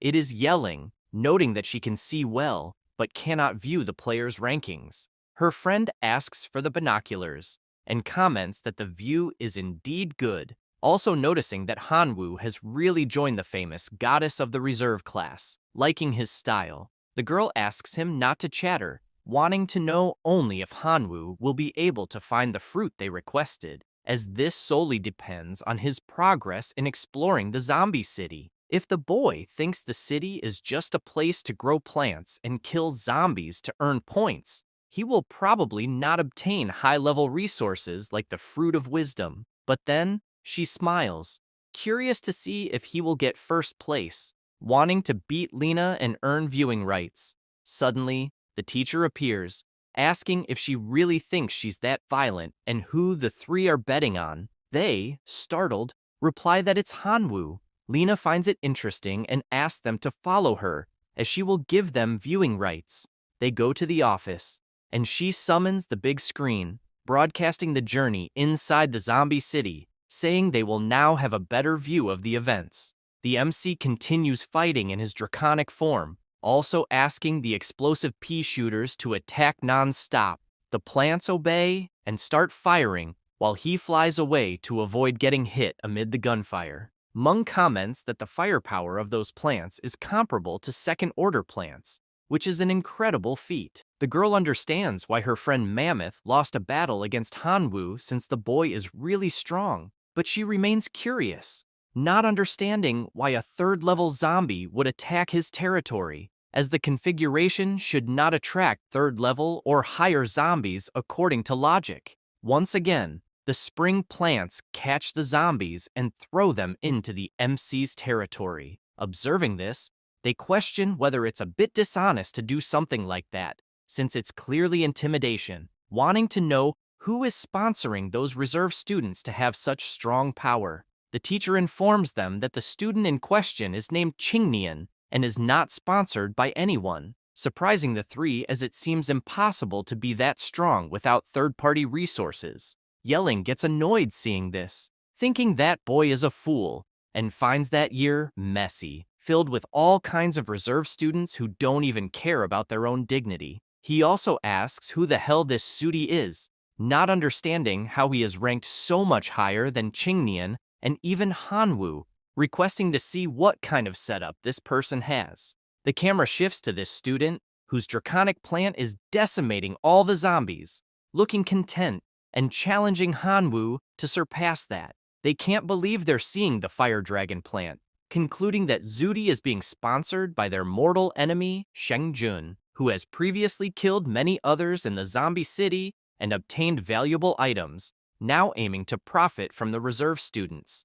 Lena confirms that Zudi and Shengjun indeed signed a private agreement, revealing that in exchange for the sponsorship, Zudi will give 70% of the resources he acquires. They can't believe such a despicable human being exists. At that moment, Shengjun approaches, asking how they can talk behind someone's back, and deduces they are there to watch a reserve student. Because of this, he asks if they want to place a bet to see which sponsored student will achieve a better ranking. Meng responds that such a bet is pointless since they found out about the sponsorship Zudi received from him. This makes him furious, asking if the trash there is truly cowardly, given that they joined one of the best universities of divine civilization and are still sticking together to form a useless club, lamenting being in the same class as them. The mammoth man gets angry hearing this and charges forward, but his friend holds him back, aware that this provocation is being done right in front of a teacher. Then, she mentions that this so-called useless club is precisely to help students from poor families raise resources, accepting the bet to see which preparatory student will have the best score. He agrees, wanting only to know if she will bet 10 divinity points. Yelling accepts without hesitation. He notes that Lena is the witness to this bet and doesn't want to see anyone crying over the result. Meng, worried, asks if they can really do this, being aware of the sponsorship Zudi received that made him extremely powerful. She says she knows but cannot back down, and the sponsorship they gave Hanwoo is very good. The teacher warns that if Hanwoo is the first to understand the truth behind the zombie city, he will have a huge chance to win. After that, the second day of survival arrives, and another 2,000 points are added. The MC lies down, barely able to move due to exhaustion. Qin Shuang admits he is doing well and says she will clean up the battlefield, thinking that fortunately, Hanwoo's skill was preserved in the estranged world, or they would have failed the previous night. He, smiling, says it's fine, calling her his dear wife. This irritates her, making her kick him and ask what the hell he thinks he's saying. The MC asks her not to act like that, as it's not cool for their relationship, but she just walks away. Suddenly, he hears someone asking how they can flirt like that. It's Qingnian mocking them, as she doesn't even need to put much effort there since Hanwoo is only in third place. She decides to check the system and is shocked as they are falling further behind first place, asking Hanwoo what they will do since the point difference is already over 200,000. He says everything is under control as he has a few tricks up his sleeve, calling his enemy limp, saying that thing between his legs is about to break. She finds him disgusting for saying such things. The boy gets furious at the insult, warning he will leave several gifts in his mansion that night. The MC says he can do whatever he wants until something catches his attention, noticing a level 4 seed dropped on the ground. It is the level 4 enchanted mushroom. It releases an energy gas bomb with hypnotic properties, and any zombie it hits will be controlled by the mushroom for a certain period and turn against its companions, undergoing brainwashing. Additionally, any zombie that ingests it will be completely subjected to this brainwashing. The other item is the 4th order corn cannon. This cannon can kill 3rd level zombies in seconds and cause area damage. Hanwoo is surprised, as the effects of these plants are incredible, practically a way to create puppets to fight. Additionally, the cannons are like mortars, making them great tools for earning points. Next, Qin Shuang suggests going to the store to sell the loot they acquired and buy new high-level seeds. He agrees, calling her wife, but changes his mind and decides to call her by her name. She gets embarrassed, wondering why he doesn't just call her wife since it's on the tip of his tongue. An hour passes, and they leave the store. Hanwoo comments that he thought the tap dance record dropped by the level 4 zombie was a treasure, but the store didn't even accept it. She explains that last night's harvest yielded 243 gold coins, which isn't bad. Moreover, the shop owner mentioned that the mayor is a collector of melee weapons and might exchange that pole for an excellent weapon. He replies that whatever the lady of the Han family says goes. She retorts that it's the Qin family, as they will inherit her name, but he says that's not right, for if it were at the Qin mansion, he would become a son-in-law as well. She gets angry because he is clearly taking advantage of the situation, but the MC just shouts that there can't be domestic violence there. Shortly after, they go to the mayor's house. Schwarzenegger comments that their pole is indeed rare and that he's interested in the trade, asking which weapon they want, as they will be able to choose. Hanwoo looks around and sees a beautiful sword that catches his attention because, upon holding it, he feels as if his dragon blood is resonating throughout his body, stating he will keep that sword. The mayor says it was indeed an excellent choice, but explains that the pole is not enough for the trade, wanting to know what else he has to offer. He mentions that he has a tap dance record and third-level seeds, and that this is all of value he possesses. Schwarzenegger comments that the tap dance is completely useless to him, but is interested in the 2 third-level seeds, giving a friendly reminder afterward, saying that the tap dance record is useless to him as mayor, but that the former dance queen of the city, his neighbor, would be very interested. The MC thanks him for the information and suggests they go visit Qingnian's mother. After walking a bit, they pass in front of Sudi's residence, admitting it is indeed stylish and extravagant. He approaches, stating that the difference between the two is growing and that it is even more humiliating to have fallen to third place, suggesting he admit defeat once and for all, and if he does, he might allow him and the goddess of the study hall to study together. Hanwoo mocks, calling Qin Shuang wife and asking if that idiot is her friend. She replies that she has no idea who he is. Sudi becomes furious upon hearing him call her wife, warning that now he will be crushed. The two pay no attention and walk away hand in hand. Seeing this makes him even angrier, making it clear that he will not just beat Hanwoo, but will cut off his hands. After walking a bit, the MC and Qin Shuang go to the landlady Hana's house. She comes out accompanied by Qingnian, asking if it's student Hanwoo there. She asks if he is the new neighbor next door since she heard from her dear one about last night's events, warning that if he is there to demand compensation for what happened, it's better to leave because she will never pay for incompetence. The blonde boy just asks not to cause trouble, but the MC says she misunderstood, as he is actually there just to admire her elegance, as he heard from the mayor that she was the dance queen of the city, so she must have an extraordinary temperament, revealing that he received an item that only she deserved to receive. She makes it clear that she will not change her yard arrangements just for receiving these compliments, but the MC shows the item he received, asking if she could reconsider. Qingnian sees this and asks if he really thinks he will make peace using an old, tattered book.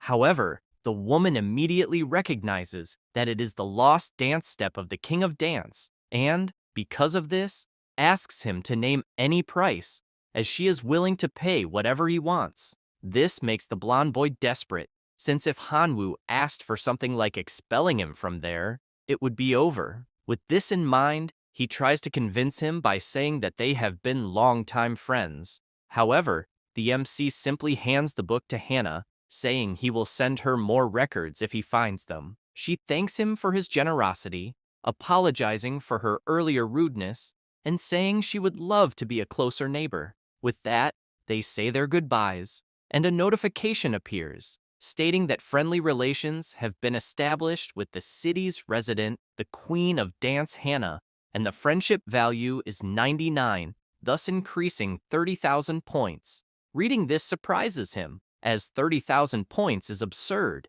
being far more effective than going around killing random zombies, which makes him consider that this is the real way to win in the city. Qin Shuang asks what happened and what he just did, as she received a notification of a friendly relationship with Hannah, in addition to unlocking her personal shop and earning 10,000 points. He ponders this, as apparently, because they are a couple, his wife also earns points, and this is a great deal, considering he was just being a good husband. She becomes embarrassed by this, walking ahead and calling him shameless. Hanwoo pauses for a moment, deciding to see what treats Miss Hannah's shop has, and notices that, with 10 friendship points, he can buy level 3 clover seeds. With 20 points, he can take a dance class. With 35, he can get a divine dance outfit. And finally, with 90 points, he can obtain the Fruit of Wisdom. He finds the shop's items amazing,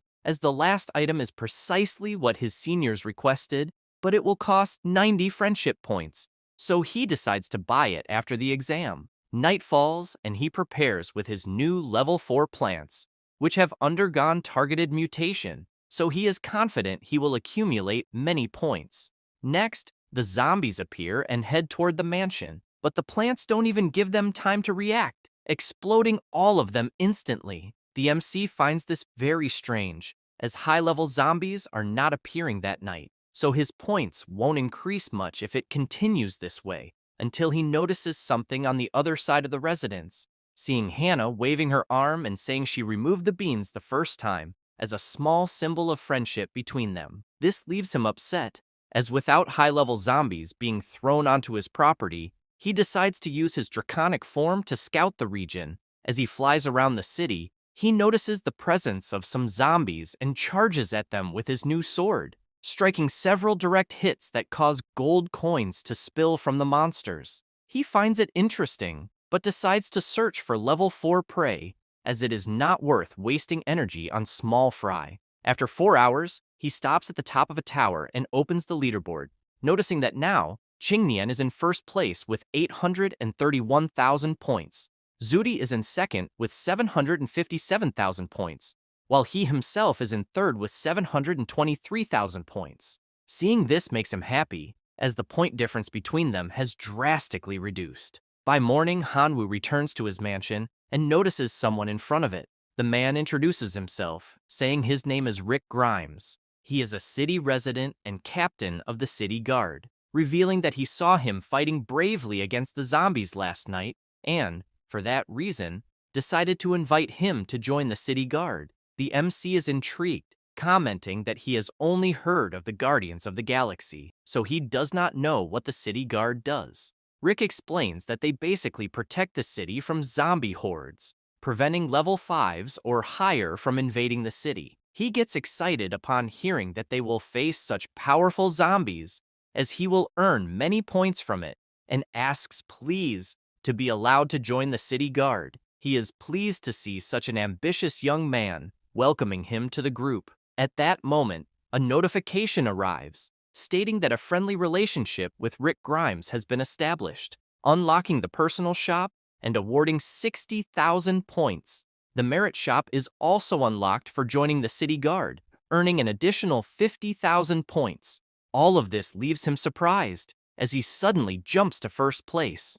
Rick bids farewell, asking to meet again at night, and then Qin Shuang comes running, saying it's amazing to see him in first place and hugging him. However, Hanwoo barely has time to respond when he notices someone knocking at his door, prompting him to open it and ask who it could be so early. It was a blonde girl, blushing, saying he was amazing last night. He is confused and asks who she is. The blonde tells him that the way he was last night really excited her, and Qin Shuang finds this very strange, asking what the hell he's been doing since various people are showing up at their door. Jessica asks who the girl in pink is, but she immediately responds that she's Hanwoo's wife. The blonde approaches the MC, asking if he isn't bored being married so young, and proposes to be his mistress if he doesn't mind, then says goodbye, mentioning that they will meet again at night at the city guard meeting. He, with a big smile on his face, also says goodbye, but Qin Shuang doesn't like it at all, saying his expression looks like someone reluctant to leave that city, instantly becoming furious, calling him a scoundrel and accusing him of spending the whole night having fun with other girls, which must be why his points rose so fast, apparently following Qingnian's example. Hanwoo panics, as it seems there is a misunderstanding, explaining that he doesn't even know that girl and only went out at night to hunt zombies. which the guard witnessed, and that's why he showed up at the mansion to invite him to join the city guard. She feels embarrassed, having made a mistake, but asks why he didn't say anything earlier, since a girl showed up at their door all excited, making her think wrong things. He asks her not to make false accusations out of jealousy, as he's only doing all this to try to catch up with Sudi and help her win the bet. She retorts, shouting that she's not jealous, and, in fact,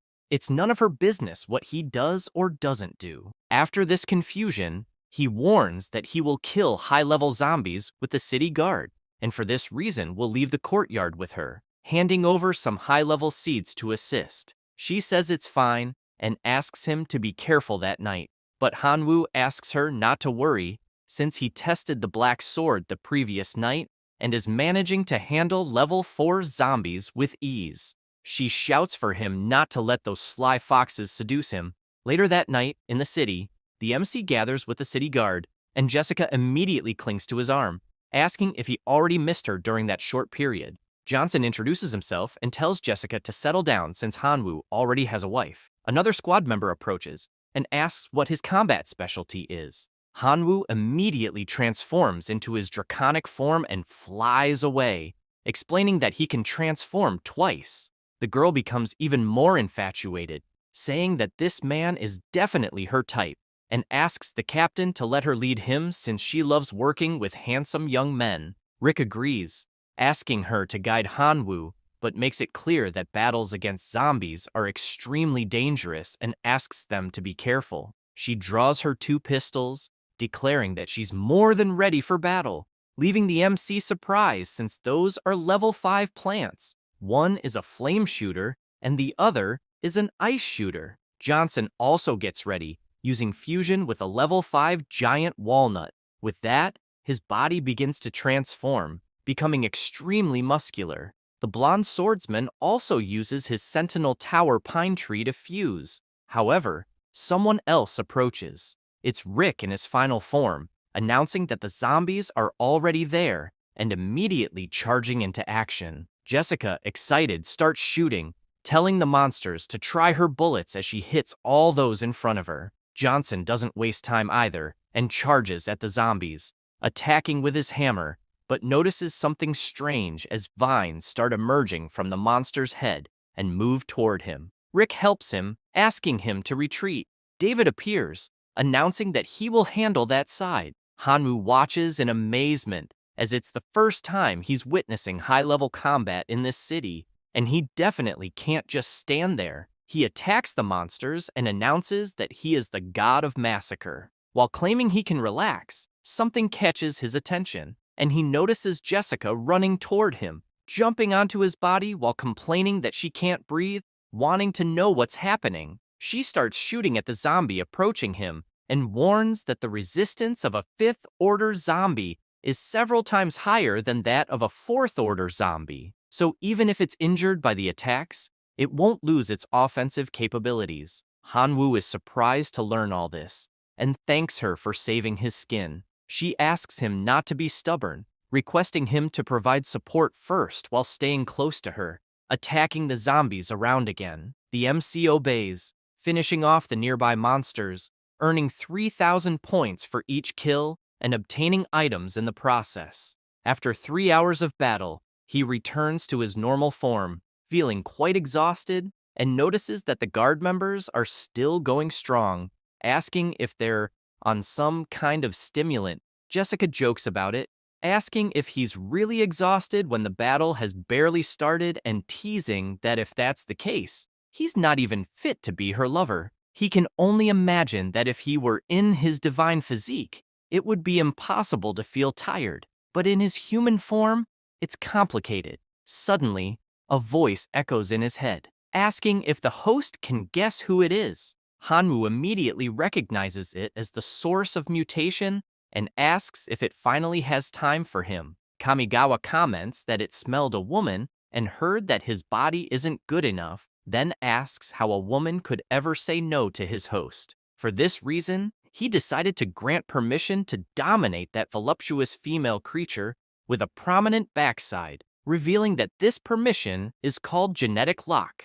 So, just hold tight, as they are about to embark on a new journey. With that, the lock that restrained his power opens, and a powerful energy surges throughout his body. He finds it great since he's feeling limitless energy. The source of mutation informs him that now it can induce temporary mutations in his body by consuming any type of powerful biological cell. The MC imagines that he could merge with plants to become strong and resilient, so he decides to try. Swallowing one of the pills, his body begins to overflow with power, and with that, he leaps, emanating a strong light throughout the area, which begins to disintegrate all the zombies nearby. Jessica is impressed since Hanwoo is radiant. Nearby, Rick urges them to stay focused as the zombie hordes are growing larger, attacking several of them at once. Suddenly, a new colossal zombie approaches, attacking Hanwoo,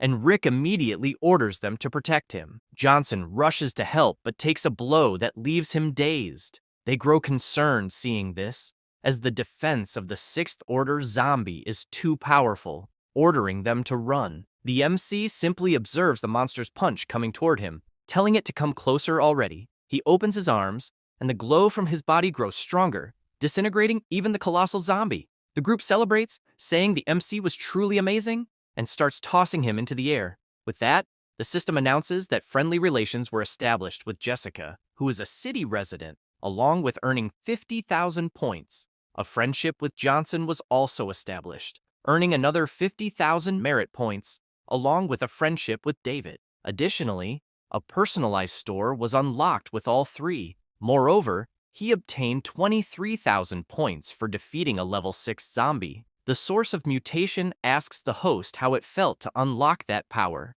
The MC admits it was truly incredible, but soon grows worried as the slime warns it has bad news to share. This makes him furious, wanting to know what that bad news is since he has nothing else to offer, besides the fact that his divinity was earned with great effort. The source says it doesn't want that, and that the bad news is merely that the ability has side effects. He feels relieved since his divinity won't be stolen but still shouts, as he wasn't warned earlier that such damn power would have side effects, wanting to know if he'll end up crippled or something like that. Kamigawa asks how the host of the supreme source of mutation could be so timid, explaining that the side effects won't threaten his physical body, revealing that the genetic lock simply cannot be used continuously, so he'll just need some time to cool down. The MC finds this very suspicious, as it apparently just requires waiting for a certain cooldown,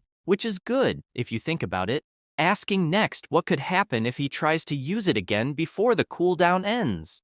The slime warns that his physical body is fragile, so currently, he can use that ability once every 10 days, and if used frequently, the genes will fall into disorder, and permanent mutations will occur. The MC says he understands and doesn't want more details since this is bizarre. At this moment, Rick shouts, asking him if he's feeling discomfort. Hanwoo turns and says he's fine. Jessica runs to him, excited, as she found his performance incredible, qualifying him to be her lover, and asking if he'd like to spend a wonderful night with her. He feels embarrassed by this proposal until Johnson interrupts, asking her to stop bothering him since Hanwoo spent a lot of energy and is probably tired, suggesting that he go rest while Johnson handles the remaining zombies alone. The MC admits that he's really tired and will rest a bit. Saying this, he starts walking through the city, imagining that he won't be able to use the genetic lock for the next 10 days, so he needs to improve his basic combat skills until he remembers the personal store of the city guards, wondering what interesting things it might have. He opens the system and quickly notices the plant fusion technique, as it is perfect for filling the cooldown gap of the genetic lock. The mutation source becomes intrigued and asks if that pile of junk will be enough to satisfy him, since plant fusion is nothing more than a rudimentary method of transplanting different life forms. This leaves Hanwoo disheartened, as it costs 70 friendship points, and the slime is making it seem useless, but he can't help it, as the genetic lock takes so long to recharge.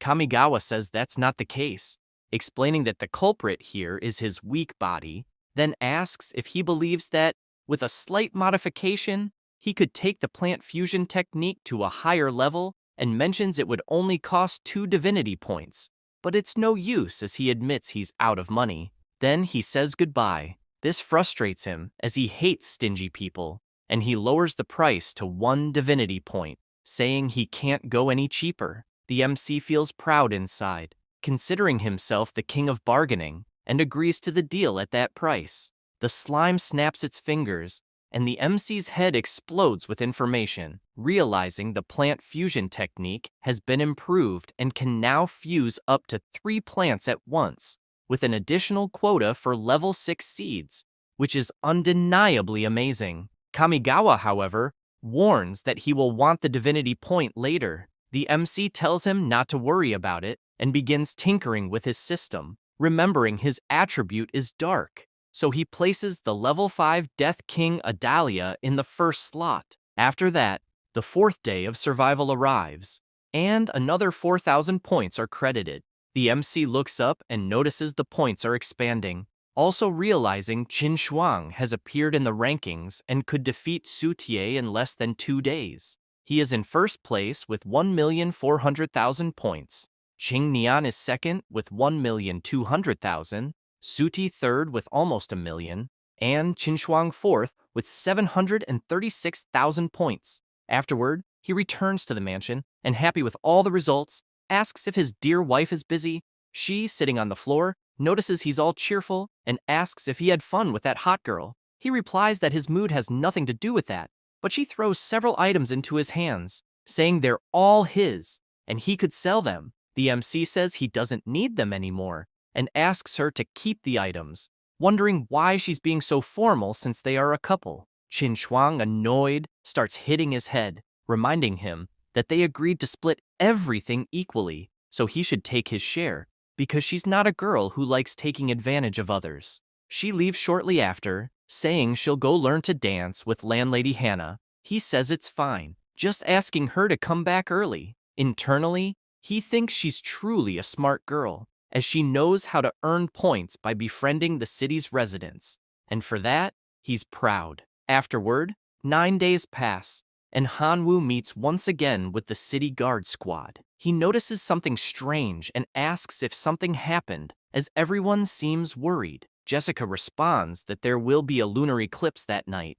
which happens once a month. With it, the zombie invasion will be much stronger than usual, and during last month's invasion, a girl named Jasmine was lost forever due to the difficulty. Rick then shares that Jasmine's death was his responsibility and promises that no member will die tonight. Everyone shouts at him not to say that, and the girl grabs the MC's hand, warning that it's likely she won't be able to protect him that night, and asking him to promise to run if he's in danger. This makes Hanwoo reflect, as he is currently the weakest in the city guard, and will definitely be the first to die if he encounters danger. That must be why she's worried. With this in mind, he responds that he's a man, and that, in fact, he should be the one protecting her. Jessica is pleased with this response and asks him to be careful. He, aware of the dangers that will arise that night, runs to the point shop to see if there is any useful equipment. The shop offers the following items: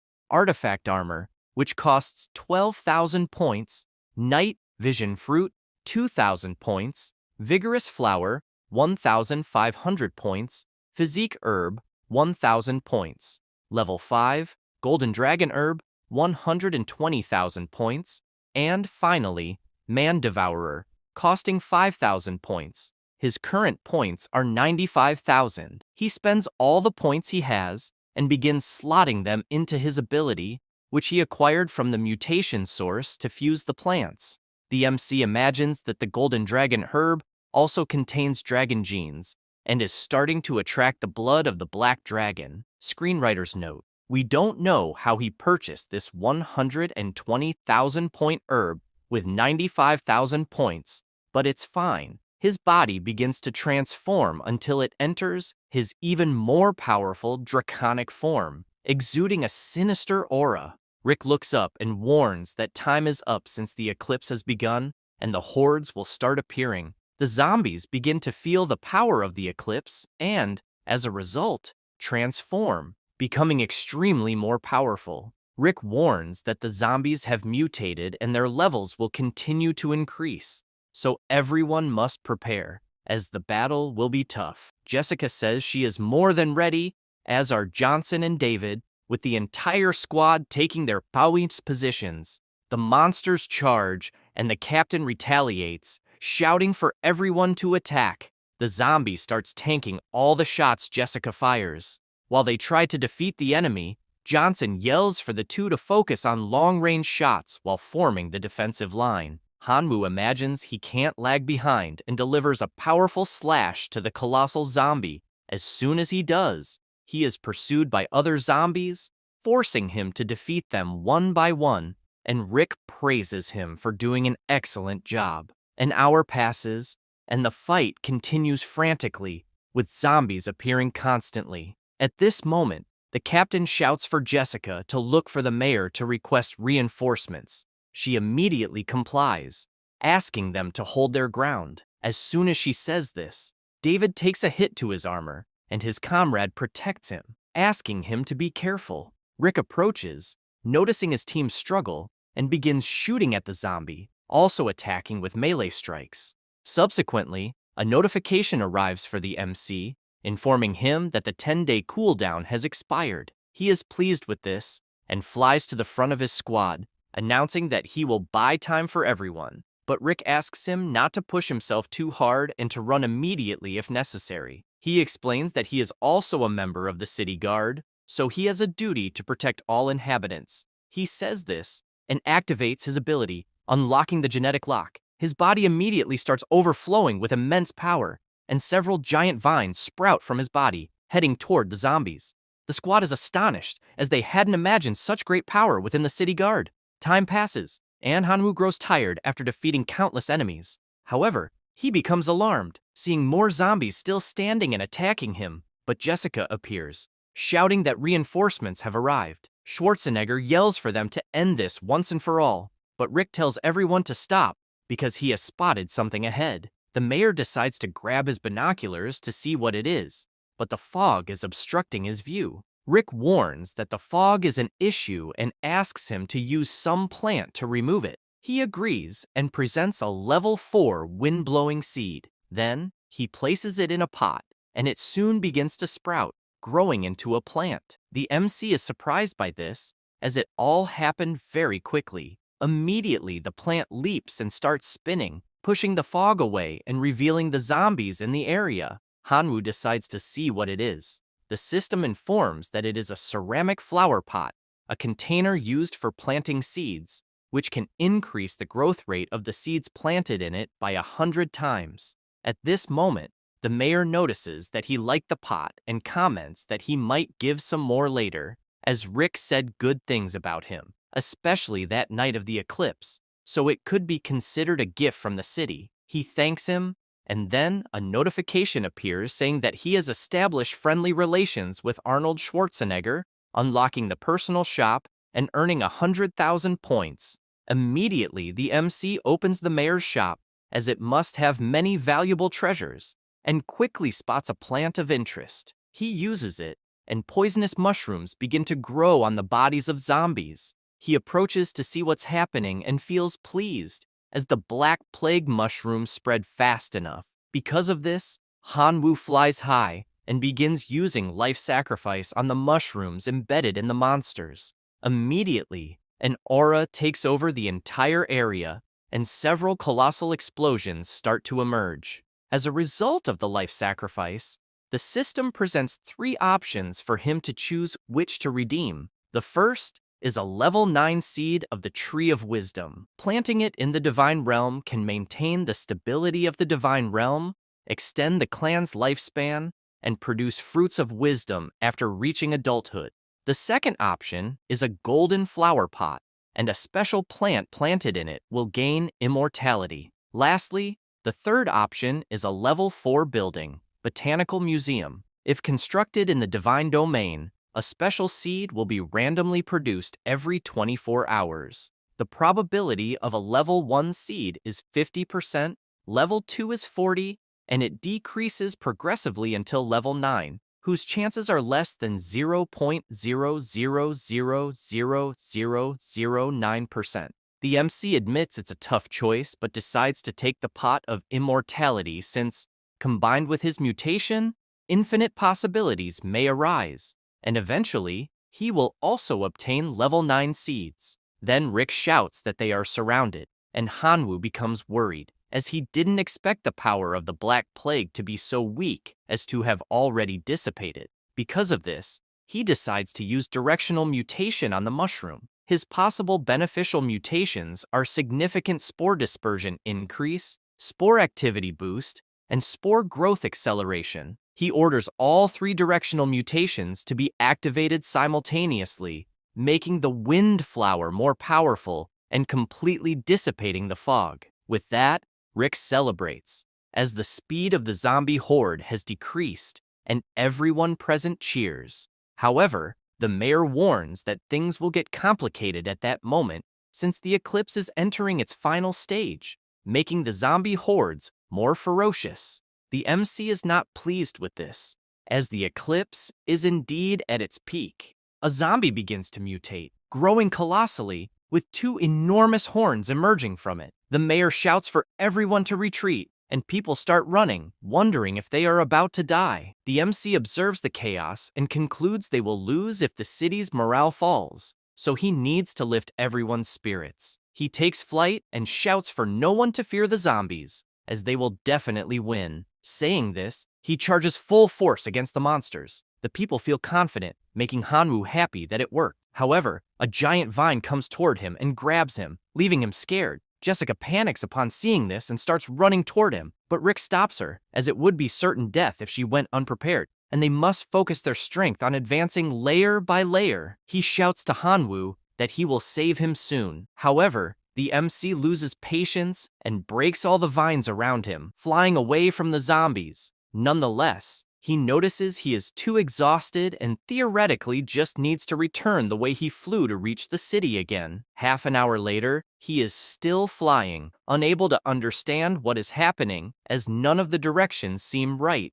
At this moment, the source of the mutation says that, in case he hasn't realized, he is trapped. Hanwoo dislikes this and asks if there is a way to help him. The slime responds that it wouldn't be a problem, but will cost 1 divinity point to guarantee a safe exit. The MC replies that he has no more divinity points, but does have a life, and it can take it if it wants. Kamigawa replies that things don't work like that, and that he is on his own. However, as a good super gene, it offers free advice, warning him not to wait until morning to leave, as time stopped for him the moment he entered the fog. Hanwoo dislikes this, as if it's true, he is in grave danger, but he doesn't understand, as none of the directions, north, south, east, or west, are correct, leaving only the sky or the ground. Thinking about this gives him an idea, and he decides to fly straight up, as he doesn't believe the fog has no end. After flying for a minute, he notices something strange. An enormous barrier is there. This infuriates him,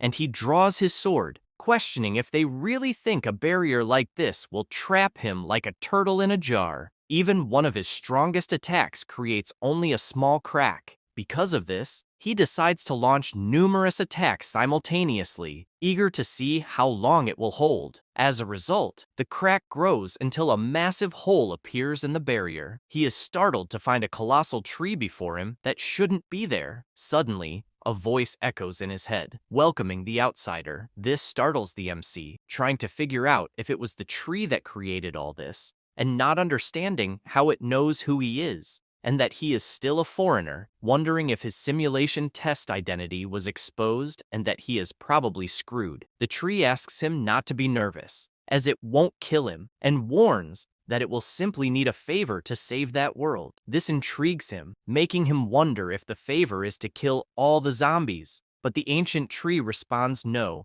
as the real task is to expel the residents. He finds this perplexing, suspecting there is a deeper story behind it, so he sits down and asks her to explain further. She says she is the Tree of Wisdom, the guardian of that secret realm, living for 10,000 years. and that it had always been a peaceful place until an outsider discovered the secret realm and occupied it by force. This person also sent a large number of followers to collect seeds from the special plants she cultivated, selling them as rare resources, which is why she couldn't stand seeing her descendants sold as merchandise. In fact, there had been peace in that realm for over 10,000 years, as she has no combat abilities and could not fight the invaders. Because of this, he had no choice but to seek the god of death and, at the cost of worshipping him, asked for power and vengeance. From that moment, he gained the ability to transform living bodies into zombies. After that,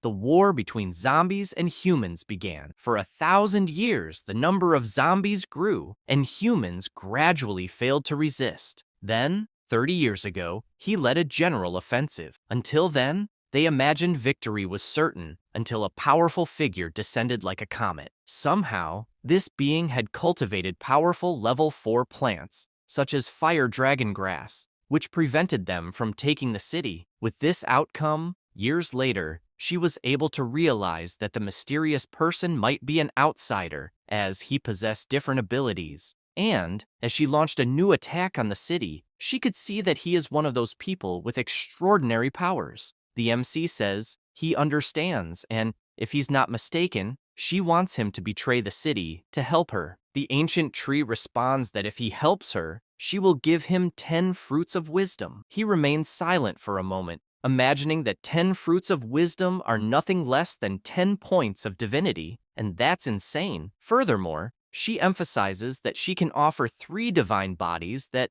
although dead for 1,000 years, are still active. This makes his eyes shine, as the proposal is too tempting, but he feels frustrated inside, as he could easily deal with the humans. However, that zombie city is a treasure of the Imperial Academy, and the god behind it is most likely a high-ranking leader of the Imperial Academy. In other words, if he helps her, he could face great trouble with this being, and that would indeed be a major problem. With this in mind, he asks for her forgiveness, as he will have to refuse. However, before he can finish his sentence, she emphasizes that if he is willing to help, she can recommend him to the great Lord of Death. He can't believe what he just heard, as it is a chance to obtain the powerful level 5 divine position of death, and if he truly achieves it, he would be worshipped by all gods. The ancient tree asks if he is willing to accept with all these offers, and he responds that he will do his best to try, but first, he will need to contact the realm of God to seek his followers,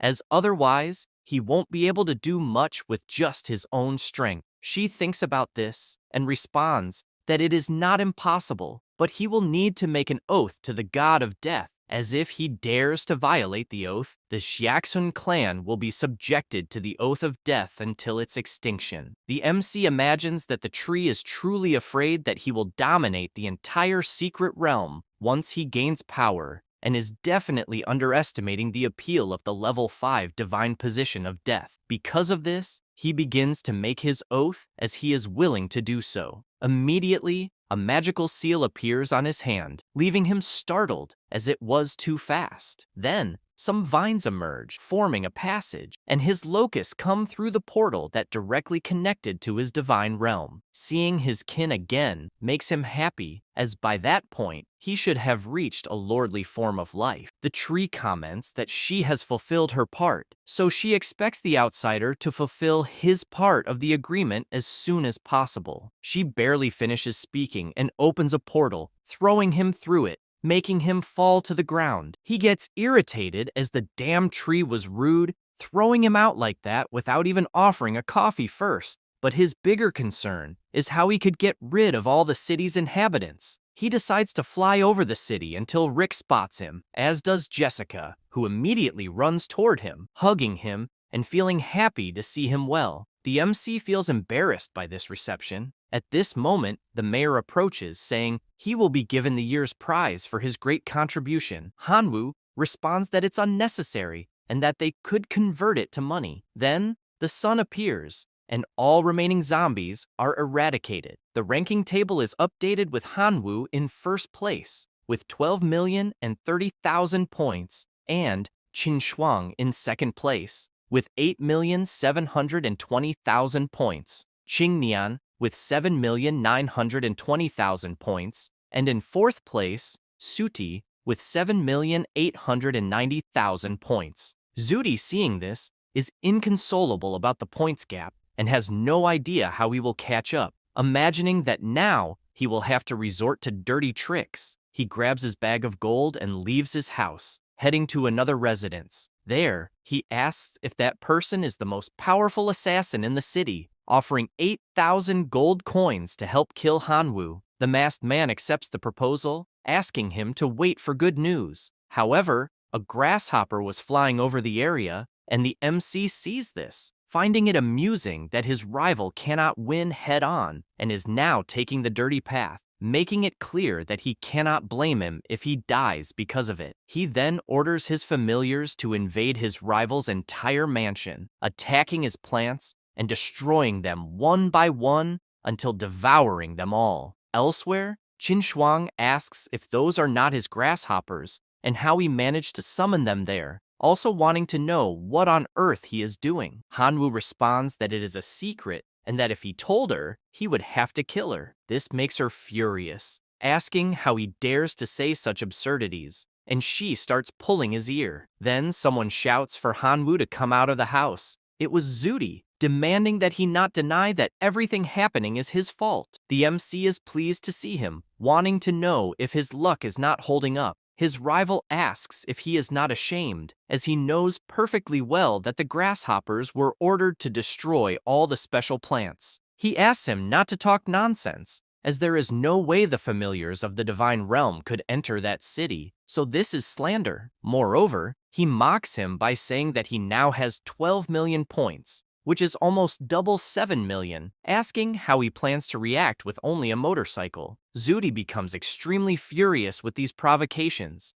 imagining that he will ensure Hanwoo does not see the next light of day. After that, all the citizens of the city go to a store to buy insecticide, since the entire city has been invaded by grasshoppers. The merchant informs them that, unfortunately, the store's stock ran out quickly, so he asks them all to return to work, as they can check again the next day. They ask what they are going to do since the plants are dying, including level 4 plants. At this moment, Schwarzenegger appears, announcing that the city is activating the emergency shelter plan, and that they only need to endure the trial of that night. The MC keeps watching as his plan is working, because if the residents are not in their homes, the grasshoppers will be more effective in devouring the plants to the point where they will have devoured them all, and the residents will no longer be able to resist the zombies. So, even if they don't want to move, they will be forced to. Night falls, and Hanwoo meets with the city guard. Rick sees him and says that the task that day will be relatively easy, explaining that the zombie army suffered many losses the previous night, so they can rest peacefully. Jessica runs to him, saying that if he wants to join her to stay by her side, she would love it. But he responds that actually, he needs to take a walk as he is going to buy some things. As he leaves the place,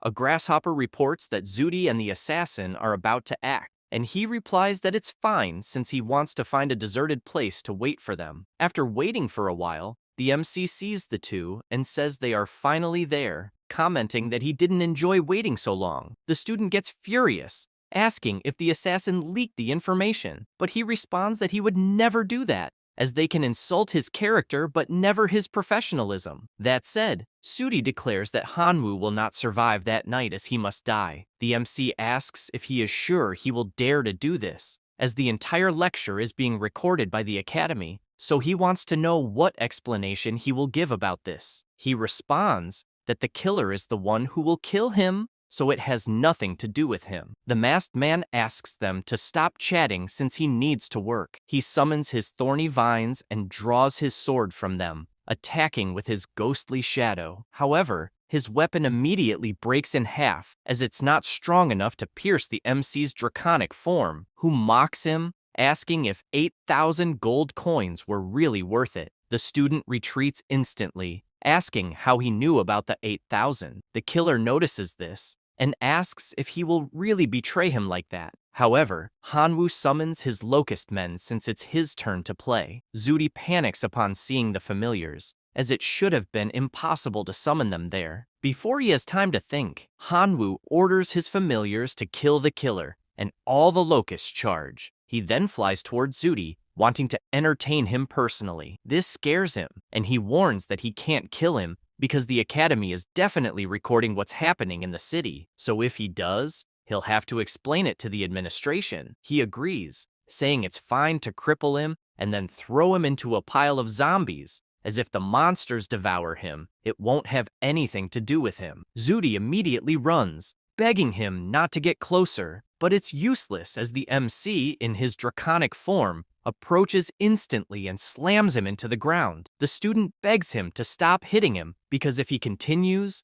his family won't take it lightly. Hanwoo doesn't care, as he isn't a coward, throwing the boy straight into the zombies. He then checks what's left and admits it was brutal since almost nothing remains. He says this and flies off, asking his familiars to take a break and rest. The day goes by, and all the citizens gather with the mayor, outraged that their plants are being devoured and worried that if this continues, it will be impossible to keep living in the city. They also note that the church shelter isn't large enough for everyone. Schwarzenegger grows concerned as he doesn't know what to do until the MC catches attention, saying he has an idea. He suggests that all the residents move to another world. They ask if he's serious because they really can't take living there anymore, as the zombie attacks are so frequent they can hardly sleep. The mayor responds that they would even be willing to go, but the portal was destroyed in the war against the monsters, so they don't know how they could do it. He mentions that in fact, he was worried they wouldn't agree, but if that's the problem, it's easy to solve since Duolong City is perfect for them, and there's a way to rebuild the portal to the other worlds. He just asks for some time. Schwarzenegger is happy about this,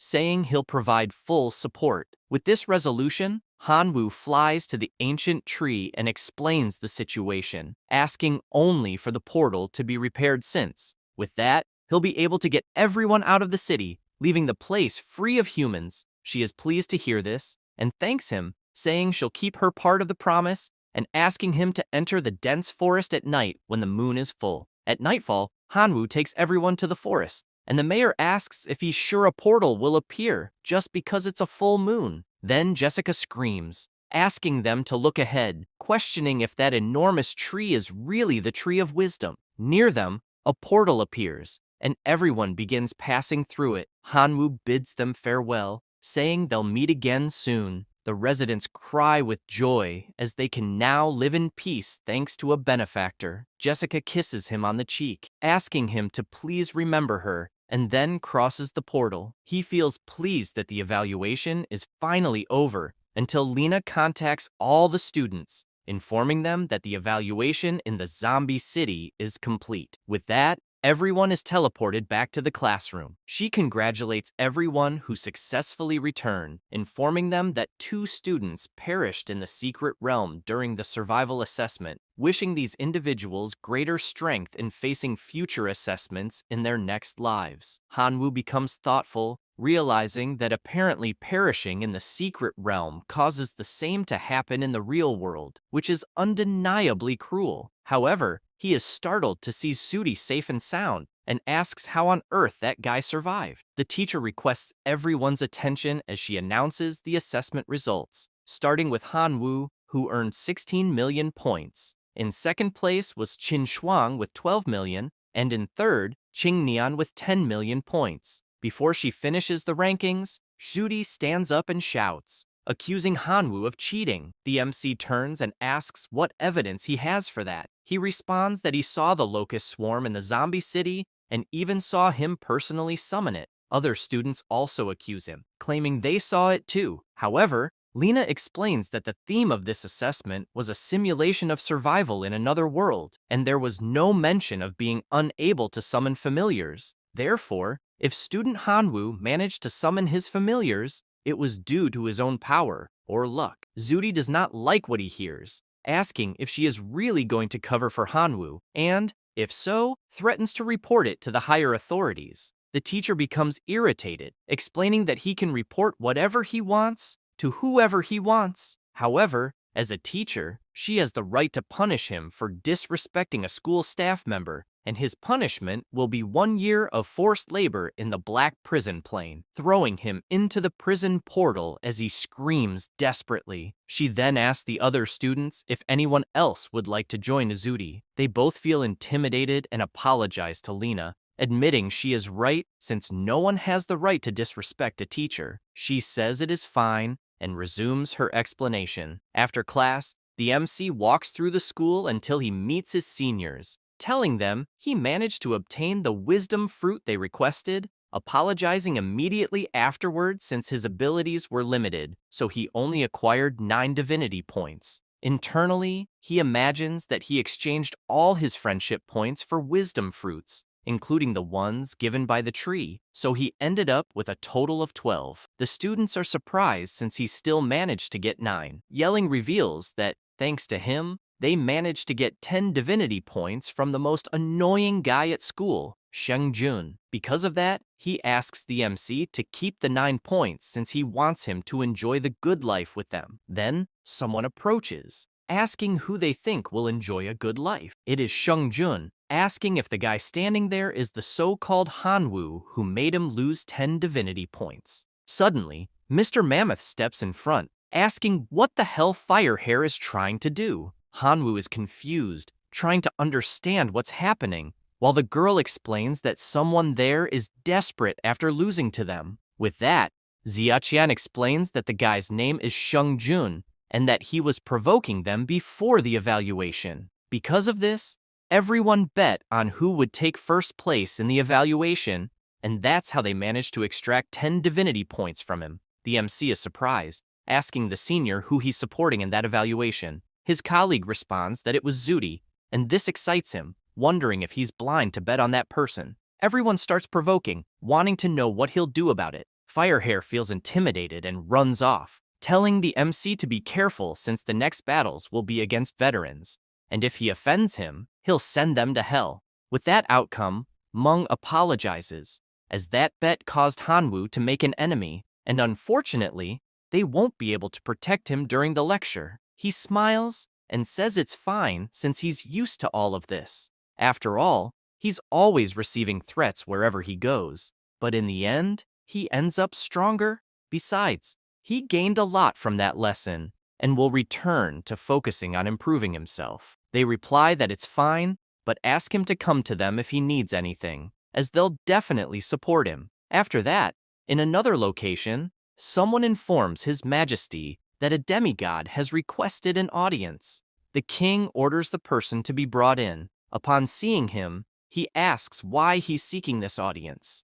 The man greets him, saying his name is Gang, and that he's there only to report a lead related to the divine river he suspects. The king orders him to speak immediately, since, if the information is true, he'll be generously rewarded.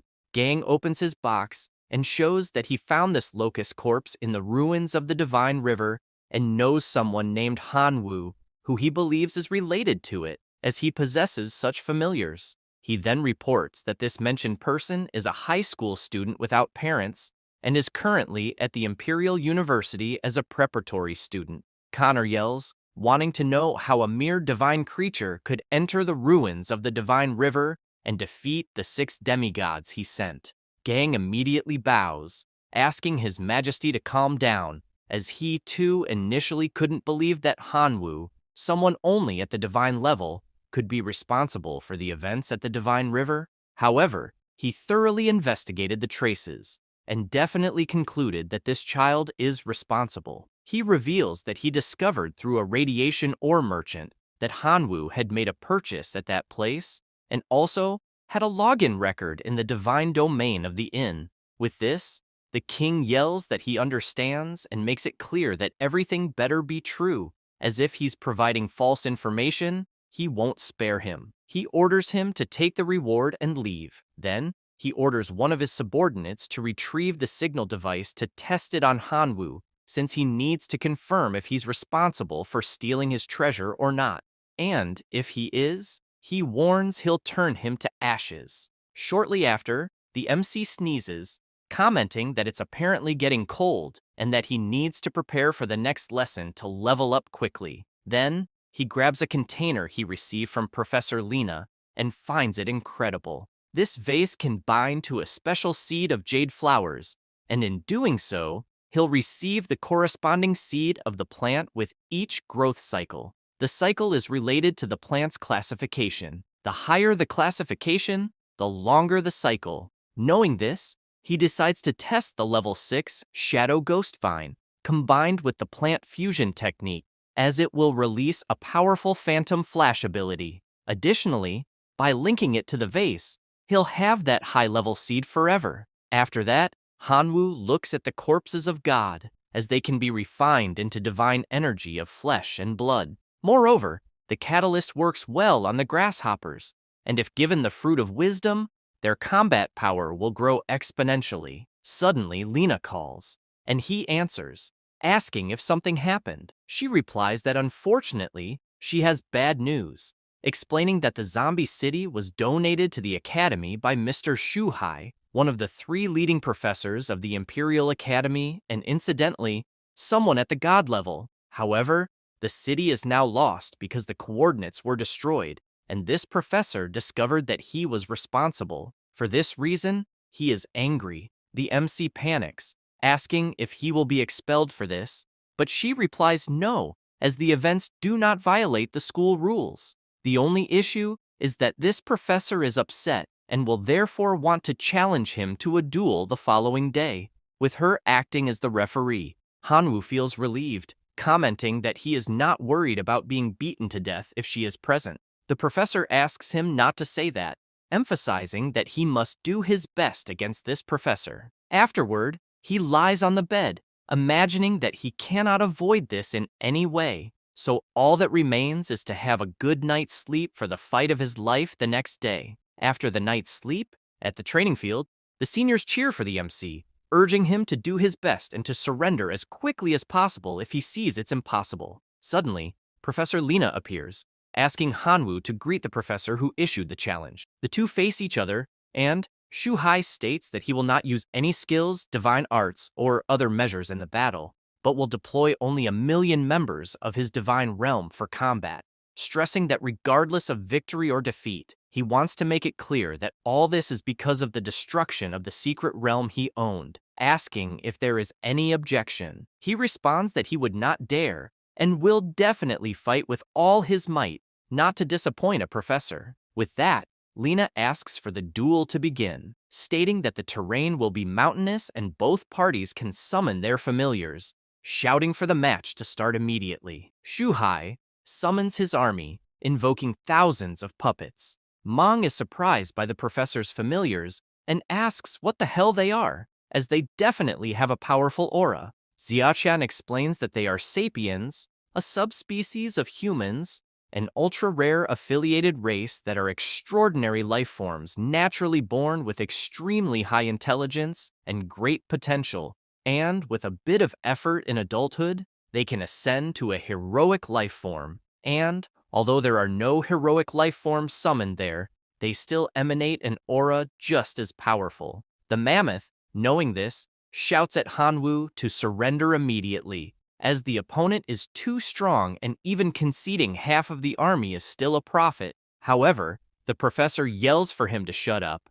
then asks Hanwoo if he is not going to summon his familiars for battle. The MC replies that he will, opening a portal and summoning his grasshoppers, which take over the entire arena with their colossal numbers. Shuhai cannot hide his surprise, as that absurd number of grasshoppers are extraordinary life forms. He is even more impressed since, besides them, there is a Lord-level life form. Additionally, he observes that behind the grasshoppers, there is an army of red dwarf goblins, whose leader is also a Lord-level life form, and the Minotaur race also has one at this same absurd level. Then, Jian Feng appears, leaving the professor speechless, as a Lord-level life form from the Sword Clan is present. For this reason, he asks how many races the MC possesses, as he is at a loss for words.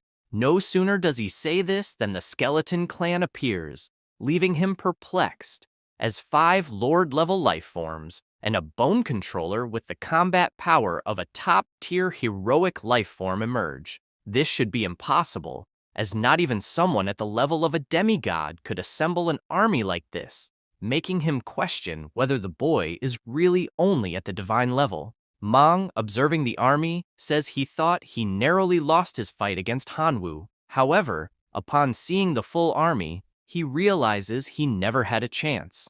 His friend agrees, as there aren't many freshmen in their class who could gather such an imposing army. Yelling, on the other hand, feels proud to see such a powerful army and says that if the MC officially joins the university, he will achieve great things. The three then begin cheering for him, asking him to show what he's capable of. The MC decides to start attacking, commanding his army of grasshoppers to strike. His kin charge forward, but the humanoids clasp their hands together, creating a powerful barrier over them that blocks all external attacks. Seeing this leaves him stunned, wondering what the hell just happened. The puppets counterattack with fireballs, and the MC quickly realizes this isn't good, commanding his grasshoppers to retreat or provide cover. They choose to create a defensive barrier, but the professor shouts that it's far from enough to withstand the attack from his army. Shouting for them to rise,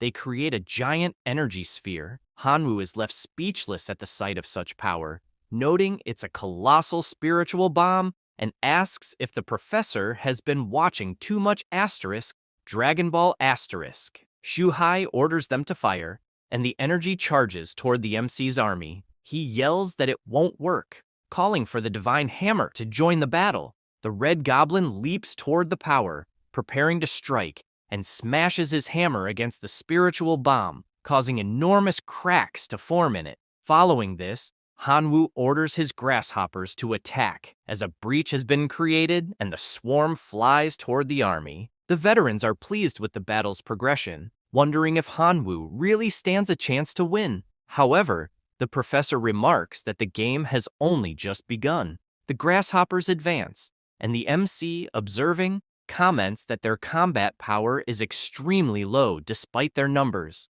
Even if they could take down some sapiens at a ratio of 1 to 10,000, he might still have a small chance, as his trump card was right there. With this, he commands his skeletal lord to join the battle. He notes that the sapiens are definitely powerful, and that their independent combat skills are all maxed out. This worries him, as he notices that the number of fallen puppets is far too low, so he decides to boost the grasshopper's power using the mutation source. Kamigawa contacts him telepathically, warning that this opponent has an extremely high level, and that, to avoid being detected, she'll need to remain hidden. For this reason, directional mutation and genetic blocking are temporarily disabled. The MC can't believe this nonsense, asking if this is a joke, as it implies she only intimidates the weak but flees when facing someone strong. He grows frustrated, realizing directional mutation is out of the question, and commands his skeletons to do their best since everything depends on them. Following this, the giant bone controller begins to emerge in battle, exciting Meng, as the decisive move is finally arriving, and with this, the skeleton starts materializing. However, several explosions occur in the arena, and the MC doesn't quite understand what's happening. The professor then explains that the undead race has a significant advantage with the invasion method fight to survive, and that it was definitely a nightmare for all civilizations tens of thousands of years ago. However, that's history, as countless player researches in the realm of the gods have developed numerous ways to combat this race, giving the example that, above the true god, almost everyone has a trump card unaffected by the undead. For this reason, he tells Hanwoo that if this is truly his ultimate move, he has a tough path ahead. The MC comments that the grasshopper's attacks are ineffective since they cause minimal damage. Skeletons cannot be summoned. The small skeleton and the bone controller are completely nullified, and the thousands of minotaurs and dwarves are not enough for the battle. For this reason, it is truly debated whether to just surrender, as he sees Jian Feng and his Minotaur Lord fighting almost alone, and, as time passes, both are becoming increasingly cornered, worrying him because, if it continues like this, they will fight to the death. Because of this, he shouts for the black locusts to attack, and they prepare their arrows, launching them high, piercing through the shield due to their dark, corrosive properties, and some sapiens are definitely affected, leading the MC to conclude that the fruit of wisdom is extraordinary, as the black locusts ate only a little and already evolved so much. Jianfeng and the Minotaur Lord do not give up and keep attacking with everything, defeating all enemies in their path. However, the puppets rise again, leaving Hanwu concerned because this race recovers too quickly. Then, he notices something and sees that his great black dragon friend, Elphys, has appeared to assist, accompanied by all his dragon familiars. Yelling cannot believe he is seeing a pure-blooded black dragon, and it seems Hanwu hid such a precious treasure from them, as it is something with the potential to ascend to the level of a king in the future. Seeing this makes Meng upset, because the more he sees the MC's army, the more he is certain it would have been impossible to defeat him in the duel they had in the past. The professor imagines that Hanwu has immense attack power even in the preparatory phase, as his army seems limitless, possessing all the most powerful races. Aware of how impressive the combat power is, and how even greater the recovery ability is, without knowing who will be the victor, the professor asks Hanwu if they should make a truce. He reflects on this, wondering if he really wants to cease fire. However, Elphys shouts that he refuses the offer. The veterans are shocked by this request, as they never imagined that God Shuhai would ask for a ceasefire, considering whether even he is afraid of Hanwu. Yelling feels pleased, wondering what Hanwu will decide. However, Lina makes it clear they know nothing, as Professor Shuhai is actually holding back, because if he went all out, Hanwu wouldn't stand a chance and is only showing mercy. She explains that, indeed, Hanwu's displayed strength earned the professor's acknowledgement, and he will definitely not let such a good seed slip away. Inside the arena, he approaches the MC, saying he has calmed down,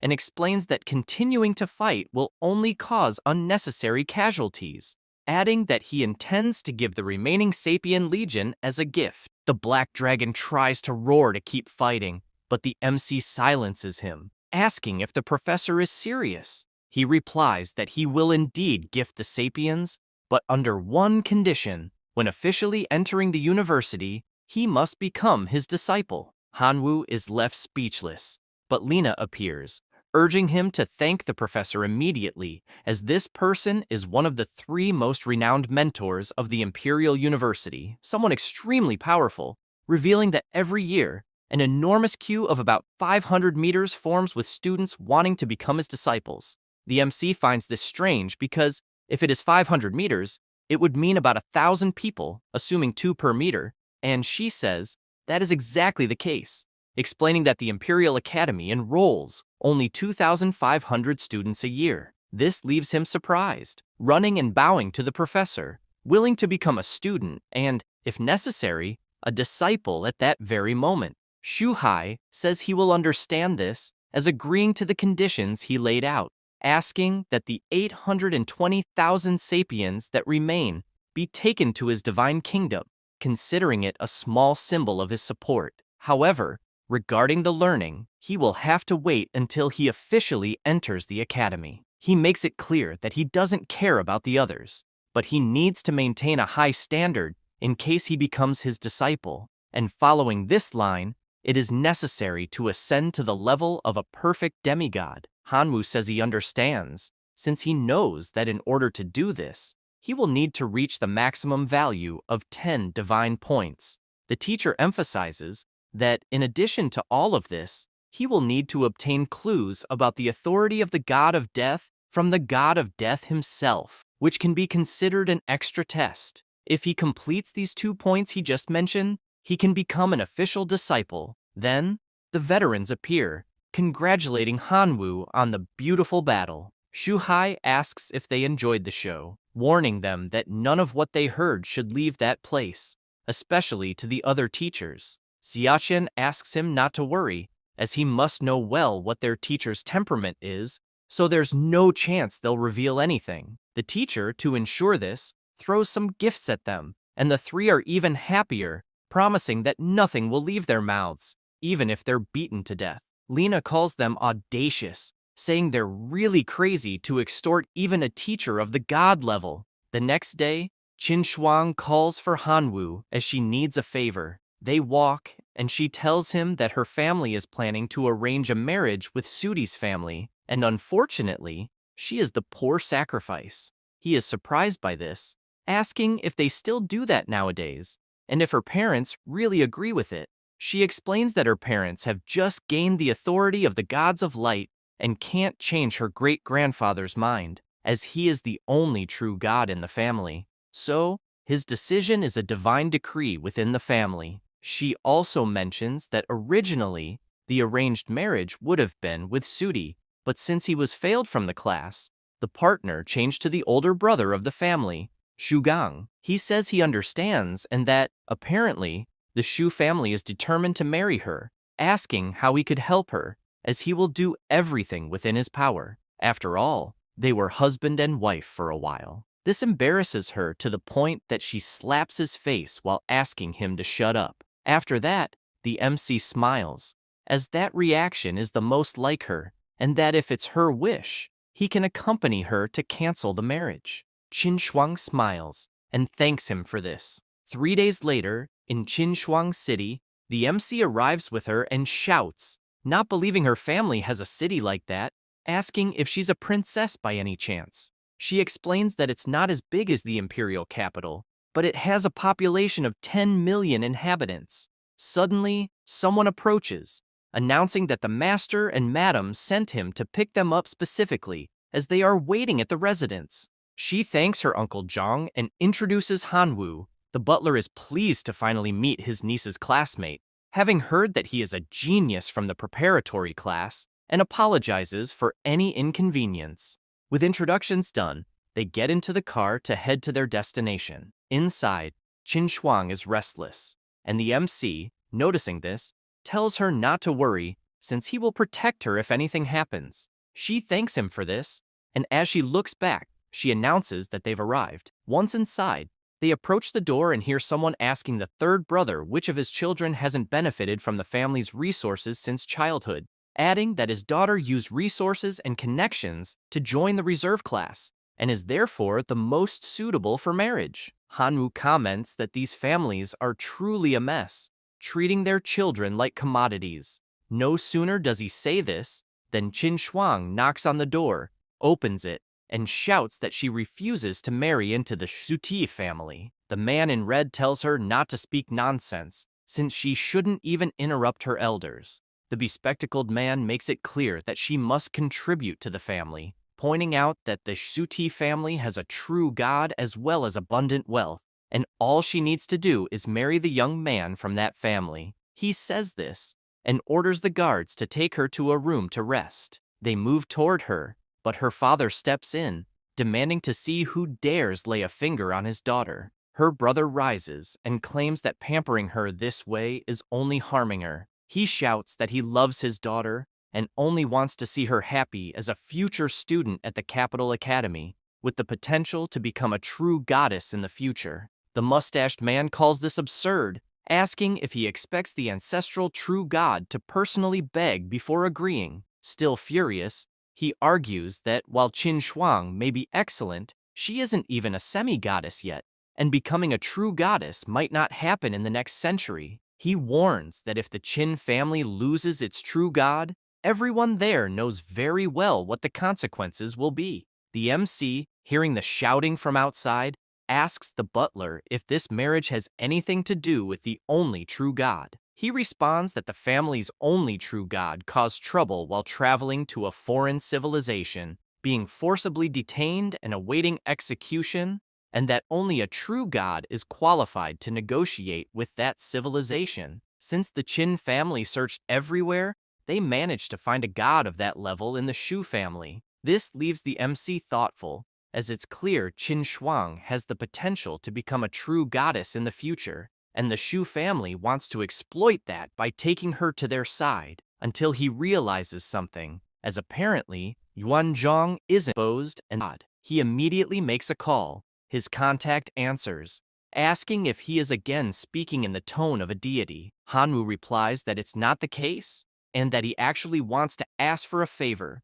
requesting him to go to a foreign civilization to rescue a divine domain player detained by a true god. Before revealing the location, the contact remarks that he's already heard of this foreign civilization and knows about the true god in question, who is powerful but slightly weaker than himself. Hanwoo is delighted to hear this and asks if he will agree. He asks first about the reward, stating that if it's too little, he won't bother. The MC assumes that hiring a true god certainly won't come cheap, and the Chin family paying such a reward would be a significant expense, but ultimately worthwhile. With this in mind, he responds that the reward will be paid in the form of a divine artifact and asks how much the man thinks will be sufficient. The man gets excited and answers that repairing his spear will cost 30,000 units of divine artifact source, so he accepts that amount as payment.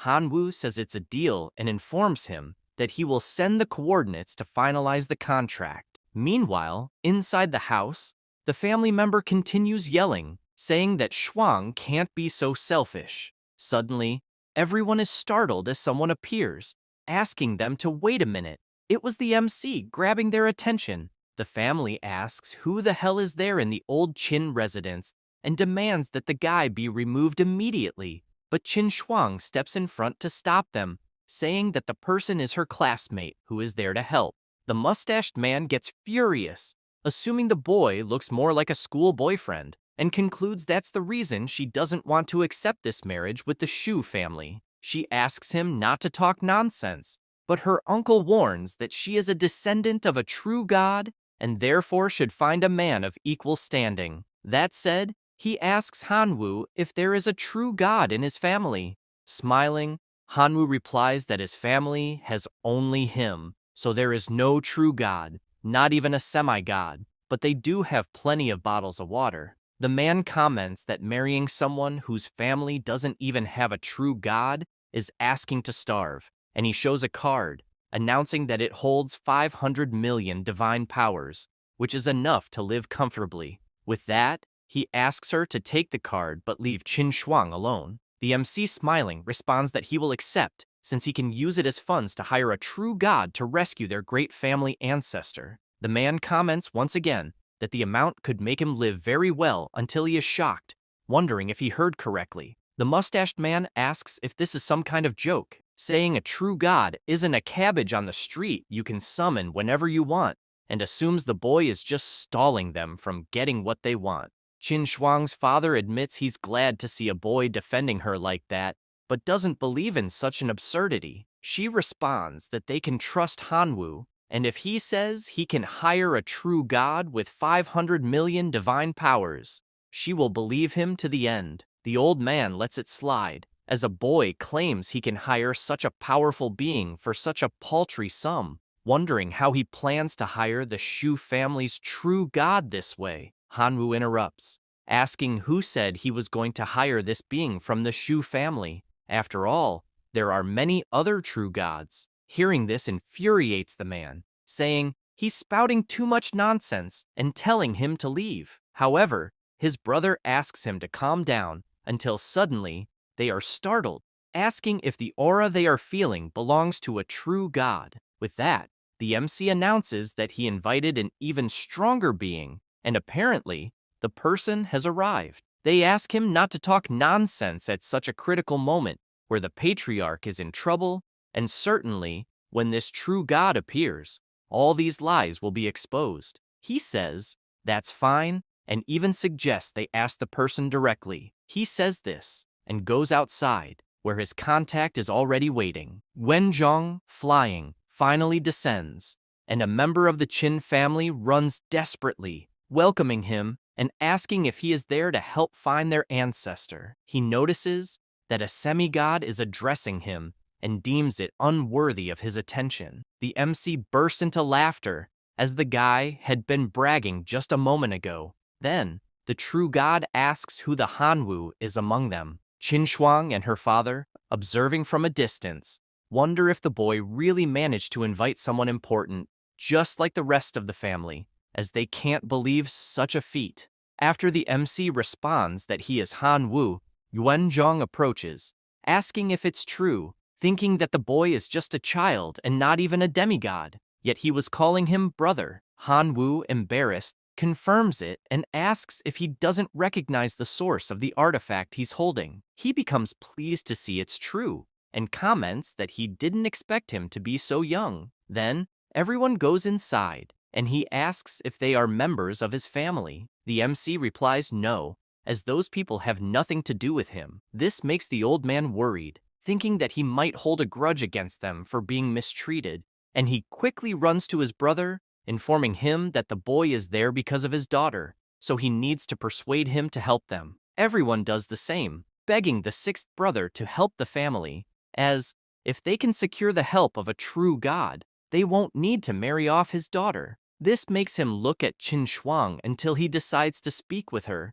commenting that she has a good eye for boyfriends, definitely found a good guy, and should take this opportunity to save her great-grandfather, so no one can manipulate her with marriage. She becomes embarrassed, asking what he means, as they are not like that. He says it's just a matter of time, and asks if she would take him home if she were interested in him, as he seems like a good person. Qin Shuang, still embarrassed, watches Han Wu until she decides to go talk to him. However, the MC interrupts, saying she arrived at the perfect time, as the true god agreed to save her great-grandfather, only asking for her family to share information so he can help. She asks if it was that fast, as there's still the payment. Before she could finish, he places his hand over her mouth, asking her not to mention the payment, as she doesn't need to worry about it because it's already resolved. This makes her blush even more, imagining that 500 million can't possibly be enough,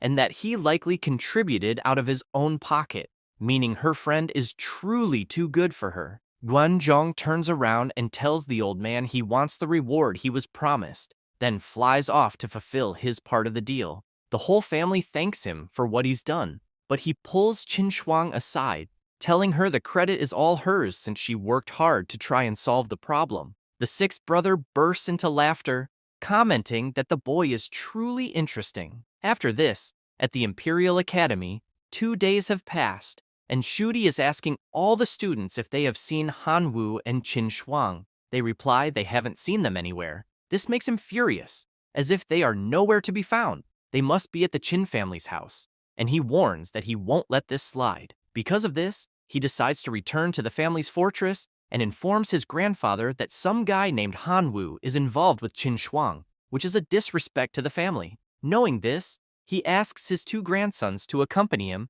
as they will head straight to their house because this cannot go unpunished. Shudi agrees, imagining that this time Han Wu won't escape alive. Elsewhere, Han Wu and Qin Shuang are meditating. He imagines that, with 500 million divine power, he managed to trade for 103,000 artifact units. 30,000 will go to Yuan Zhong, and the rest he will use to evolve gluttony to level 4, and he will definitely have a powerful army soon. Thinking about this makes him look foolish, and she notices, to the point of asking what on earth he's thinking to the extent of drooling. Suddenly, Zhong appears running, shouting that it's bad. The 2 get up, asking what happened. He says the true god of the Shu family is there with his 2 grandsons, and the 6th master sent him to hide the 2. Meanwhile, at the Qin family residence, everyone is having a meeting, and Qin Shan asks to annul his daughter's marriage since the ancestor will return. His brother responds that, unfortunately, it's too simplistic a way of thinking, as the true god of the Shu family is not someone to mess with, and if he discovers the truth, he could use it as an excuse to turn the entire property upside down. He says that if that's the problem, they simply shouldn't tell the truth, stalling the elder until the patriarch returns.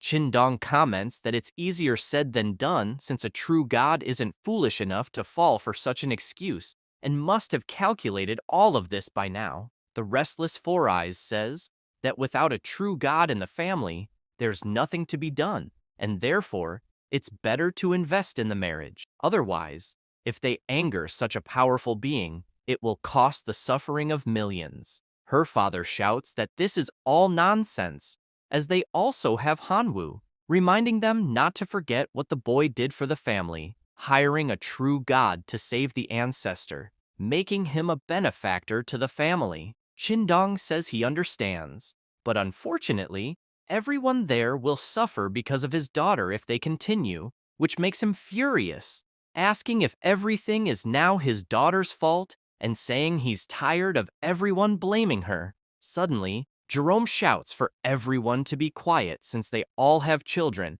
and emphasizes that they can't afford to offend either side, suggesting they hold a martial arts competition for Qin Shuang's hand so they can fight among themselves and decide who will marry her. Qin Shan gets irritated with this proposal, as they are treating his daughter like merchandise. But the other family members agree with the idea, as it's a good way to avoid offending anyone and protect everyone. Suddenly, they all hear someone asking why they haven't greeted the true god. Immediately they rush out, as they didn't intend to ignore him. Shulong orders them to stop the nonsense, as he's there to arrange his grandson's marriage before leaving to save their true god, and therefore he asks for Qing Shuang's presence. Jerome informs him that her classmate has already hired someone of that level to rescue the family patriarch and pleads for mercy on the Qin family. Hearing this irritates him, wanting to know how a demigod dares to challenge him.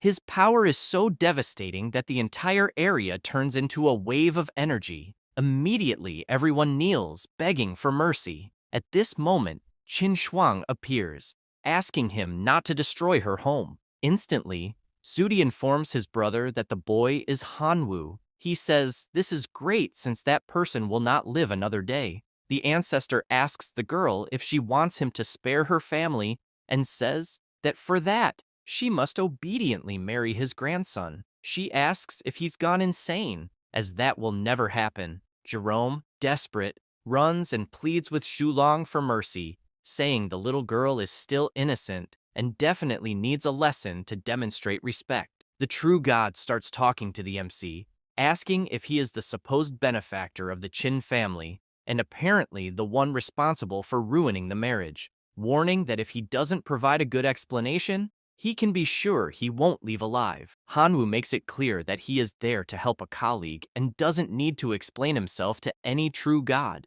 wanting to know if there is some rule in civilization that forbids friends from helping each other. Sudi becomes furious, demanding to know how he dares to disrespect his grandfather. Hanwoo says it was just a few honest words, and that this isn't disrespect, or is the almighty true god so petty? Shugang gives a final warning, saying that if he leaves now, they will pretend nothing happened, but if he refuses, they will take it as a challenge to the Shu family. He responds that he doesn't care and will not leave. With that response, Shugang charges at him, declaring he will die in that room.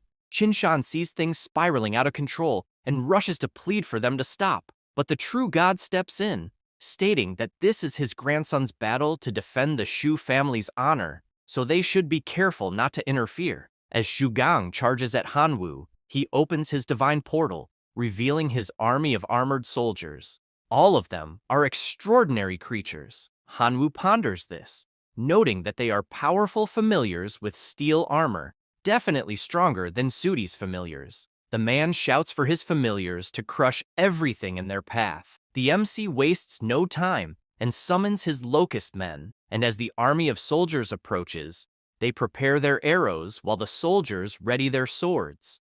At the very start of the clash, the locusts gain the upper hand, winning the battle both with their swords and through melee attacks. Shugang becomes enraged, having clearly underestimated his opponent, but knowing this is his limit, he commands his divine armored soldiers to attack. A hand begins to emerge from the portal, and a giant steel soldier appears.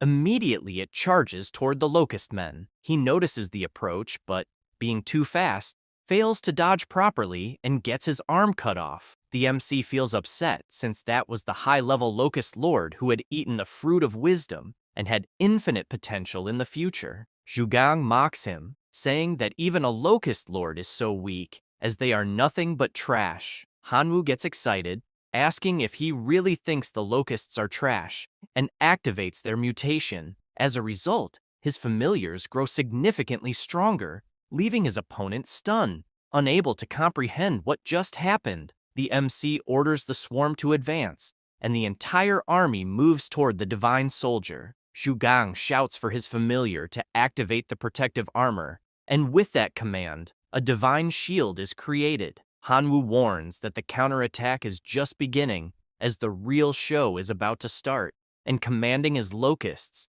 he calls for the mutation source to activate targeted mutation. Because of this, the locusts evolve tremendously, and their attacks become so powerful they easily pierce through the divine soldier's defense. He demands they repeat that insects are weak, but as his enemy remains silent, Hanwoo decides to show something else. He throws 1,000 poison crystals at his locust lord and orders him to seek vengeance.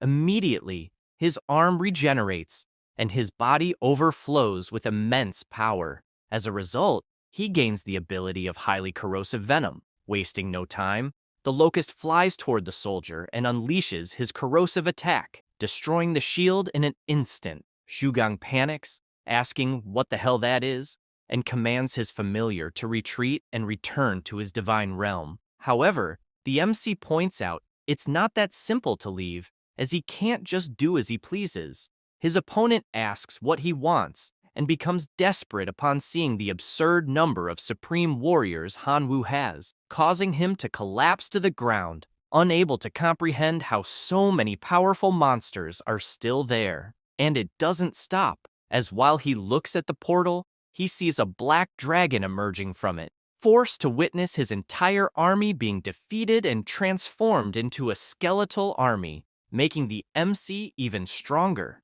Shu Gang screams that he surrenders and will immediately withdraw from Hanwoo's divine realm. However, the MC states that it won't be that simple, as it's now his turn to invade, ordering his entire army to invade Shu Gang's divine realm. Zuden despairs, as he can't wait any longer because if things continue as they are, the familiars will attack his divine realm. He grits his teeth and shouts for the portal to be closed immediately. The soldiers hear this command, but the locusts are already passing through at full speed. Finally, the portal closes, leaving him quite relieved since he feared the worst would happen. However, the divine portal suddenly opens again, leaving him desperate. The MC warns that there are some low-level locusts, and, although they are not very strong, they can build a bridge connecting to the divine domain, which the opponent cannot disconnect. In other words, the destruction of his divine realm is inevitable. Zuden falls to his knees on the ground, pleading for this battle to end once and for all, as well as asking the familiars to return. But he has other plans. After all, it was his opponent who invaded his own realm, so he cannot complain about receiving a counterattack. Hearing this makes him furious, arguing that he is offering a way out by withdrawing the familiars from the divine realm. He also emphasizes that his grandfather is outside and is still a true god, so no matter how talented he is, he stands no chance against this being. Hanwoo states that he is no fool. After all, he knows that by disconnecting the divine realms, the brat will make his grandfather obliterate him with divine power. Therefore, he needs a hostage as a bargaining chip, so his grandfather won't be able to kill him. Otherwise, the grandson will be taken along. This makes him desperate to the point of promising to tell his grandfather not to do anything if he spares him. But it's no use, as the MC simply demands silence because the locusts are searching for the core at this very moment until they finally find it. Outside, an hour has already passed, and the true god is restless, trying to understand why his grandson hasn't come out yet and whether something might have happened.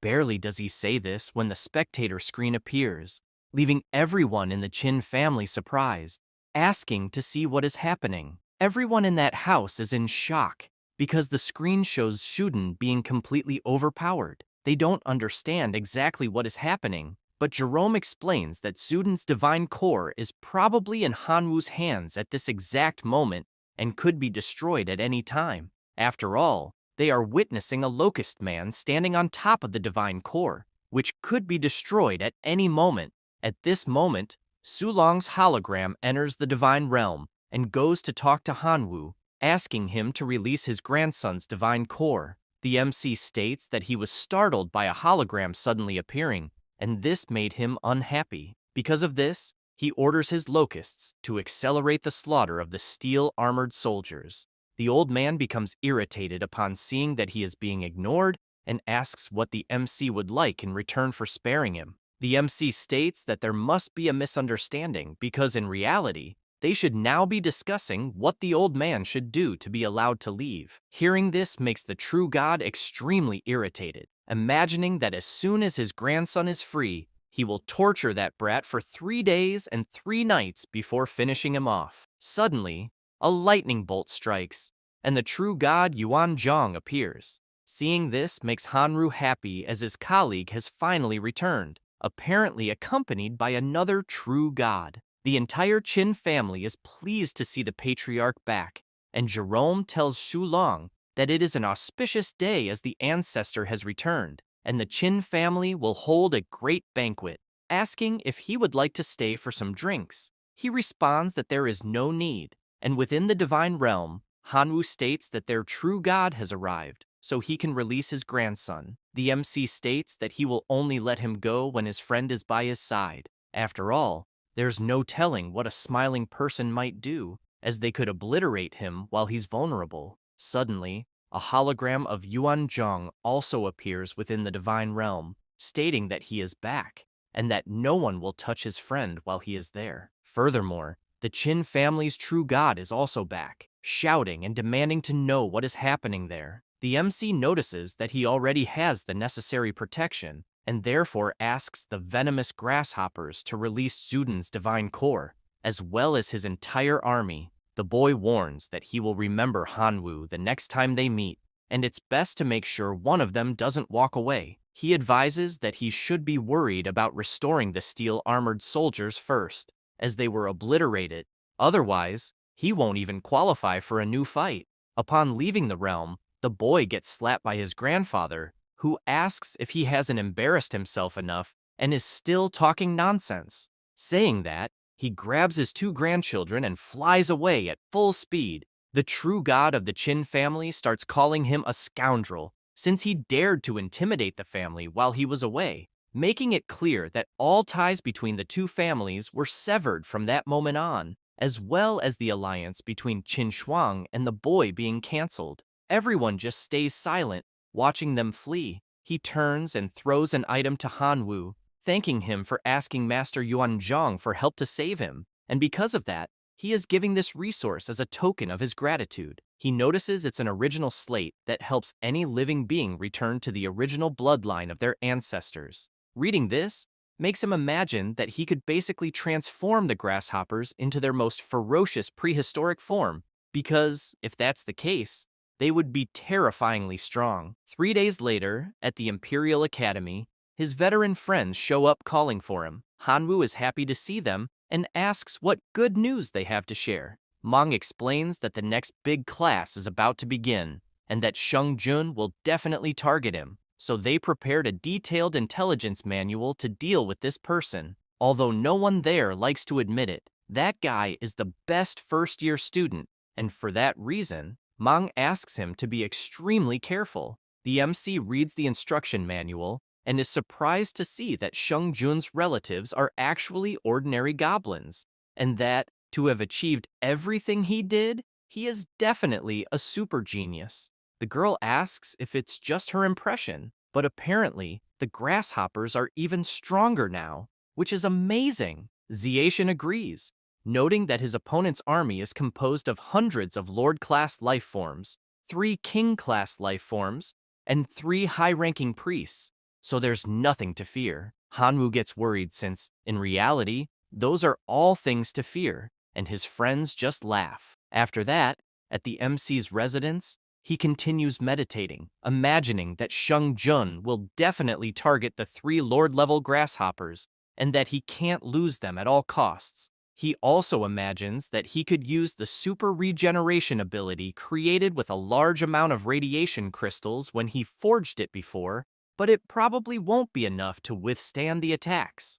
At that moment, he sees the Black Death Mushroom, and as far as he remembers, it demonstrated a debuff effect when fighting against the zombie army before, And if it also inflicts significant damage to the goblins, it would be interesting. He decides to look for something in the system shop until he shouts that he found what he was looking for. With that, he uses his magic to combine the new resource with the mushrooms. The next day, at the university, Lena explains the important anti-invasion evaluation class, and first-year veterans will act by examining that class. They will then be able to use full force against them, but she makes it clear that students who successfully defend the divine domains will be greatly rewarded. On the other hand, those who fail to resist the veterans' invasion will spend some time in the Black Prison, so she asks everyone to be prepared. The MC begins, and, upon crossing the portal and arriving at the Divine Realm, encounters Sheng Jun,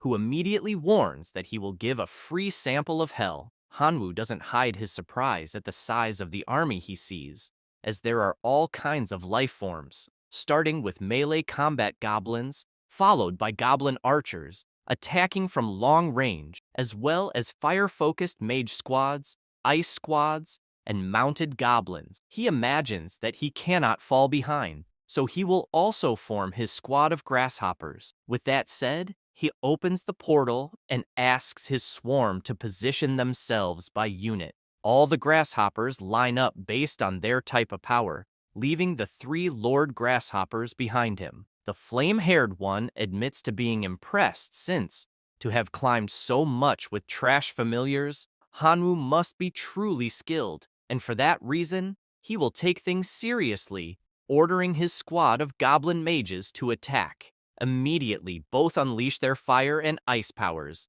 hitting the grasshoppers one by one. The MC quickly realizes that his opponent is trying to suppress him right away and shouts for the subjugation grasshoppers to prepare their defenses, in addition to the celestial demon grasshoppers attacking the rear group. With that, the army prepares its defense while the others fly over to the goblin archers. His opponent shouts for the melee goblins to retreat, but Hanwoo says that will only happen in his dreams, asking his familiars to intercept. With that, they surround the enemies while he shouts for them to seize the opportunity to annihilate the ranged attack group. Sheng Jun doesn't like this at all, but warns that he is not Mang or even Xiaxian, and for that reason, he will show his true strength.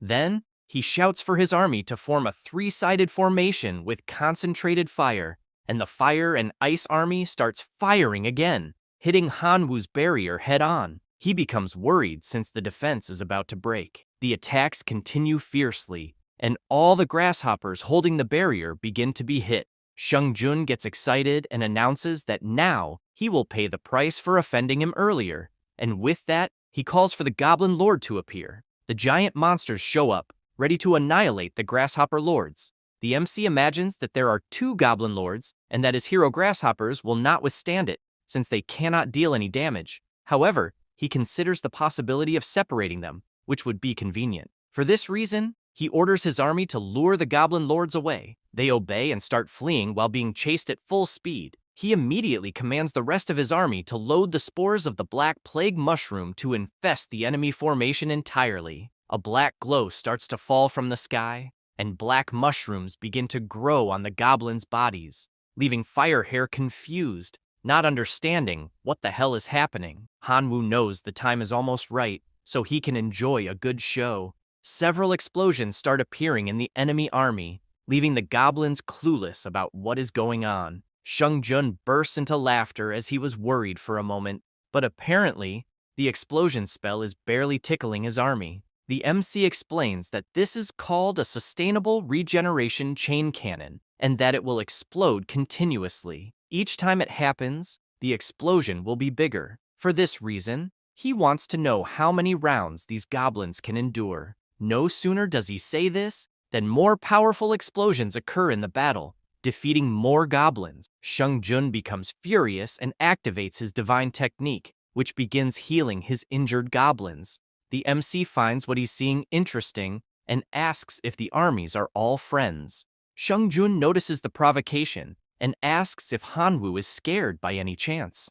After all, with each explosion, his army will heal, so the attacks won't lead anywhere. No sooner does he say this than a colossal explosion appears, leaving him startled to see that part of his army has been decimated. Startled by what happened, he asks how this is possible, since he was told that with each explosion, the power only increases slightly. Hanwoo says it's true, but apparently, this divine healing technique further helped the bombs to develop. This makes him notice that the mushrooms are already gigantic on the goblins' bodies. The MC warns that this is not good, as if it keeps developing at this rate, the entire army might be wiped out in the next explosion. This situation leaves Firehair worried, as the lesson is supposed to be a demonstration of strength for the rookies, and if he fails to defeat one, he won't be able to walk away with his head held high. He considers that he will have to use all his trump cards to get out of this. With this in mind, he admits to Hanwoo that he is quite strong, but still not strong enough. For this reason, he uses a new ability that increases his army's fighting will, improves physical mobility, and reduces pain perception. Then, he uses his God of War technique, putting everyone into a state of rage. Now, by killing enemies, they can absorb 25% of the damage dealt to recover injuries. In addition, he decides to apply the God of Earth technique. This provides a layer of film that absorbs damage to protect himself and continuously absorbs the power of the earth. Exhausted from using so many powerful techniques, he announces that now it's time to attack. The mushrooms begin to fall off the goblins' bodies due to so many divine techniques. This leaves the MC shocked, since his move was so easily countered. The Goblin Lord shouts for his brothers to massacre all the insects, and they charge forward at full speed. The MC immediately shouts for his army to fight to the death. Meanwhile, outside the Divine Realm, Lena asks the other teachers what their suggestions are for the classification of the trainees. The first professor admits to being impressed by Qin Shuang's relatives, and that definitely, she is more than qualified to enter the university division of the Imperial Institute. The blonde professor says that Shuti's Tin Army is also very strong, and that the entire Shu family is quite powerful and could definitely enter the Imperial University directly. Lastly, the professor says that Qingnian's relatives have average strength but are extremely intelligent and definitely have great potential. Lena says she wants to know what they think of the student Hanwoo. The room falls silent for a moment, and the professor responds that he is a typical example of a failed battle strategy, and this only proves that the student's strength is lacking. The bald professor does not fully agree after all. The battle was against Sheng Jun, who is the best freshman of the year and was forced to use his best skills within the permitted rules, and this proves the strength that Hanwoo possesses. With these statements, Lena asks them not to forget that Hanwoo still has 5 powerful relatives who did not participate in the battle, so everything he has shown so far was only with the grasshoppers, and even losing, he deserves an excellent grade. They agree. Meanwhile, in the battle, Sheng Jun once again orders his goblin army to annihilate the grasshoppers. The buffed-up army approaches the grasshopper lords to finish them off until a voice echoes in their minds, announcing that the evaluation has been concluded. This irritates him, as he was so close, and he ended up bringing 100 million goblins into the battle, more than half of whom died, in addition to losing several goblin heroes and a goblin lord, while all the grasshopper lords survived. After that, in the classroom, the professor explains that students who fail the evaluation will be expelled from the school, and those who receive an excellent evaluation will have the opportunity to personally participate in an extraterritorial war. She announces that the students who received excellent grades were Qin Shuang, Sutia, Qingnian, Qianlili, and Niu Fang. While the professor is saying the names, the MC becomes pensive as he probably scored terribly and is likely to be expelled this time. Shuti beside him bursts out laughing, asking if that was all he had. Qin Shuang next to him asks him not to worry, as everyone saw how powerful he is. After all, he was up against the best veteran in the university. Sudi responds that it doesn't matter, as a loss is a loss. He barely says this, and the professor announces the last student with an excellent grade, who is Hanwoo, congratulating all those who achieve such grades. Zudi cannot believe how this is possible, and raises his hand, as he has something to ask. She gives him permission, and he asks what the criteria for the great evaluation were, as some students were defeated by veterans and still received excellent evaluations. Lena explains that all the grades for all the students were determined together by several official university professors, and that, although Han-woo was defeated in the evaluation against Sheng-jun, his performance was praiseworthy among the professors, and because of this, everyone agreed to give him an excellent grade. She says this, and with her terrifying aura, asks if Sudi is satisfied with this explanation.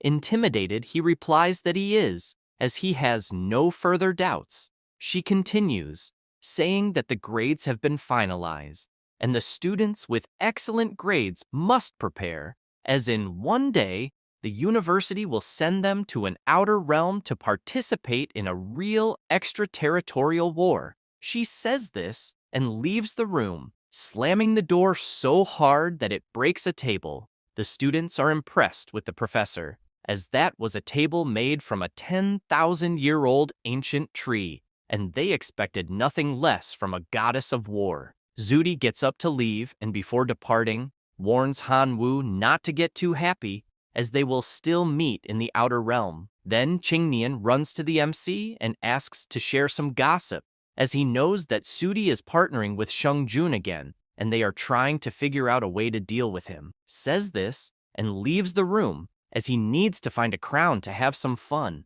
At that moment, Qin Shuang approaches and asks if he is, by any chance, jealous, because if he is, he can just go along with the blonde guy. He gets up and asks what the hell she means by that.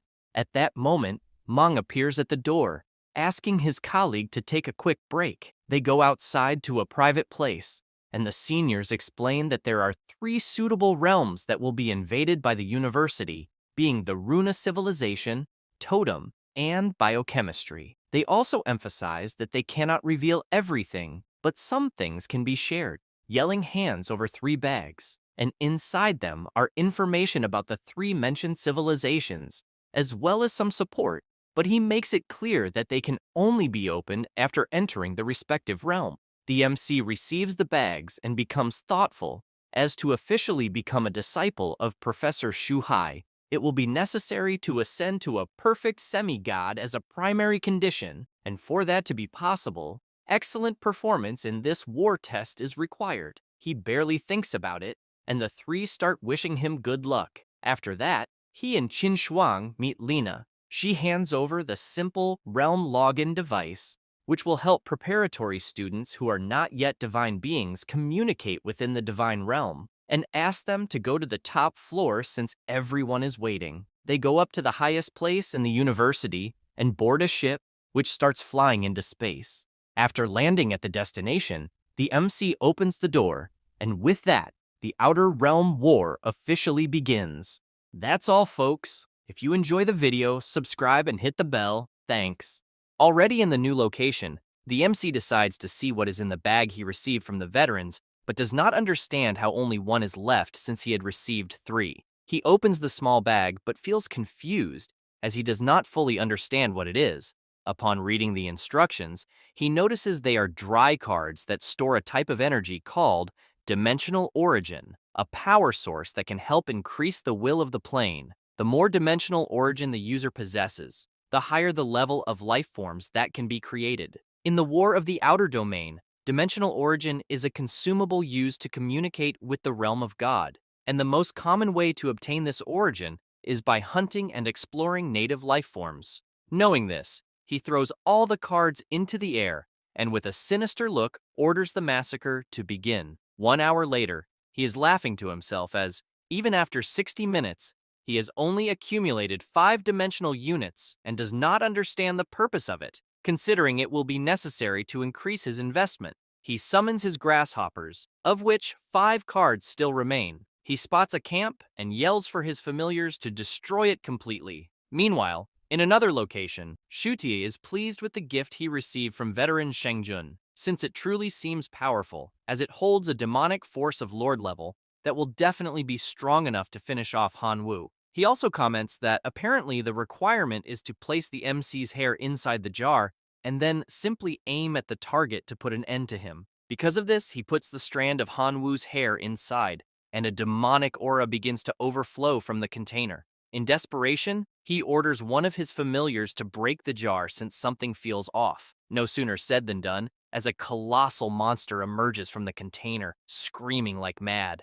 After leaving the container, the demonic monster runs off, making Sudi believe that this time there is no way Hanwoo can escape alive. Meanwhile, the MC is channeling an item in his hand and imagines that it is time to update the unlocking of the Black Dragon transformation. He asks to use 5-dimensional units to summon 5 powerful warriors. At this moment, his wolf approaches, joining his army with its powerful aura.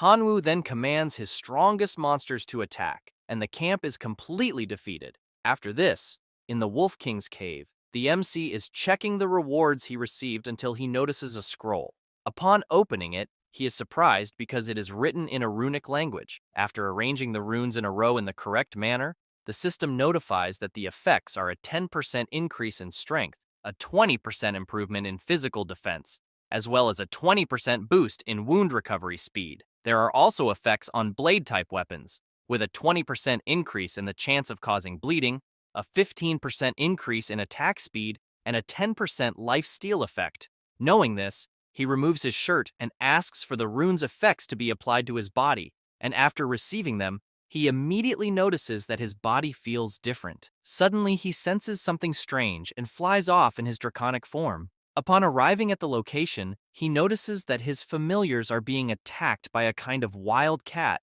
that, incidentally, was managing to finish off a grasshopper with just one strike. The MC grows concerned as these monsters are Lord-level life forms, the demonic cats. His army continues advancing but is easily decimated until one of them draws the cat's attention, as it was a fake body. They turn to Hanwoo, irritated by this, and charge at him, which he finds excellent, as he was eager for a fight.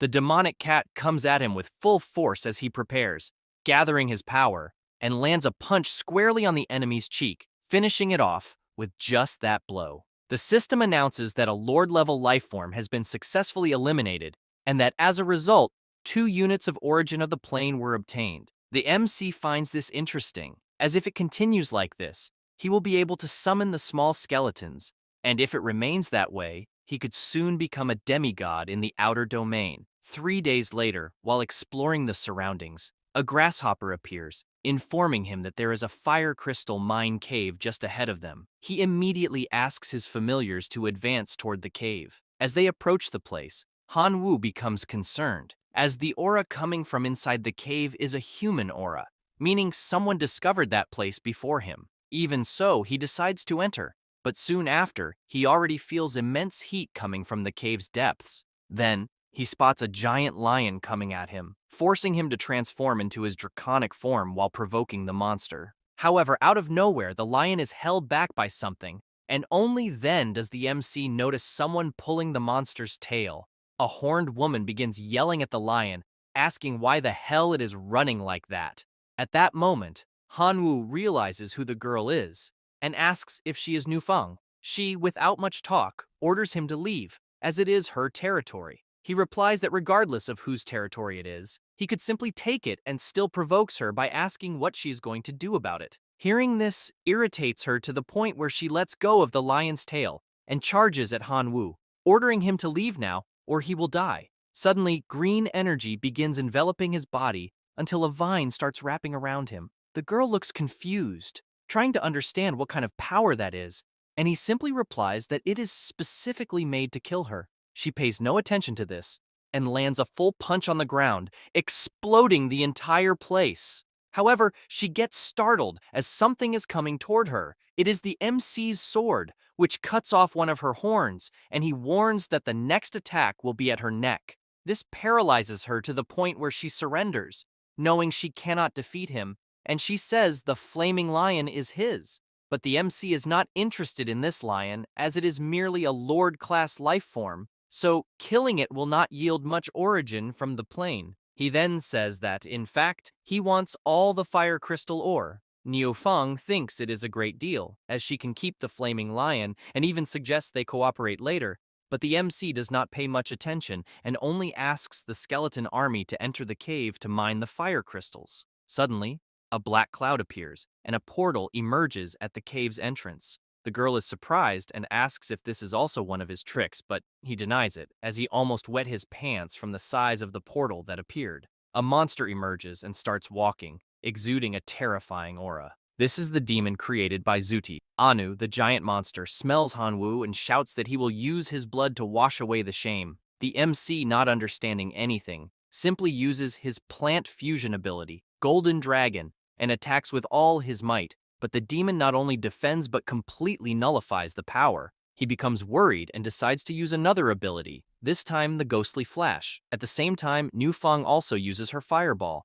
Hanwoo becomes thoughtful, considering that maybe the destruction attribute could counter the demon, so he decides to summon the Warhammer, the Crimson Forged Dwarf. He then orders it to tear the demon apart. The Warhammer replies that it will obey immediately and begins gathering all the power in its body. The monster calls him a pathetic worm and tells him to die already, launching several spikes. But the Crimson Dwarf counters with the discharge of its serpents, which create several holes in the demon. Then it leaps with full force, preparing its giant hammer, and lands a direct blow, causing a devastating explosion in the area. The MC celebrates, as things are going very well, but asks not to give the monster any chance to recover. Because of this, the Warhammer continues delivering several attacks, one after the other, leaving Hanwoo surprised at how brutal the fight is. After some time attacking, the demon ended up turning into spaghetti. The MC approaches and notices that the soul remains in the demon, so it is definitely an immortal.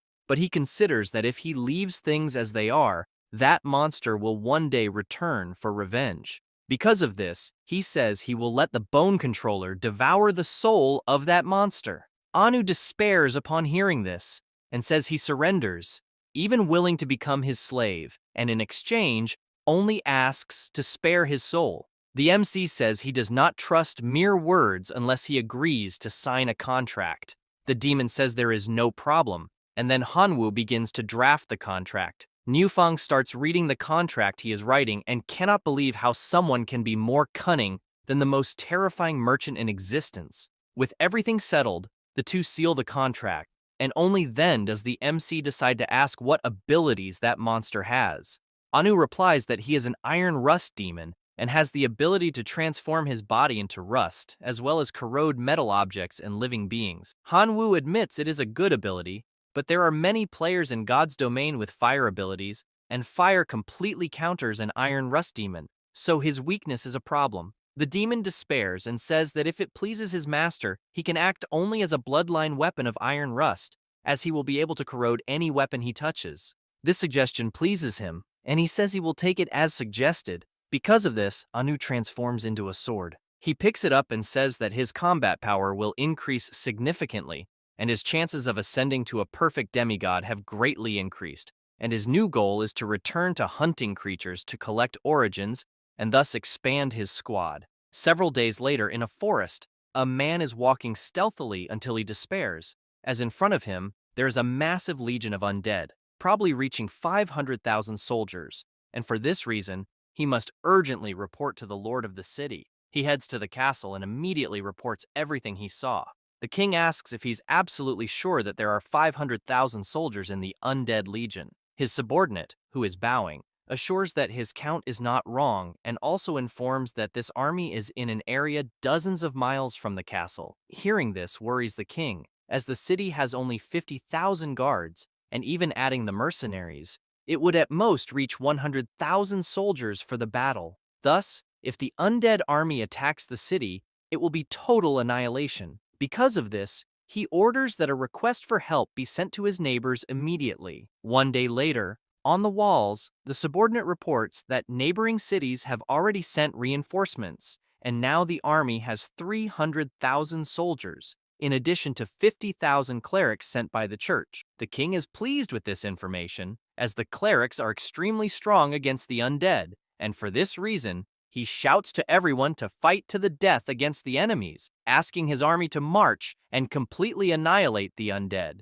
In another place, the MC is resting with Nufeng until one of his grasshoppers approaches. reporting that there are 350,000 human troops approaching. Hanwoo immediately gets up, excited, as it seems the humans there want to fight him. She is startled, asking what that means, and he explains that one of his spies informed him that the human army is on its way to exterminate them. He asks if she wants to fight and gain more sources of resources. She asks if he thinks she is stupid because it is clear he wants to use her as a weapon. The MC then hides in the bushes and notices her presence, which makes him ask if she didn't say she didn't want to get involved. Nufeng replies that she is just curious, and it's not like she wants to help. He is happy to hear this excuse and praises her, as he likes her bandit spirit, which makes her irritated, asking him not to touch her and to pay attention since the enemies are approaching. In front of them, there is a huge line of knights accompanied by a massive army. Hanwoo immediately orders his skeleton army to ambush the enemy army, and they obey, leaving them with no way out. The men start shouting that they have been ambushed and begin to pray as they want to return home. However, it is too late as the colossal skeleton army charges at them and begins finishing them off one by one until the skeleton lord appears, using his magic and summoning new skeletons for the army from the bodies on the ground. The human army commander shouts for his holy knights to use purification, and they all begin gathering energy, then launch it toward the skeletons. The MC doesn't like this at all since the holy knights have an advantage over skeleton types, so he knows he needs to eliminate this troop first. Barely does he say this when Nufeng runs off to attack. He notices this and transforms into his draconic form, warning that he won't be left behind. She reaches the battlefield, trampling everyone, just like Hanwoo with his absurd speed through the air. The two regroup, and the MC shouts for all his forces to attack. His skeletons once again charge at the soldiers, finishing them off one by one. A guard at the castle runs to the king and reports that they were defeated by the undead army. He realizes they are facing several skeletons and orders everyone to retreat as they are surrounded. Several hours after conquering the castle, Hanwoo admits to being disappointed as, despite having gained 350,000 skeleton soldiers, there were only thousands of resources in return. Nufeng can't hide her excited face, as now they are truly rich. He asks her to forget about it, since the runes are more important, and they should divide them. She continues checking her system, while Hanwoo notices that his rune is a low-level extreme form. It acts on the body. Its effect is an increase in muscle strength, with strength increased by 40%. It acts on hammer-type equipment, and the additional effect is crushing. He realizes the effects are quite low, and therefore plans to leave it with his relatives. In contrast, Nufeng is excited about what she obtained, as she is now one step closer to becoming a monarch-level life form, and she thanks her companion. Hanwoo gives a slight wink and says it was no big deal. She notices his charm and thinks she now understands why Qin Shuang likes him so much. After that, in another castle, the king of that place receives the report of what happened and asks if it is really true that an undead army captured the city of Lingdong. The soldier informs him that the news is accurate and that not only the city of Lingdong, but also 4 neighboring cities were completely destroyed, and the skeleton army now has nearly 10 million soldiers. He immediately gets up hearing this and shouts to summon the archbishop and the kings of the Elf Kingdom, the Minotaur Kingdom, and the Werewolf Kingdom. After that, everyone gathers in the conference room, and the king of the werewolves shouts that they must unite to fight the enemy and that his army is already ready. The leader of the elves says the same. The human king then declares that the alliance between the 4 nations is formed to annihilate the undead. In a mansion, a girl says that her father will unite the Sacred Order, the elves, the Tauren, and the werewolves against the skeleton army. Qingnian, who is with her, becomes thoughtful about this, wondering who could be controlling such a large skeleton army other than Hanwoo. He has no idea who else it could be, and concludes that it really is him. Feeling surprised, as only a few days have passed since the invasion, and his strength has already become so powerful that it requires the union of 4 great kingdoms. Because of this, he truly admires him as a friend. Furthermore, after spending so much time with this princess, he has finally obtained some clues to ascend to demigod, discovering that, in the civilization of the domain of God, becoming a demigod only requires divinity, but in the outer domains, it is also necessary to meet the requirements of the current civilization. In this runic civilization, to ascend to the demigod level, it is necessary to possess a special runic word. However, he faces a dilemma since not even the royal family has obtained this type of runic word, showing how difficult it is. He begins to imagine that he must ally himself with the MC, providing clues while his friend provides the army, and, with this cooperation, they will definitely obtain the special rune word. Therefore, he cannot allow him to get into trouble and needs to think of a way to protect him. Suddenly, the princess starts talking to him, asking why he is so distracted, and also informs him that the elven queen will visit his father the next day. Qingnian takes the opportunity to charm her even more, saying that there is no one more beautiful than her. He feels happy knowing that the queen will be there, and, for this reason, they are safe since there is no woman he cannot connect with. Still near the castle, Niu Fang asks Han Wu what he is afraid of since he has a giant skeleton army. He responds that the skeletons are very weak, so against a well-trained force,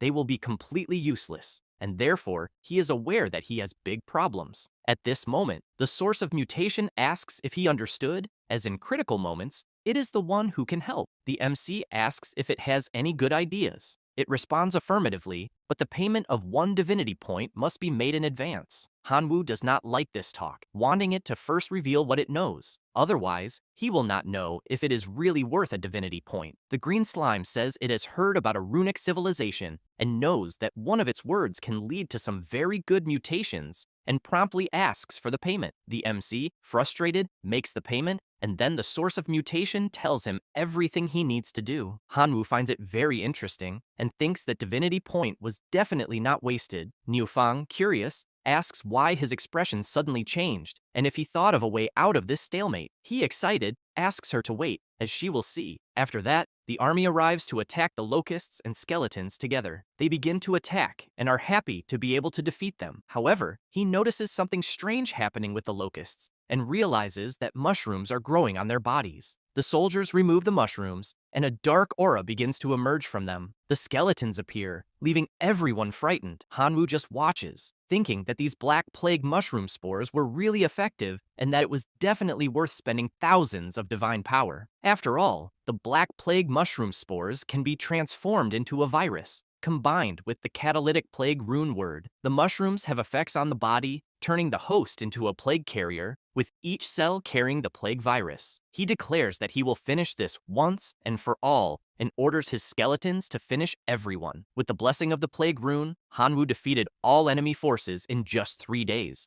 successfully conquering 10 neighboring cities. 5 special undead heroes were born in the army. Meanwhile, in the castle, the king asks if anyone has a solution, or else the kingdom will perish. And now, only a ceasefire remains to negotiate. His allies ask who the hell they should negotiate with, since they did not see the leader of the army in the battle. At this moment, Qingnian enters the hall accompanied by the princess and the queen, asking to leave the negotiation to him.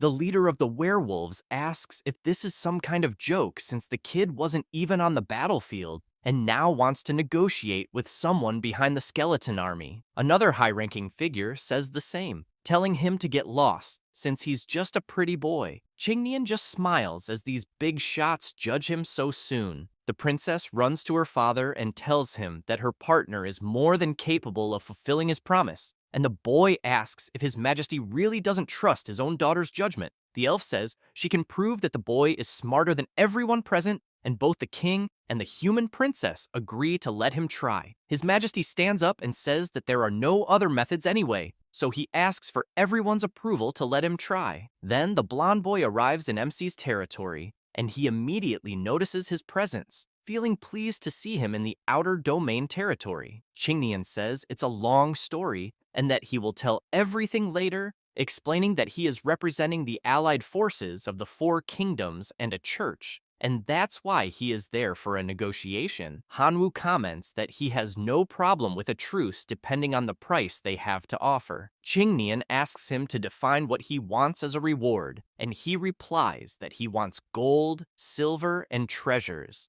as well as runic words since they will be necessary. He also says that common ones are not enough, as they must be precious, and the runic stones should be in the 5-digit range. The blonde boy asks to let the king compensate with 20 runic words, since among them there should be at least one high-level runic word, as well as 200,000 runic stones. He says this while imagining that, having accompanied the princess for so long, he must have obtained a lot of important information from her. He also suggests that the elves, werewolves, minotaurs, and priests should contribute double the mentioned amount. He further imagines that he ended up sleeping with the elf queen, and maybe shouldn't make her lose too much, splitting the profits later. MC thanks his friend for making this special trip and assures him that he won't disappoint him. Chingnian asks him not to be so formal, after all, they are friends.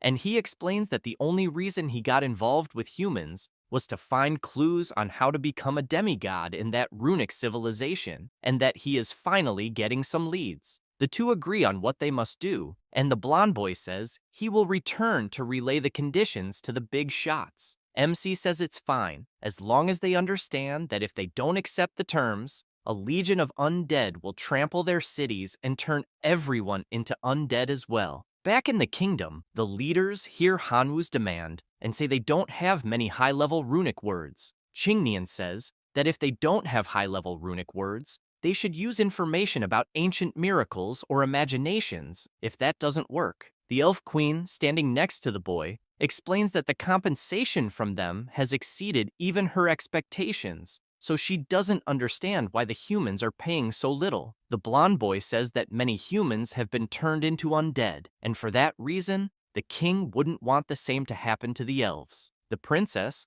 also with the boy, says that her father will have no objections to the request. Chingnian comments that the negotiations went very well thanks to him, and therefore he wants to know if there won't be a reward. She, embarrassed, says there obviously will be. At that moment, the door opens and the Pope enters, shouting that these conditions are nothing short of armed robbery, and that even so, everyone is agreeing, making it clear that the church will never bow to undead creatures. The blonde boy tells them to do as they wish. The Minotaur and the wolf imagine that it will be interesting to let the church fight this battle, since if they end up winning, they won't have to pay this reward. In fact, they could even help exterminate the Skeleton Legion, and if they still lose, they can figure something out later. Then, the entire undead army stands before the kingdom's gates. The Pope imagines that in the previous war with the Allied forces, although they sent a large number of priests,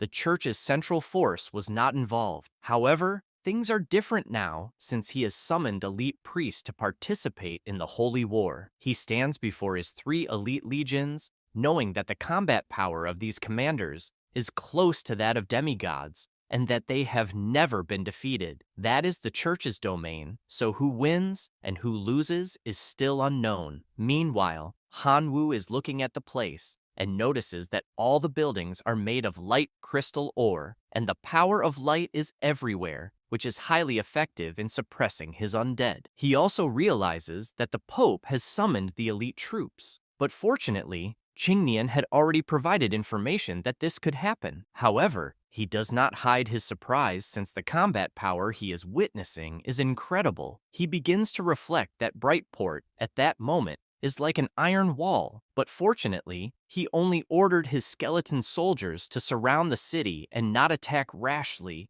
As to attack, he must first find a gap where Brightport will be disorganized. With this in mind, he takes a purple crystal and puts it in his mouth. Immediately, the genetic lock is released from his body. The vines keep appearing, coming from his chest. He concentrates the power in his hand to test what he is capable of, and delivers a blow that destroys the crystals instantly. Seeing this excites him, since the Phantom Shadow Vine has exceeded his expectations. That is why he charges forward with everything he has, as he needs to take down the clerics first, who are caught off guard, asking who the hell is there. Hanwoo raises his sword and attacks with everything, aided by the vines. The priest notices that he has been cursed where the attack landed, and therefore asks one of his friends to purify the wound immediately. The elite soldiers, seeing this, shout for everyone to attack and leap forward, eager to see how their enemy will escape this time. The axe gets closer and closer until the MC disappears completely, causing the elite soldier to strike the ground, confused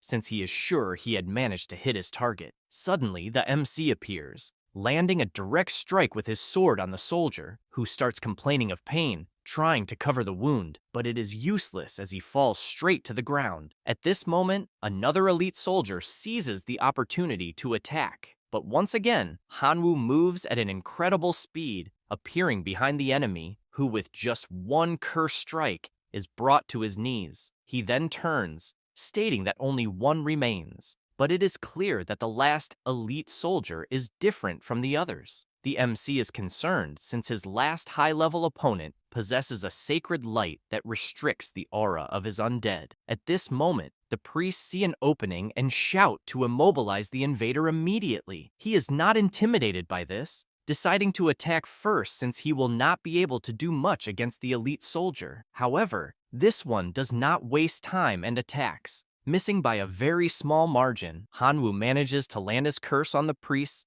and then retreats using his giant vine, ordering his skeleton army to attack. The undead obey, and a deadly battle begins. While some are destroyed, others rise again from the bodies of the clerics. In this battle, more than 2 million clerics were defeated, and the 3 trump card legions were destroyed. The number of skeleton soldiers was also greatly reduced, with 15 million soldiers permanently defeated. The Pope laments this result, wondering if he was truly wrong, since if he had agreed to the compensation from the beginning, he would not have suffered such a heavy loss, and he is unsure of what to do now, as his options are to keep resisting and fail epically, or surrender once and for all. At this moment, he is startled by a voice telling the Pope that he can help repel the army. He asks who the person is. It was Sudi. Meanwhile, the remaining healers desperately try to heal the wounded army, but they scream that the undead army is approaching once again. Hanwoo, already tired of all this, orders them to attack with full force. His army begins to mobilize at high speed, defeating every soldier they encounter along the way. Suddenly,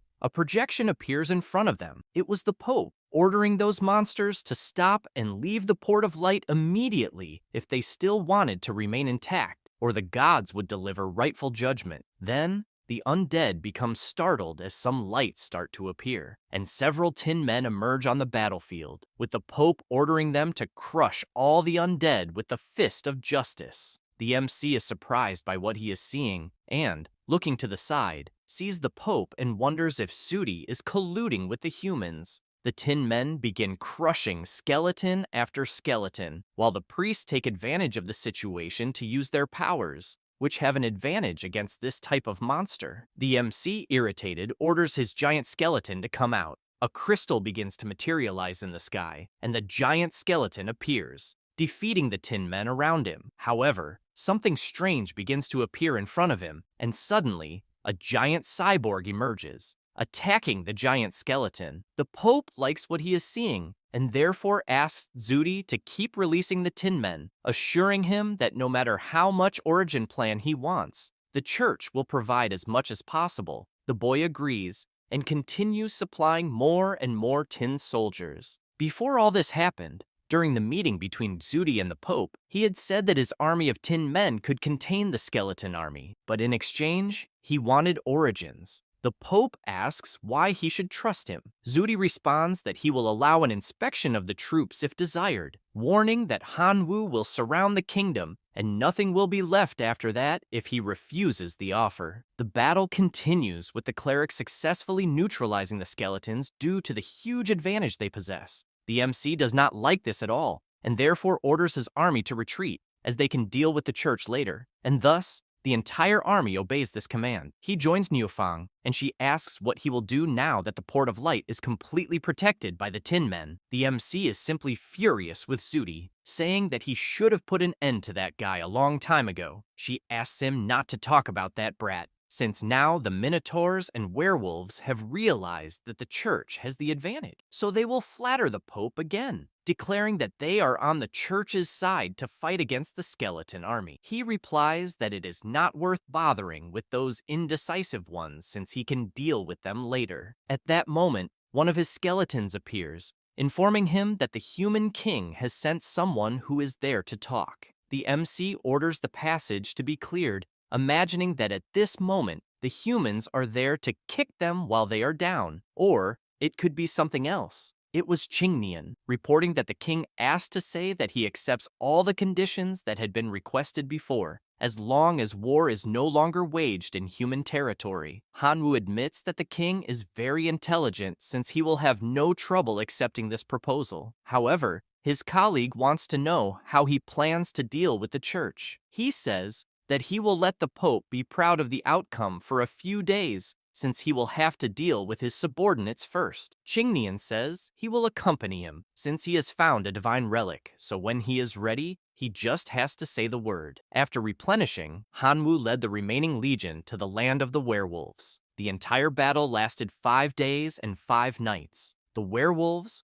without effective countermeasures against resurrection and the infection of the Black Death mushroom virus, were completely defeated. 12 million elite werewolves became members of the Legion, and their kingdom was completely annihilated. As for the Minotaur kingdom, upon witnessing the tragic fate of the werewolf kingdom, they became so frightened that they no longer clung to the church and surrendered directly to the Skeleton Legion. The MC asks if he's afraid, since it's too late for that, and says that unless he's willing to double the compensation as agreed earlier, there will be no mercy against the Minotaur kingdom. The king immediately responds that he agrees with absolutely everything, only asking to be spared. He says this and starts wondering that he shouldn't have supported the church along with the werewolves, since they were completely exterminated and the church did absolutely nothing to help. After that, the MC observes the high-level runes he received, and, although aware that they're very precious, he knows his own abilities are limited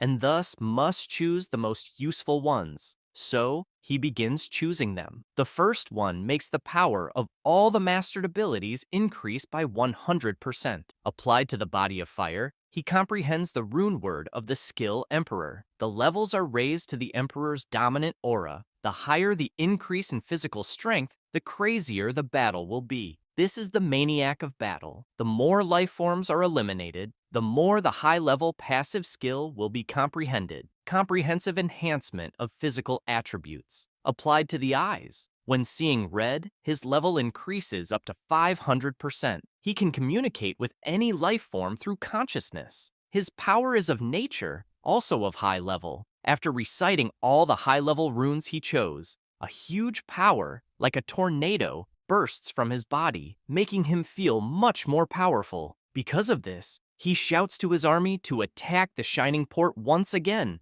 to avenge the humiliation he suffered, also making it clear that he won't let Zudi escape this time. However, when they reach the port, they are confused because the clergymen were already on the ground, defeated. Qingnian also can't believe what he's seeing, as there isn't a single survivor left there. Hanwu runs to a clergyman on the ground and notices that the marks of their wounds were caused by an enormous fist. The two come to the conclusion that the ones responsible for this massacre were the Tin Men. Suddenly, they hear a voice and run to find out who was saying it, and they find the Pope. As they approach, Hanwu asks where Zudi is. He replies that the boy is gone after emptying the church's origin plan, as well as finishing off all the clergymen in the city. Qingnian warns that the fault is his own for letting a stranger in so easily, but it's too late now, as the Pope is no longer in this life. The MC comments that now it makes sense why the church didn't care at all when the werewolves were being massacred, as the same thing happened there a long time ago at Zudi's hands. The little blondie asks them to forget about them, since they should find the divine relic as quickly as possible, because that place has already turned into a ruin. He says that they will leave, yes, but not before collecting all the crystal ores, as it would be a huge waste to leave them behind. After that, they speculate about what kind of ancient divine relic might be in the region, besides the possibility of numerous traps. so they think it's a good idea to explore the region first. A marking is made at each region they pass, and Qingnian explains that he made his foxman mark all the places to avoid problems. They continue entering the forest until suddenly they encounter a giant monster, getting startled as it appeared very quickly. The cyborg prepares and strikes with his pincer, but misses. The MC recites his high-level rune to maximize all the abilities he has, and this makes the giant monster kneel immediately. Qingnian praises him, as the rune word he used made his companion much more powerful. The MC asks him not to talk nonsense, and the two continue entering the forest. He realizes there are more modified tin men and decides it's time to use the runes again. He concentrates for a moment and leaps, gathering energy into his fist until he lands a punch, defeating one of them and telling the others to come at him. The more they defeat, the more monsters appear, until they begin to feel cornered, as there seems to be no end. Hanwoo decides to start the fun, summoning a skeleton army. The little blonde also wants to join the fun and summons his foxmen, and the battle between them begins. The two take this opportunity to invade the place while imagining that it was really a good idea to bring the runic stones with them, because if not, they would be screwed. After entering the cave, they come across several colorful portals. Qingnian comments that they are the trial fields, and passing the trial not only allows promotion to demigod, but also grants the corresponding special runic word. At this moment, the passage they came through is completely blocked. The MC comments that they won't be able to go back now,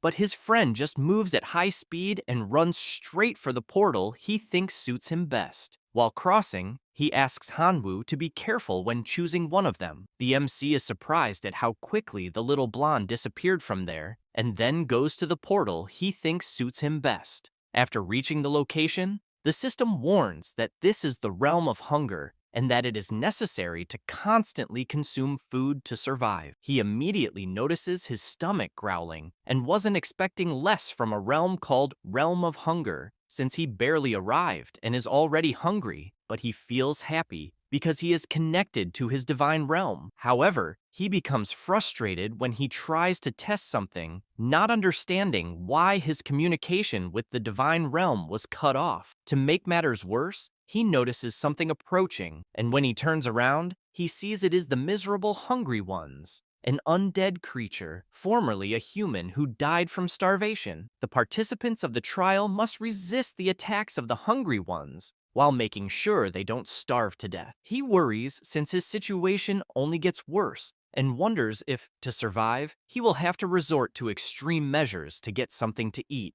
The monster prepares to attack, but is easily defeated by one of the skeletons. Hanwoo throws his sprouts on the ground, and soon a flower begins to grow, becoming absolutely large compared to him. He comments that he might even need to finish someone off, but he will never eat people. Therefore, he plans to first use the 3 types of plants to absorb nutrients from the surface and sustain himself that way. Then, he will make his soldiers resist the attacks of the Hungry Ones and protect their safety. While thinking about this, he decides to close his eyes, imagining that he will only be able to put his body into hibernation, minimizing energy consumption as much as possible, and after 30 days, he will win. Meanwhile, in another place, the city is destroyed by the invasion of the Tin Men. Shuati watches all the destruction he caused while celebrating that the real city is now his, as he conquered everything from the church to the Minotaur kingdom. Since everything was destroyed by his Tin Men, he observes that the Elf Kingdom is relying on the protection of a magical circle, but is aware that this protection will not last long. At this moment,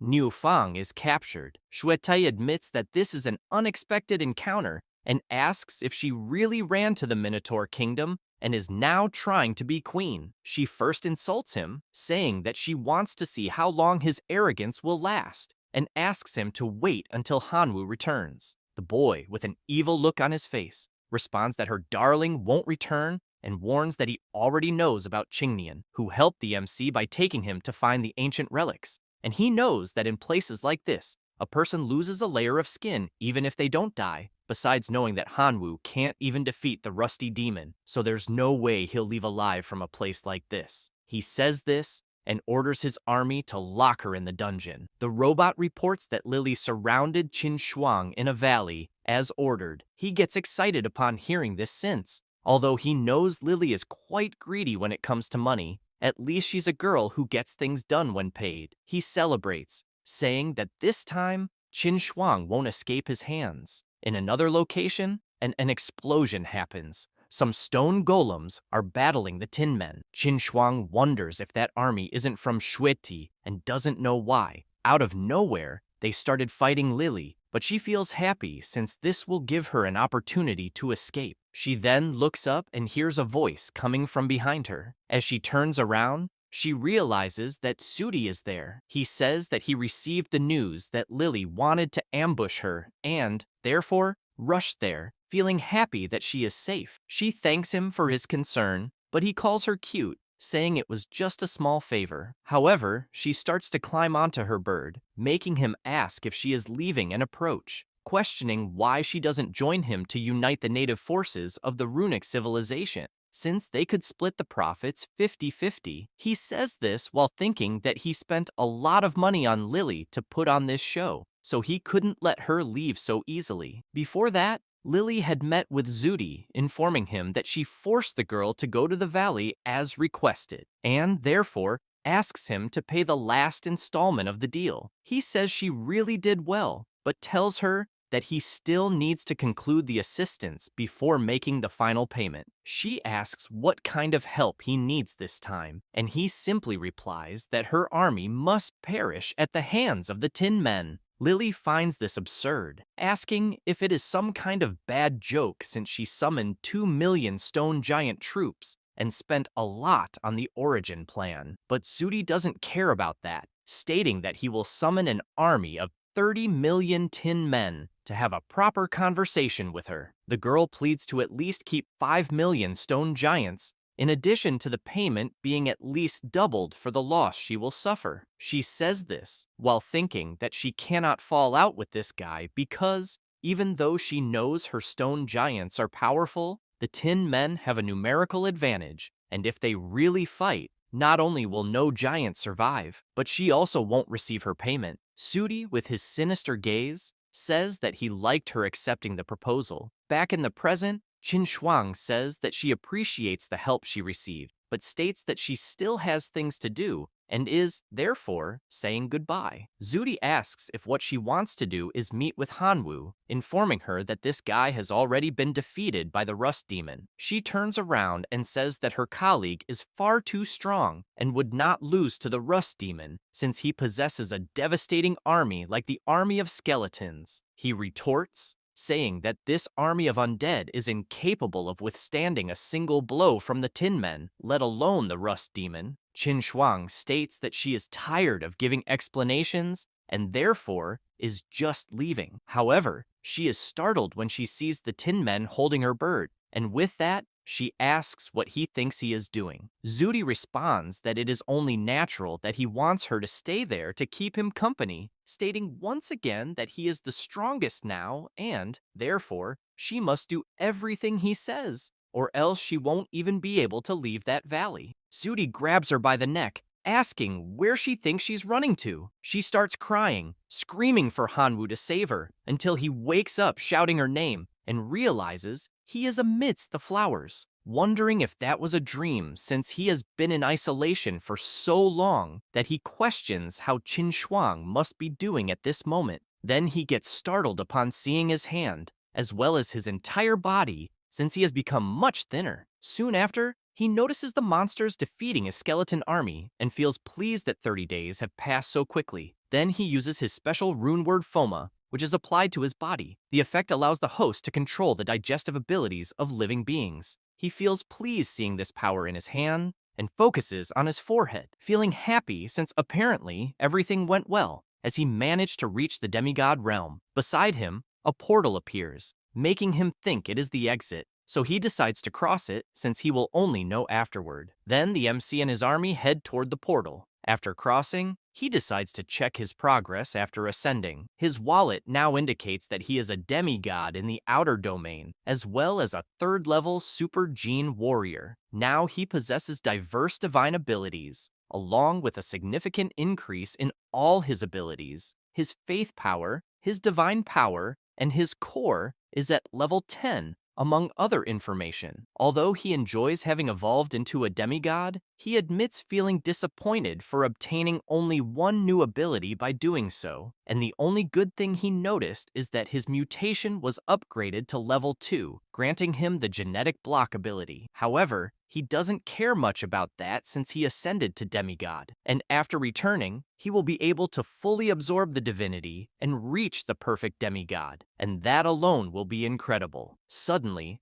a portal opens behind him, and his friend is expelled from it, startling him since he falls straight into his lap. Qingnian, despite being dizzy, says he has finally become a demigod. Hanwoo removes him from his lap, telling him to sleep a bit since he looks terrible. Suddenly, an explosion occurs outside, catching the MC's attention since, apparently, someone is there. Upon leaving, he comes across Lily and asks why the hell she is there. She responds that she is aware of the relationship he has with Qin Shuang, and for that reason, she has news about that girl, which concerns her life or death, and all she will ask for is 10,000 dimensional origin. The MC immediately transfers the amount and tells her to speak quickly. Lily can't believe she received the payment so fast, realizing she could have asked for more, and replies that Qin Shuang was trapped in the valley by Shuti and was afraid she wouldn't be able to escape. Hanwoo is shocked by this news and immediately transforms into his draconic form, flying out of the place. He flies over the region, shouting for Qin Shuang until he finally lands in the valley where he was informed. He closes his eyes,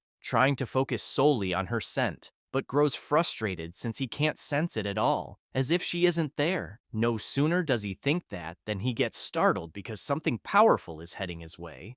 He wonders if it's the thunder from the golden crown, and gets furious since several tin men are holding the bird. He launches an attack and one of the robots transforms to counterattack. He gets irritated by this, and uses his skill to finish the fight since he's out of time. The bird takes advantage of the situation and attacks the remaining tin men until it looks back and sees the MC angry, yelling to hurry up and take him to Qin Shuang since it will be too late if they keep stalling there. They fly off until they finally reach the cave. Inside, Qin Shuang is desperate, begging to be let go, but Sudi keeps trying at all costs to take her clothes off, claiming no one will come to save her. Hanwoo gets angry seeing this and kicks a stone that flies straight to Zudi's head, who turns and asks who the hell is there. He says this and gets shocked, asking how the hell the MC is still alive. He, furious seeing what's happening, runs and punches the student in the face. Zudi, slightly hurt, assures that today he will finish him once and for all. He laughs hearing this and asks if he's sure about that. Then he uses his ability directly on Zudi's body, who starts trembling, saying he's starving and doesn't know why. He looks ahead, asking if it was the MC who did this, and gets scared upon seeing a powerful red aura that makes him vomit immediately. Still terrified, he looks ahead once more and asks if by any chance he became a demigod. Hanwoo says that the rust demon he sent to eliminate him was useless and instead just became a slave. With that, he strikes an attack, wanting his opponent to feel a bit of what rust corrosion tastes like. He says this and drives his sword deep into Sudi's body and then goes to Qin Shuang to see if she's okay. She asks him not to worry since she's fine in a way. After that, he carries her outside and notices that the tin men are disoriented outside the cave. The MC comments that Sudi already lost his life and now the followers can no longer feel his presence, so no one can control them anymore. He says that and jumps onto the thunder of the golden crown for them to leave. While they're flying, she asks if he really became a demigod in that short period of time. Hanwoo answers that he indeed did, and explains that he knows the location of the ancient divine relic, and they will gather more origin of the plane, and once she accumulates enough followers, she'll be able to ascend too. Qin Shuang says that of the 4 kingdoms and the church, only the half-dead elven kingdom remained after the chaos caused by Zudi, so she asks where they could find more origin of the plane.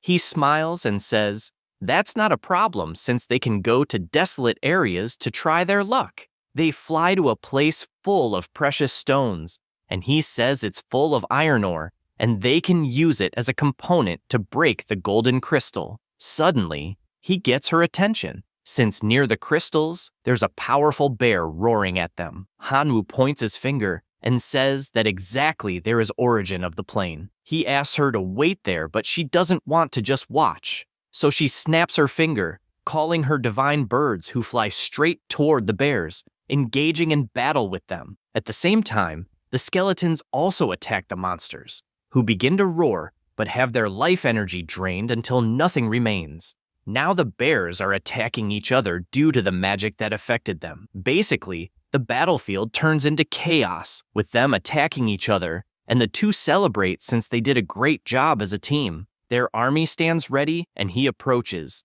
suggesting they rest a bit there to collect the origins of the plane. She, embarrassed, agrees with the idea. Time goes by, and their followers remain constantly gathering resources. Qin Shuang doesn't waste time and starts saying that 10 days have already passed, and they've almost gathered enough, so she wants to go to the ancient relic. He just smiles and asks her not to rush since her wounds have just healed, and she needs to rest a little more. Suddenly, Qingnian appears, shouting that he had a great night of sleep. The MC gets startled since the guy showed up out of nowhere. Qin Shuang greets him and says it's been a long time since they've seen each other. The blonde guy looks around confused, as he doesn't know where he is or how they even met. The MC doesn't like any of this, since that guy could have woken up earlier or later, but chose to become a nuisance at that exact moment. Then he asks if there's really time to be relaxing like this, since his beloved Emerald Princess was taken down by Zudi and the Elf Queen also lost her life. He gets scared, not understanding why all this is happening, and immediately imagines Zudi devastating all the kingdoms. Thinking about it makes him furious, since he only slept for a few days, and a bastard like Zudi destroyed the 4 kingdoms and the church altogether. He says the princess might not be saved, but he needs to help the Elf Queen since, after all, they slept together, and because of that, he flies off at full speed. Qin Shuang, seeing that, admits she didn't expect the blonde guy to be so loyal. Hanwoo theorizes that the guy is probably just horny and tells them to ignore those things because he needs to rest for a few more days. However, she says there's more to worry about. Since he finished off Sudi and when they return to school, his family will definitely cause problems because of that fatality. The MC responds that he's not afraid of the Shu family and is only really concerned if the academy will punish him for it. He barely says that, and the teacher joins the call with them, asking both to return to the school immediately since there are important matters to address. They reply that they'll do so as soon as possible. Meanwhile, at the university, someone slams the table. It was Sudi's father and mother, both outraged, telling the teacher they want the boy named Hanwoo to pay with his life for killing their son. Back at the hills, the MC says her scars have healed, and she doesn't need to worry about him since he's not afraid of the Shu family. She responds that it's not about him, because even before becoming a student of the Imperial Academy, her dream was already to ascend to demigod. He is surprised to hear that until she puts her finger on his lips and says, not to worry, since he gave her all the maps and information about the relics. So she will definitely manage to ascend. She says that and walks toward the portal, while he says he'll wait so they can return to school together. He also summons some skeletons and orders them to protect her at all costs.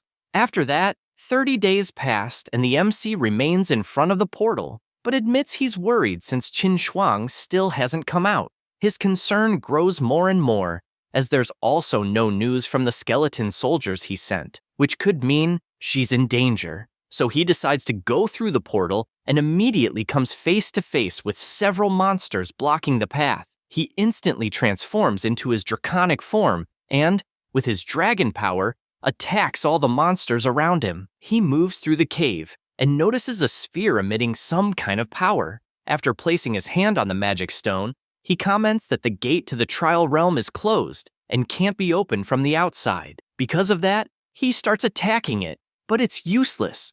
making him wonder if maybe those who have already passed through can't enter again. He decides to change his strategy and begins channeling his demigod energy and unleashes all his power toward the magic stone, which is obliterated instantly, thus opening the path to the trial area. Upon entering, he sees countless portals, which had also happened during his turn, and tries to figure out which one Qin Shuang chose, as it's probably the one with the strongest aura. He concludes it's the blue portal, and right after thinking that, the girl is thrown out for having completed the trial. He's surprised to see her okay, and runs to catch her, since falling from that height could hurt her. Hanwoo smiles, seeing everything is fine, and asks if she's hurt. Because of the distraction, he bumps into a small rock and falls hard to the ground, almost kissing her with how close their mouths got. She, dying of embarrassment, pushes him to the side, asking what he thinks he's doing. She shows the power she gained, and now her thunder ability is at the special grade. The power of all lightning-type abilities increased by 500%. He admits to being surprised, since her current energy is about to surpass the highest level entity to the point of reaching the monarch level. At that moment, the teacher calls him once again, informing him that the school is demanding his immediate return. She says this, and ends the call without even waiting for a response, since the order was given. A portal opens in front of them, and Qingnian says she will return with him to the school. On the other side, there are 3 people waiting, and one of them yells for Hanwoo to be arrested immediately. Qin Shuang steps forward and shouts to the director that Suti tried to assault her, and Hanwoo only protected her. The boy's parents argue, asking not to say nonsense since it's clearly just an attempt to protect him. She, desperate, asks the director to read her memories, since that's something that can't be faked. He agrees, and raising his hand, begins using his mind-reading magic. Thus, he sees the moment Suti was harassing her, and Hanwoo appeared to save her. The boy's parents continue saying that it's impossible, but the director orders them to leave the room since everything has been clarified. Then he turns to the MC and says that although he was eager to save a classmate, he went way too far since he took a life, and for that, he must be severely punished, and the punishment will be suspension from classes starting from that moment until the day of the college entrance exam. The girl goes to him, saying she's sorry since the punishment was very harsh,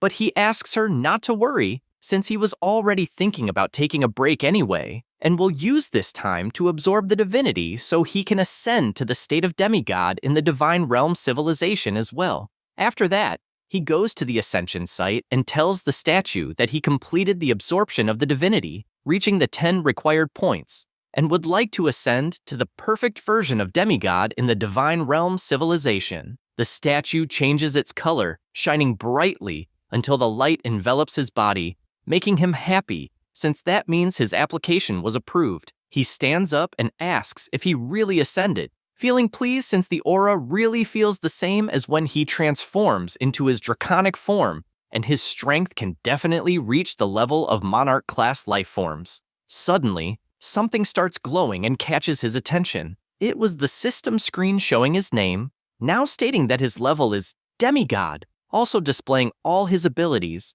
divine techniques, blessing of life, among other information. Only then does he realize that after ascending to demigod, he gained the divinity of rebellion and awakened the soul-devouring gaze, and his soul energy now floats freely in space. However, one of the pieces of information leaves him confused, which is about the fusion, and he isn't sure whether it's related to his divine energy. He decides to cast all the abilities he received at once, and a dense energy ball with all the colors of his powers begins to form until he emerges in his draconic form with all the upgrades from the other abilities. His first test is to make a single movement with his hand that easily causes a crack in the temple, even without using any power. He realizes that his powers have increased drastically because of the fusion with his draconic form.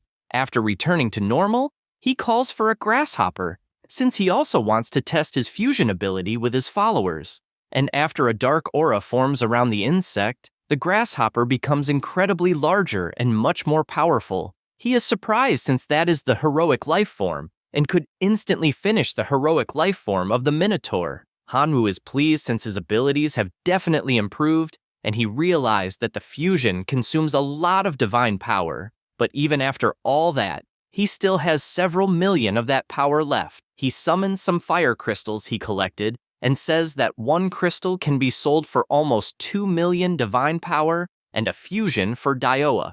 And in a year, he could earn more than 100 million, which would be enough to trade for a point of divinity. Thinking about all of this makes him happy since he found another way to make money. And, with that, he will get more and more fusions. Meanwhile, outside the university, the security guard is blocking someone, warning that it is forbidden for people who are not staff or students to enter. And he even asks not to be arrogant since, even being a true god, there are many true gods at that university, as well as lords of gods and even divine kings. So being arrogant won't help. Hu-hai is frustrated since he is sure that the frequency of the return signal was fast, which means he is getting closer and closer to the thief who stole the king god's treasure, and he is certain that the thief was Hanwoo, who studies at that university, so he needs to find a way to enter. At that moment, Zudi's parents appear, outraged, shouting that the school is terrible for protecting Hanwoo, and they guarantee they will seek revenge. This catches Hu-hai's attention, who calls out to the two of them, asking if they could do him a favor, and saying he is even willing to pay a handsome reward since his target is also the MC.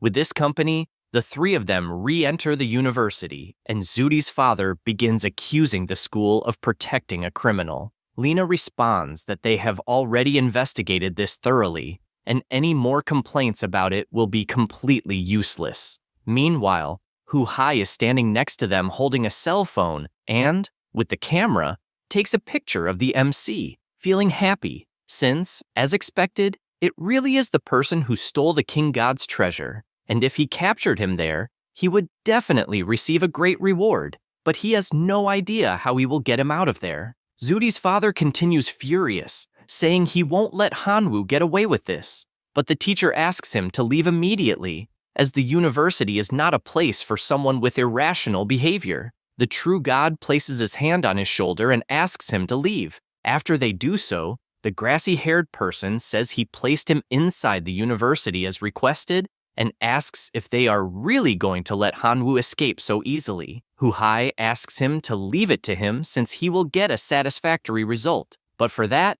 they must not interfere. They hear this and leave angrily. The true god remains near the door to listen to the conversation between the teacher and the MC. She asks him to take people's words seriously, but she knows that the reason Shuti lost his life was his own fault, since everything Hanwoo did was to protect Qin Shuang. He responds that everything is fine since he has no weight on his conscience for what he did. She is happy since he is fine, and now he is a perfect semi-god. She suggests that he pursue divinities and tells him about the evaluation he will have at the Imperial Academy, and if he doesn't pass, he will be expelled. She then shows him a ticket she has for the ancient battlefield of the Outer Kingdom and says he could try his luck there. She smiles, saying it will be very beneficial for his future to adapt to the competitive environment of a semi-deity in advance. The MC thanks her and says he will not disappoint her expectations. Hu-hai, overhearing from outside, is pleased since he heard about the ancient battlefield, and seeing Hanwoo leaving, imagines they will meet at that location, even if his target doesn't know it. As he walks through the city, Hanwoo realizes that each ticket is valid for 2 people, and it would be a waste to go alone. He grabs his communicator and calls his teacher, who, upon answering, asks how life as a student at the Imperial Academy is going. The MC responds that he ascended as a perfect semi-deity and now wants to invite his teacher to join him in exploring the ancient battlefield of the Outer Kingdom, so he wants to know if his teacher will be free. Tianwen gets excited with all the new information and says he is in on the idea since he wants to see how strong his former student has become. Hanwoo tells him it will be the next day at 8 o'clock, and they can meet at the teleport station in the Imperial capital. After this, he returns to his home and starts reflecting that he needs to choose some relics to take the next day. He raises his hand and notices that he has quite an interesting one, and this time, he is determined to win. Then, he starts remembering that Qin Shuang will be absent for a few months and wonders if she will be in seclusion absorbing divinity all this time. Because of this, they meet, and she asks why he is there. The MC answers that the next day he will go to the ancient battlefield of the outer realm to train, and that's why he came there to say goodbye, as he was worried about her being in seclusion and that he wouldn't be able to see her later. She is surprised to hear this and asks if he is leaving so early. He replies yes, and that, when he returns, she will probably have ascended to a demigod. He barely says this, and she grabs his arm, calling him to walk, as she won't enter seclusion until the next day,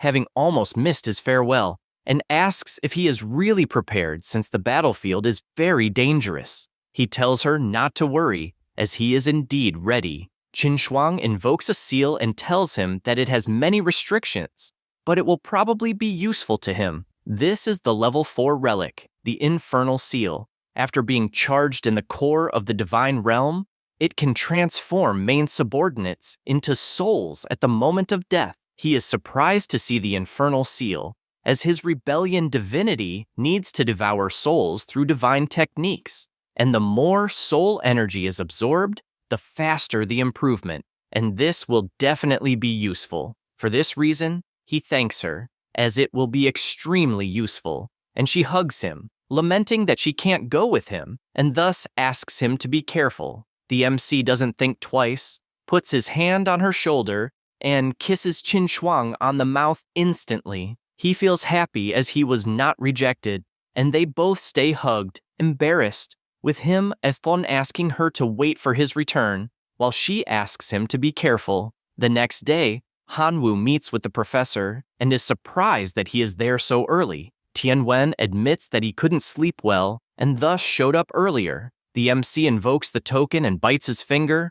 The professor does the same, and both drip a few drops onto the talisman, which disintegrates instantly to open the portal that leads to the outer realm. They arrive at the ancient battlefield and are soon instructed on where their temporary residence is. The employee mentions that if they need anything in the future, they can look for him, as he is there to provide services. The MC gets upset since the tent they are supposed to stay in is tiny and starts yelling for it to be replaced with something bigger. The professor laughs at the situation and asks him not to get so angry, as they should at least see the inside of the tent first.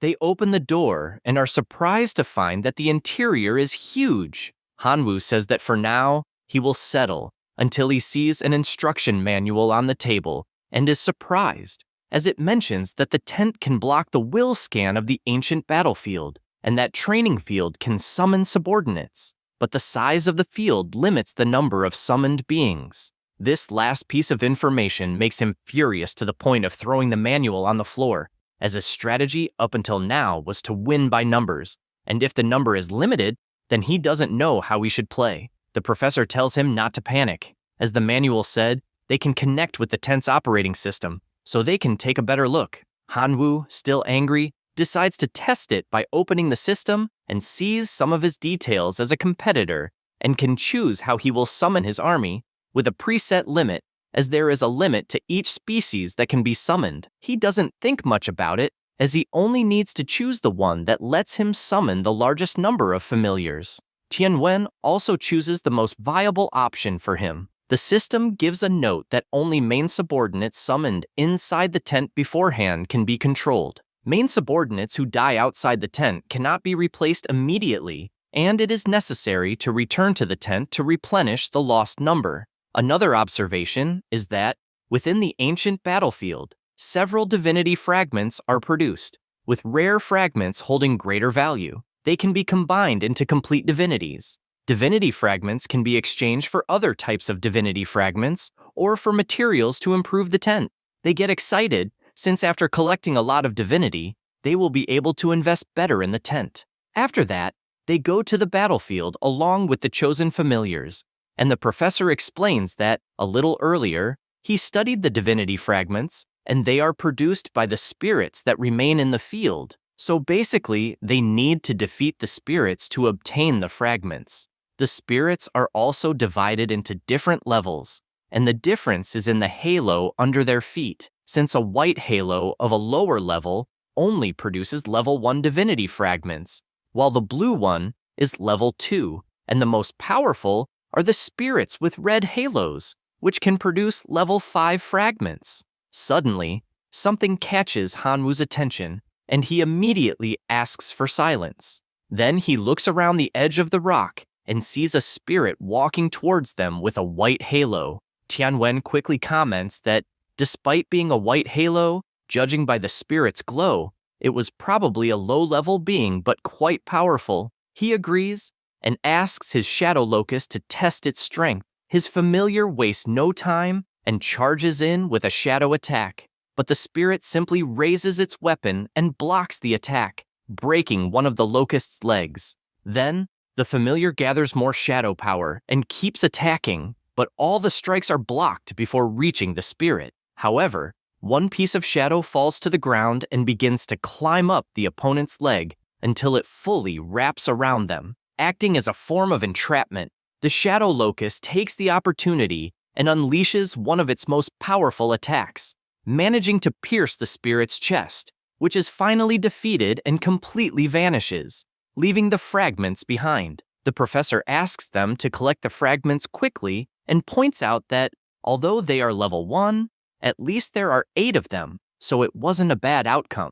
The MC picks up a fragment from his hand and wonders if that is the divinity that resides within them. Tianwen explains that the fragments form a divinity that grants divine techniques. Once collected, it will be possible to invoke those techniques. He also says that, despite being level 1, the techniques are very practical, making them more valuable than other fragments. Hanwoo gets excited by how much knowledge his professor has, and comments that the best decision he made was forming a team with them, since now their collection will be much greater. At that moment, the locusts return and go to the MC, who already understands they found a target. They go to the location to see what it's about, and the professor soon comments that, apparently, they are all low level, and the yield probably won't be as high as their previous target. Hanwoo asks if they should leave, but he replies no, since even small gains, when added up, become valuable. They both agree and decide to go on the attack, starting with the rabbits and then the shadow locusts, which were already enough to cause colossal destruction in the surroundings, to the point of wiping out all the present spirits.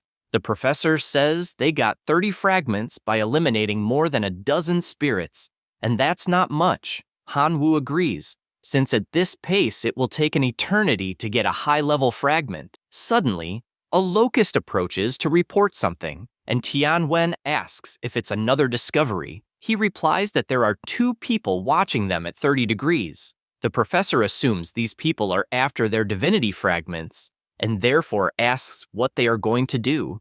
He warns that if anyone tries to steal from me, he will teach them a lesson they will never forget.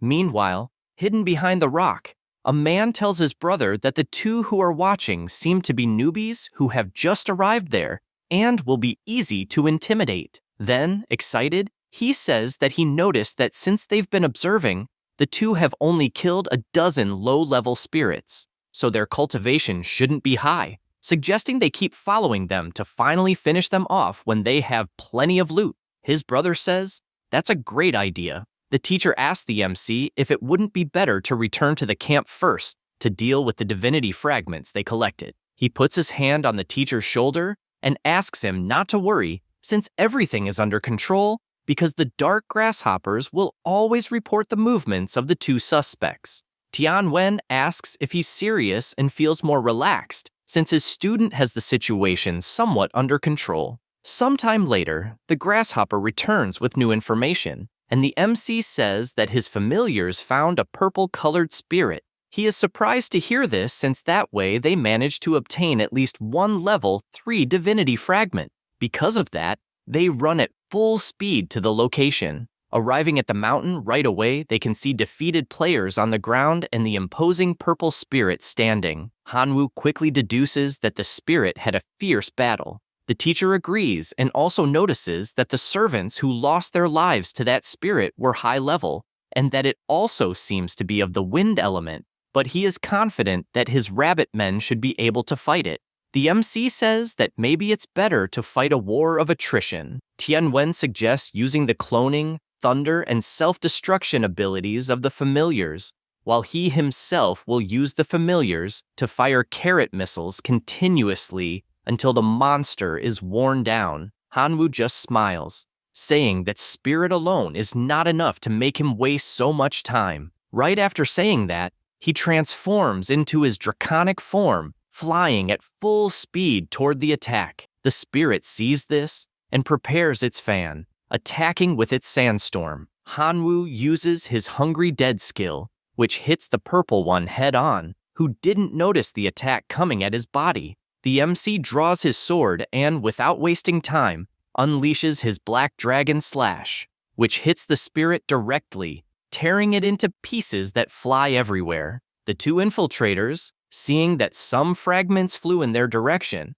are happy since those are level 3 divinity fragments, so they profited well. They see the MC with 8 fragments and feel outraged since they got way less. The chubby one is also irritated about it, but says there's not much they can do since they saw what the draconic form is capable of and are aware there's nothing they can do against that. They decide to leave since they got enough fragments and for free, but they notice a huge shadow approaching. It was the MC asking where the funny guys thought they were going with his fragment. The two say that this is a battlefield, and that the divinity fragments that fall on the ground belong to whoever picks them up first, and therefore ask for proof that the level 3 divinity fragments are his. The MC, with little patience, raises his arm and uses the giant dragon slash, which, upon hitting the two, causes a colossal explosion and slices them into pieces.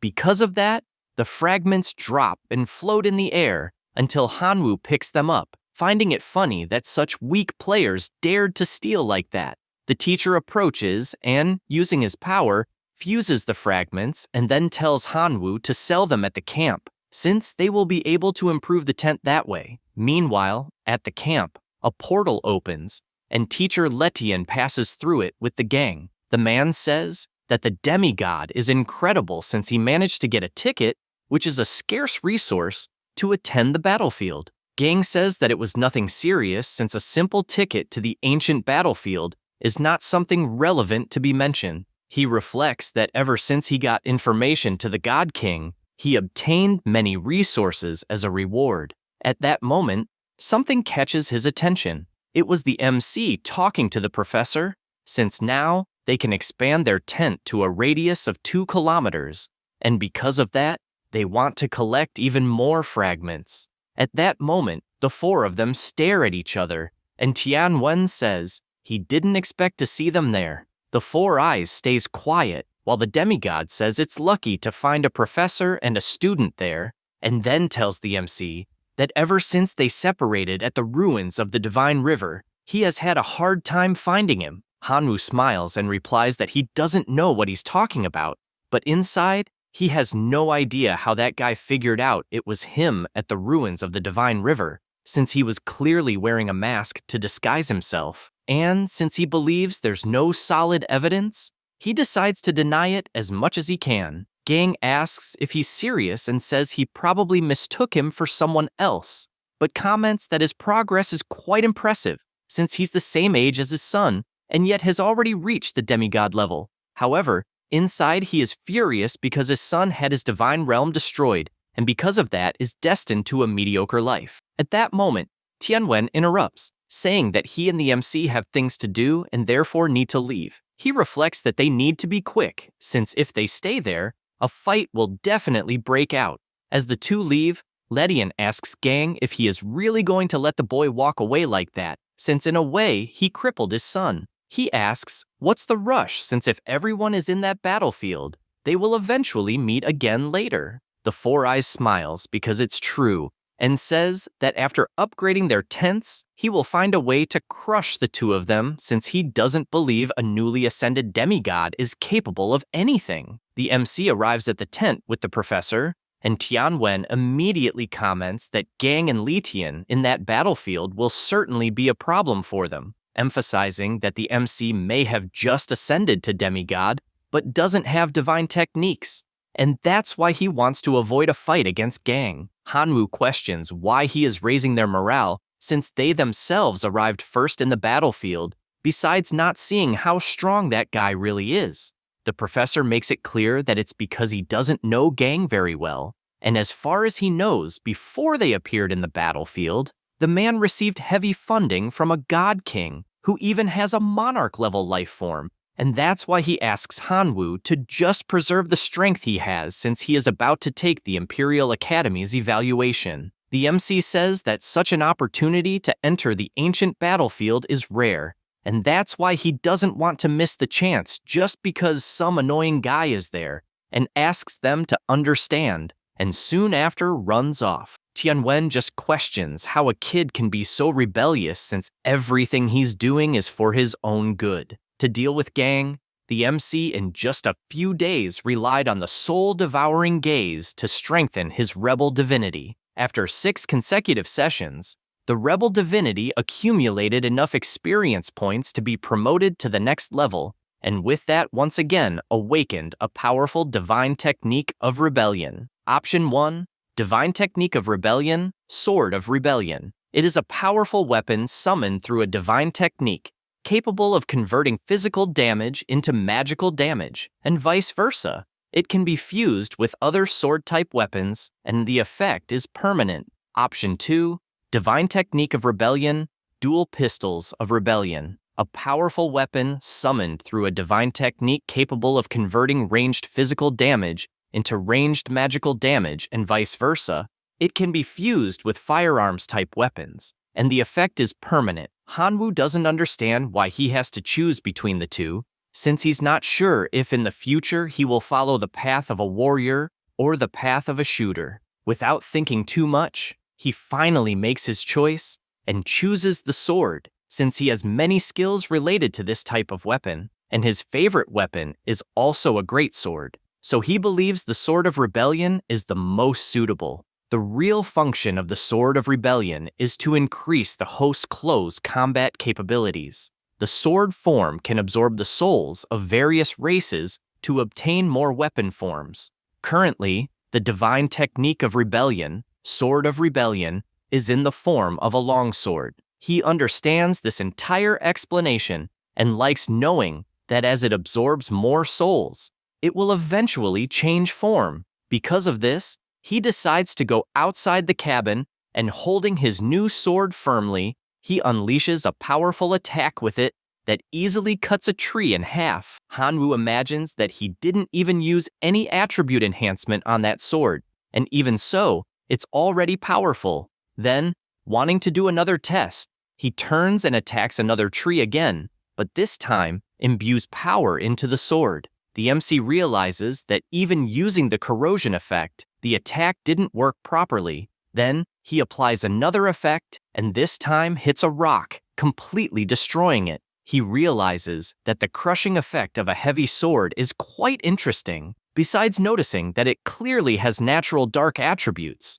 But it doesn't follow the rules at all, and doesn't show the effect that the dark attribute should have, and in fact, the rebel sword is truly rebellious. He has an idea, finding it interesting to use it to fool people since it will always work. At this moment, the teacher appears and says that she sold the divinity fragments, so they will be able to upgrade the tent. However, she notices that the place is destroyed and asks what the hell he did there. He replies that he developed a pretty fun life technique that suits him, and now his motto is never to play by the rules. Tianwen asks if he really wants to follow this path. He replies that now he's even more prepared in case Gang shows up causing trouble, and still excited, calls the teacher so they can go see how the renovated tent turned out. After arriving at the camp, they are congratulated for the tent improvement, since the training ground area has now increased to 4 square kilometers. They are surprised coming from the inside The MC even more so since 4 square kilometers is a lot, and they will be able to summon new familiars.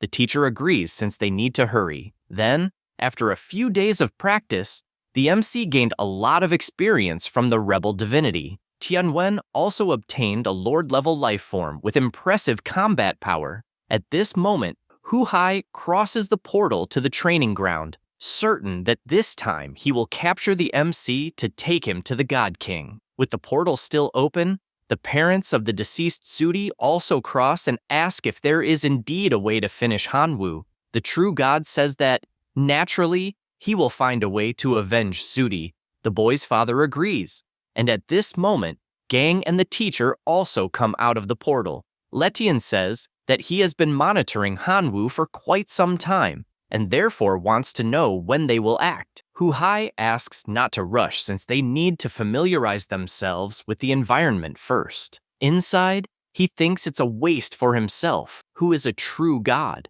Besides having 4 more demigods to deal with, just a boy who has just ascended to demigod. However, he is aware that it was an order from a god king, and therefore has no choice but to obey. With this in mind, they are all aiming to finally finish Hanwu once and for all. Meanwhile, facing 3 high-level spirits, the MC summons his army of locusts, just like Tianwen summons his rabbit men, and without much difficulty, they finish the 3 spirits at the same time. After collecting the fragments, the MC says that eventually, they will be able to upgrade the tent once again to summon even more familiars, besides the combat power also having increased. The professor admits that the body Hanwu evolved the day before was quite effective, and in just a few days he had mastered 3 divine techniques. Suddenly, 2 people appear through a mist, and the MC says that they finally showed up. They were Zudi's furious parents.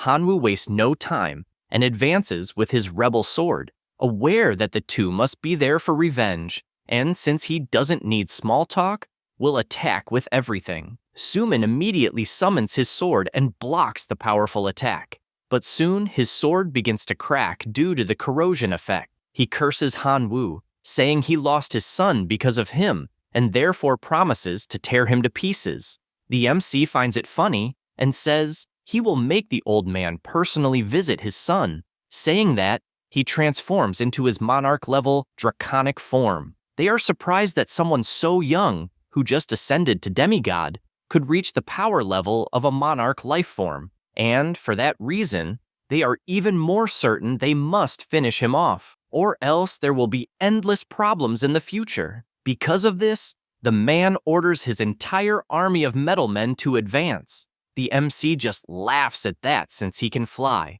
Tianwen notices the situation his student is in and sends his army of rabbit men to help him. Zudi's parents waste no time and, concentrating their energies, make all the metal men fuse to create a colossal being. The MC calls one of his grasshoppers and commands it to attack. However, it is wiped out with a single blow. The 2 celebrate joyfully, also calling Hanwu an arrogant brat, but he knows everything is under control and, summoning more of his supreme grasshoppers, manages to obliterate the giant metal man. At the same time, he charges at the 2 and, with a slight smile, teleports behind Sumin, who is left clueless, and defeats him with a single strike. The woman takes advantage of his distraction and attacks, but the professor appears and drives his sword into her back, thus finishing off both of them. Tianwen knows the situation will worsen and tells him to leave immediately, but it is too late as Gang and Letian appear for battle, asking if they really think they can escape. The professor asks what the hell they want again, and seeing the destruction of the metal men, Letian is shocked and comments that they apparently improved rapidly in the last few days, since they managed to finish 2 demigods without taking any damage. Hanwu observes them and concludes that their servants are quite numerous, so for him and Tianwen, it will be very disadvantageous to enter battle as they lost many servants. Tianwen is aware that they are weaker than the enemies and need to find a way to escape, so he warns that after some time, he will use all his power to open a breach so Hanwu can fly as high as possible until they can no longer reach him. The MC is surprised that the professor is willing to risk himself to protect him, but Tianwen tells him to stop the nonsense since there is only one chance to perform the move and asks him to make the most of it. However, the MC interrupts him, saying he hasn't reached the point of needing to sacrifice himself and guarantees he can handle the situation, asking him to trust. He replies that he trusts, but tells him to be careful. Letian finds that funny and asks exactly what he can handle, since the two have 40 million powerful servants. Gang calls Tianwen's attention, warning that their trip's sole purpose is to capture Hanwu, and says that if he is willing not to interfere, they will not make things difficult for him. The professor responds that he will never watch a student lose their life before his eyes, and that is his final word as a teacher. Letian finds that funny and asks if he plans to act noble, since eventually resources will run out completely, and questions if he would still be willing to discuss final results then. Gang tells the professor that they could have been good friends, but asks not to blame him since he didn't appreciate the offer. He immediately orders his wolf cavalry to attack. The two waste no time and also attack since several wolves are heading their way. The wolves start finishing off rabbit by rabbit, and the professor is completely upset by this, as he doesn't understand how someone can be capable of finishing such cute animals. The MC takes advantage of the opportunity and shapes an enchanted leaf. His sword immediately changes form, turning into the Ghost Soul Scythe. He begins attacking with his new scythe and finishes all the nearby wolves. Their bodies on the ground start to root, and these roots attack the other wolves approaching. Gang begins to get irritated, as whenever he encounters Hanwu, he faces a different trick. The Lord of the Wolf Cavalry starts destroying the roots until the MC appears behind him and with a single cut manages to obliterate the animal. He smiles and appears in front of the two enemies. Immediately, Gang activates his talisman and creates a huge protective shield. He sighs with relief, having obtained that protection artifact from the failed king. However, he is startled to see blood gushing from his side, besides Letian's head flying off. At that moment, the MC starts feeling a strange sensation in his arm and laments, as the Ghost Vine genetic lockdown time simply ended. Gang takes advantage of the situation and makes it clear it won't be cheap, since he finished many wolves from his cavalry, and thus summons Fenrir, a colossal wolf completely on another level. The giant wolf attacks both at once. The MC's transformation dissipates, and he falls to the ground feeling intense pain as his Genesis time limit ended and he won't be able to use it again for a long time. Trembling, he looks to the side and sees his professor lying on the ground, unsure if he's alive or not.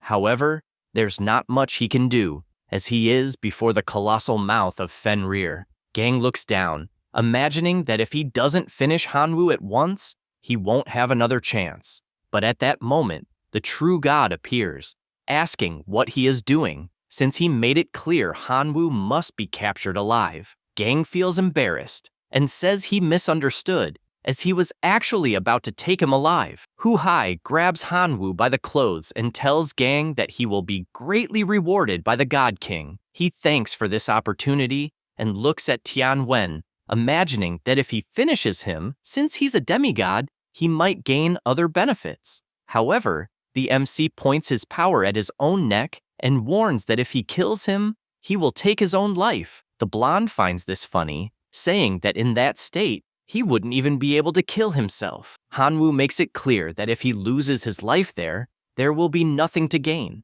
And so, he uses his divine hunger technique on himself, becoming weaker and weaker. Hu Hai immediately notices the problem this could cause and shouts at Gang not to touch the professor, besides following him immediately. He looks at Tianwen falling and casts a small curse, imagining that at first he won't finish him, but it depends on his own fate whether he will live or not, and they all head toward the portal to visit the God King. After passing through the portal, Gang comments that it will take a few days until they can teleport back and asks if he will be carrying a boy up and down with his hands. The true god responds obviously not, and casts a spell sealing all MC's powers, besides throwing him into a portal that makes him fall into Hu Hai's divine realm. The MC regains consciousness and realizes there is a monster in front of him. He immediately tries to use his powers, but notices he has none and feels depressed since all his abilities were sealed,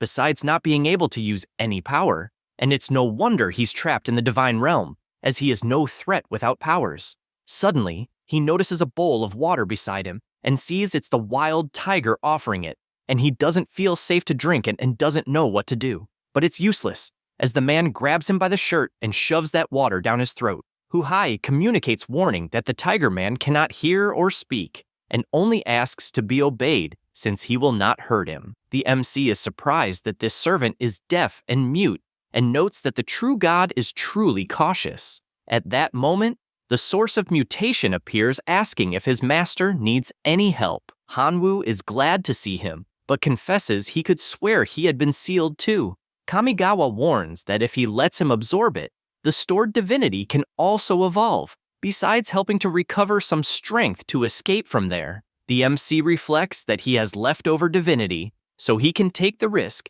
and only asks not to make any sound since otherwise they will be discovered and to be quick. He hears the demigod telling the true God that they will see the village in 3 days, and therefore asks the source of mutation if it will manage to do what is needed within that time. However, at the same time, his body already begins to feel the difference. Hanwoo is thoughtful about what changes his body has undergone. The source of mutation says it helped him evolve successfully, now being a level 3 genetic warrior from the Divine River civilization. He asks what benefits he has now, and the green slime replies that he acquired a new ability with this evolution, which is genetic combination, allowing him to combine various different genes to alter the target structure without damaging the original genes. He gets confused by this explanation and asks how the heck to use the ability. At that moment, the Tiger Man appears once again offering food,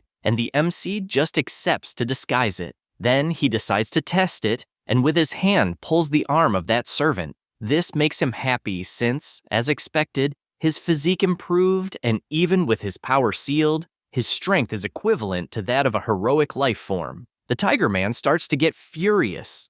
At that moment, the army commander approaches and roars for them to be quiet. The MC is surprised since that is a transcendent life form and was exactly what he needed to test his new ability. Then, holding the hands of the two familiars, he activates the gene combination. At the same instant, ears start to appear on the creature until they fully grow, but the captain's ears simply vanished in the process. They are surprised trying to understand what happened since apparently out of nowhere, one gained ears while the other lost them. The MC tries to disguise it and says that is a thank you for feeding him with water and food, so the ears are a gift of gratitude. At the same time, he starts to suck the monster's energy and realizes that even the servants of others can become his. And if it works, he might take them to the divine core of Hu Hai to break it and escape from there. The white tiger is furious, shouting to return his ears, but Hanwoo just looks aside and lands a solid kick to his belly. Then he orders the army to follow him, and they all start approaching, but he uses his power to connect with everyone who is coming closer. He begins reshaping their life forms, and the white tiger shouts warning that the boy is an evil, blasphemous god, and therefore they must capture him. However, Hanwoo just smiles, and his newest servant steps in front to help, and with a simple move, hits all enemies in front of him. Then the Tiger Man kneels and begs to be accepted as a servant. The MC answers that he accepts, but warns that he will need his help to escape from there, starting by showing where the core of that divine realm is. The familiar says he can help find it,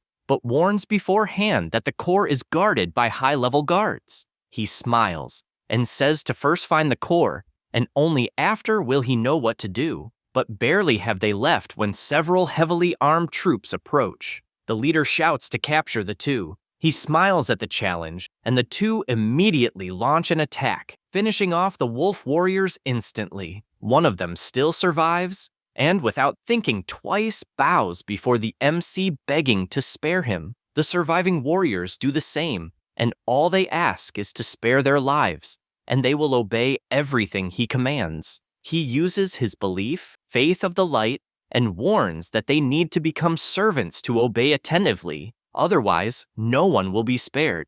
Everyone stands accordingly. Hanwoo is aware that he is only accepting reluctantly since he needs people at that moment, and only for that reason is he accepting. After all this, the MC widely recruited new believers, modified them to infiltrate various corners of the divine kingdom of Huhai, finally discovering the whereabouts of the core of the divine kingdom. The Tiger Man reports that they discovered the location of the core, which is hidden in a forbidden area outside the royal city of the Tiger Men, and is guarded by dozens of monarch-level lifeforms and hundreds of lord-level lifeforms. No living being is even allowed to approach. Hanwoo responds that this is a problem, since with so many high-level warriors, he believes it will be discovered before they get close. His order, then, is for him to immediately go to the surroundings to catch some birds and moles to recombine their genes.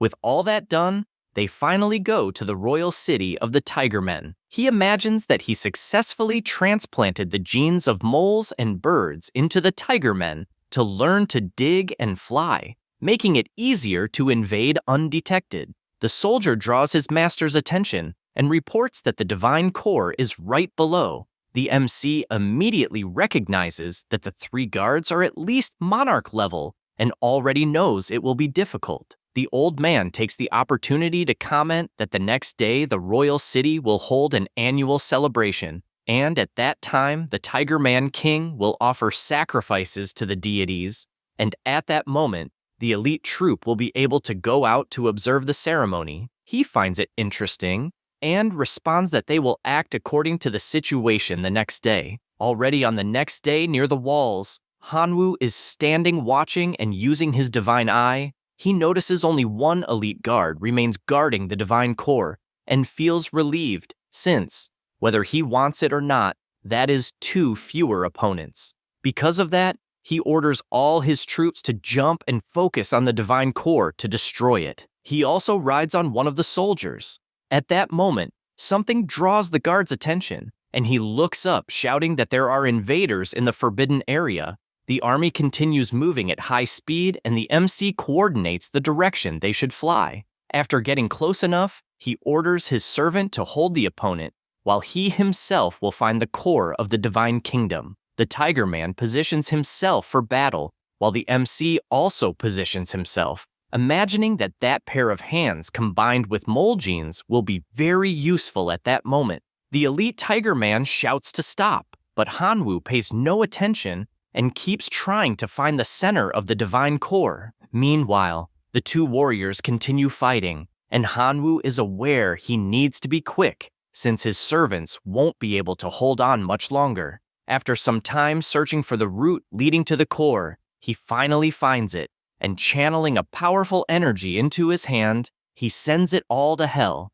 That's all, folks. If you enjoy the video, subscribe and hit the bell. Thanks.